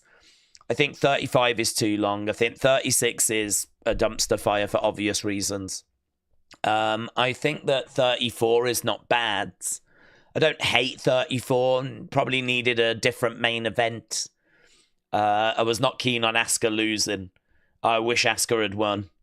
But it was okay. 34 was okay. But yeah, I think 38, 39, 40 was a really good run. Jennifer Muppet Baby 99. Days. I would love to someday be able to speak with you on Discord or something. I have lots of stories. Yeah, I bet you do. Doing snowballs was just one. I was also at Raw after Mania 18 and first Raw in Montreal after Screwjob. I bet you do have some stories. Jennifer, shout out to you. Hopefully we can dig into those like during our little conversations we have during streams. Nathan Troxel. It is hard being a wrestling fan with the IWC. I'm positive. When it comes to wrestling, I get tired of all the arguing. Yeah, I think I've said before, right? And the way that I use X drastically changed. So for me, I used to do what everyone does, which I think is just go into my home feed, go through all the people I follow and those that are suggested or big accounts that are suggested or whatever, right? And I would just see all this opinion, but it's really passionate opinion where, you know, there's like people cursing about effing this, effing that, and like Triple H doesn't know what he's doing, blah, blah, blah, all this kind of stuff. And it is just like this barrage of negativity, which I'm okay with if it comes from the community and it's in a more focused way. So, for example, if I'm like, what did we think about Raw? And you passionately feel something about it, I want to hear it. And in a opinions video, I'm here for it. But actually, when you trudge through a lot of like negativity on social media, when you're not really looking for that, you know, you might be in good spirits and you go on social media and it's just, ugh, do you know what I mean? Like, I just really changed my approach, and I just got all these accounts that have memes or news or the wrestlers' accounts, and I just put them all into a list. And rather than go to my homepage and going through my feed, I now go to my list. And it means that I can just go through people sharing funny memes, news, wrestlers talking about something's going on. I don't get as much, it still sneaks in, but I don't get as much kind of opinion. Or if I do get opinion, it normally is people being more constructive rather than this is effing blah, blah, blah. Do you know what I mean?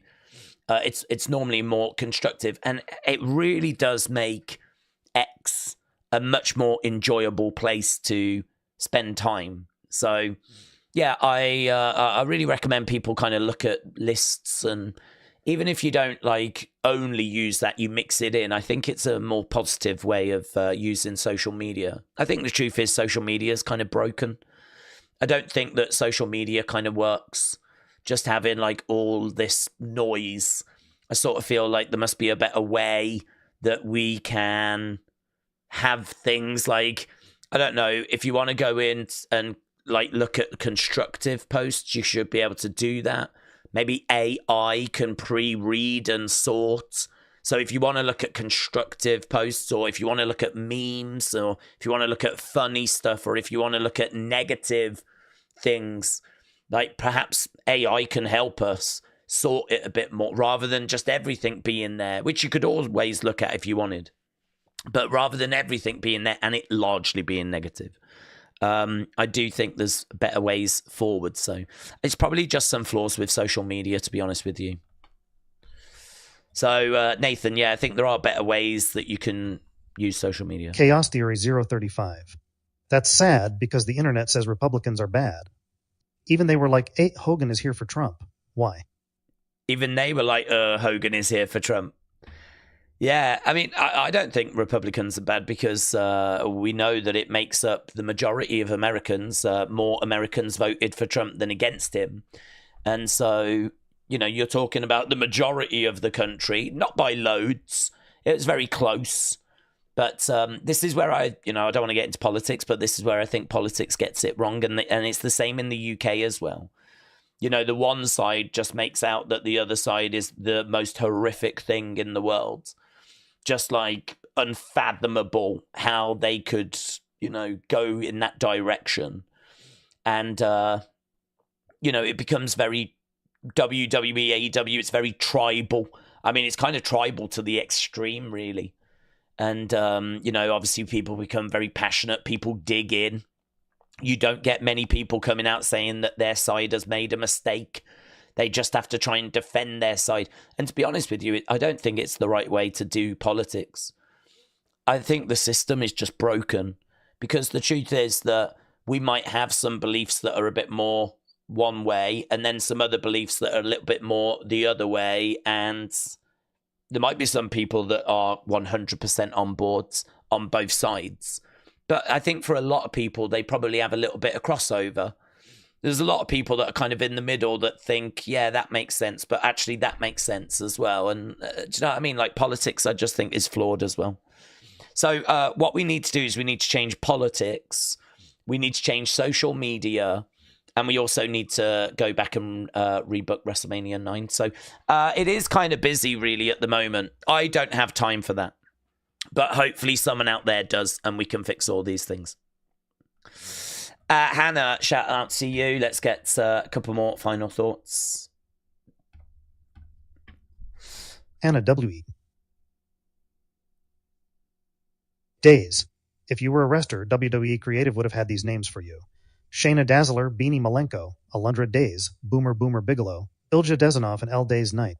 I don't mind Boomer Bigelow. I'm here for Boomer Bigelow. Chaos Theory 035. USA political division is fucking crazy. Someone is manufacturing this hate and pushing it onto impressionable viewers. We are all on the same team, Team USA. I'm independent and see flaws in both.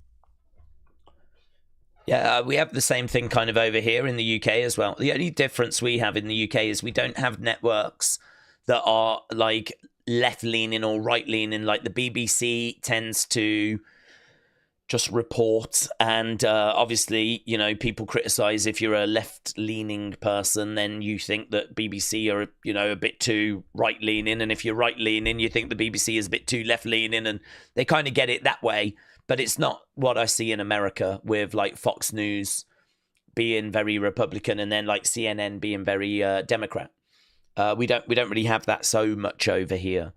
They did try it with like GB News, which feels a little bit more Republican, like conservative, but it's not really, I don't know, it doesn't really get many views. It's kind of there, but it's not really, it's not replaced like the BBC and, you know, our main channels, which tend to be a little bit more, what's the word I'm looking for? Impartial. So, yeah, that's, I do prefer it that way, but I just think we it's flawed, isn't it? But we ain't going to fix that here. So let's not even try. Let's not even try. We're going to take the same approach as everyone else. Can't do anything about it. No. Big Time Baxter. Days, do you think you could handle being tied to a chair? Headphones on and listening a 5-minute loop non-stop of the guy booing Lexus King. Oh, yeah, that was crazy. That was crazy, yeah. I could maybe cope with 5 minutes. But I couldn't cope with much more than that. MP said our newspapers are biased, though. That is true. Newspapers are also dying out, though, aren't they? So, yeah, our newspapers are biased. They do have leans. So, but, I don't know, newspaper circulation has really dropped since, like, the internet really kind of came in. And people, I think, get their news from... Well, I mean, people get their news from different places, to be honest. You know, but the world has probably massively shifted in the last 10 years. And with newspaper circulation decreasing and TV viewership decreasing, I haven't really given much thought as to where people actually get their news from. They probably get it from TikTok and, I don't know, Andrew. Maybe this is where, like, Andrew Tate comes in. Perhaps, like, this is where there's a big space now for, like, Andrew Tate to come in and educate the youth, you know, on his beliefs and whatever. So, I don't know. It's a dangerous world out there. Yeah. Stay safe. Stay safe. Taker said, if a person is caught in the UK without proper papers or passport, what happens to them? Well, we do have a problem with immigration, but we have immigration centres, and then they would just go through the kind of immigration process, which they did try once to have people flown to Rwanda. There was, because we've got a lot of people coming over from France on boats and that are illegal and not going through the correct process. And they're coming over for, like, on boats. And the problem is these people are dying in the channel because the boats are drowning and whatever. Or there's people that are, like, trying to smuggle in on lorries, and it's very dangerous. And so the UK government is obviously trying to dissuade that from happening. And so one of the ways they tried to dissuade it was by saying, look, if we catch you doing this, we'll put you on a plane and you'll end up going to Rwanda. But there was a bit of a commotion because people don't know if Rwanda is actually that safe of a place to be sending people, even though there was an agreement between the UK and Rwanda. But, I mean, I don't even know that a plane took off, to be honest. I don't know that a single plane ever actually left Britain and went to Rwanda. If it did, it might have been once, twice, and I believe that's been scrapped now. So, yeah, I mean, I believe there are, like, these hotels that we have that have, like, immigrants that are going through that process. But it's difficult. Immigration is hard for everybody. It's not just an American problem. Everyone's dealing with immigration problems. I think everyone as well is also going through their culture changing. Because obviously when more people come in that are outside of your culture, that's going to impact on your culture.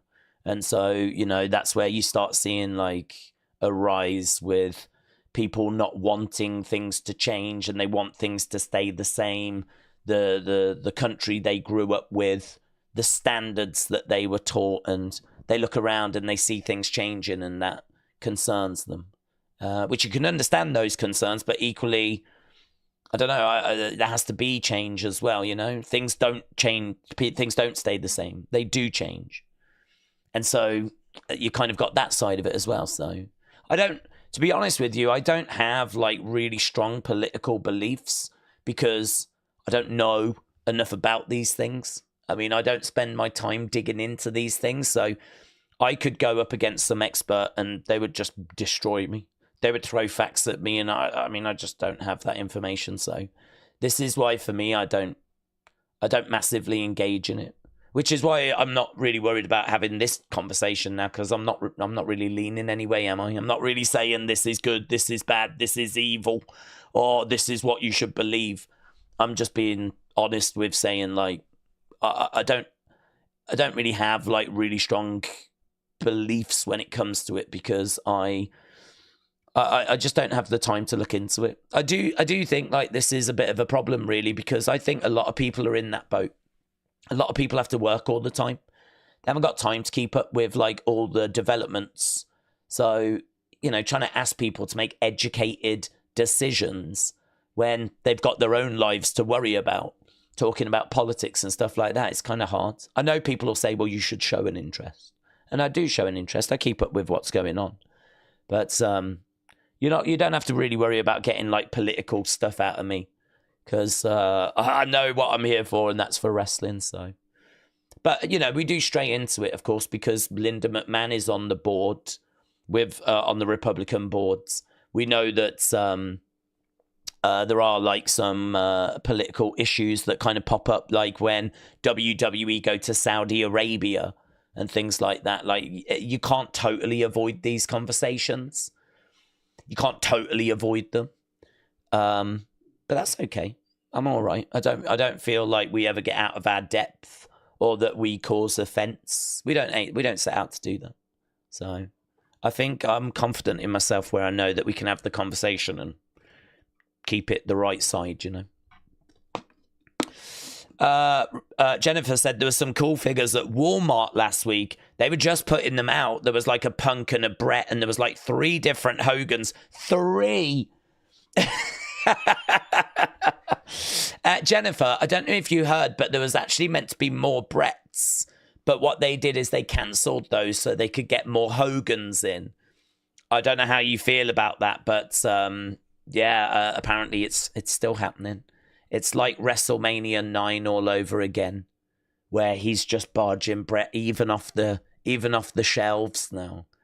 Where's it going to end, Jennifer? Where's it going to end? I'll tell you where this is going to end. It's going to end right now, because I need to go away and have a look into Unseen and get things set up for that. So I am Philip said, have we got any expectations for Raw?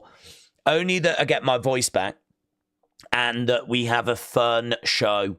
I don't expect there to be anything mind-blowing. I'm really not expecting any segments that were like, oh my God, where was that on the road? Like, why have we waited less than a week before for that segment? I'm not expecting anything like that. I'm expecting finishing touches, solid show, and really just to build excitement for WrestleMania. And maybe some good stuff in there as well, of course. They've got so much to talk about. I don't think it'll be a slow pace. It should have a nice energy to it. It might be very similar to SmackDown. SmackDown didn't have much in the way of OMG, but it did develop a few things, and it did have a nice pace.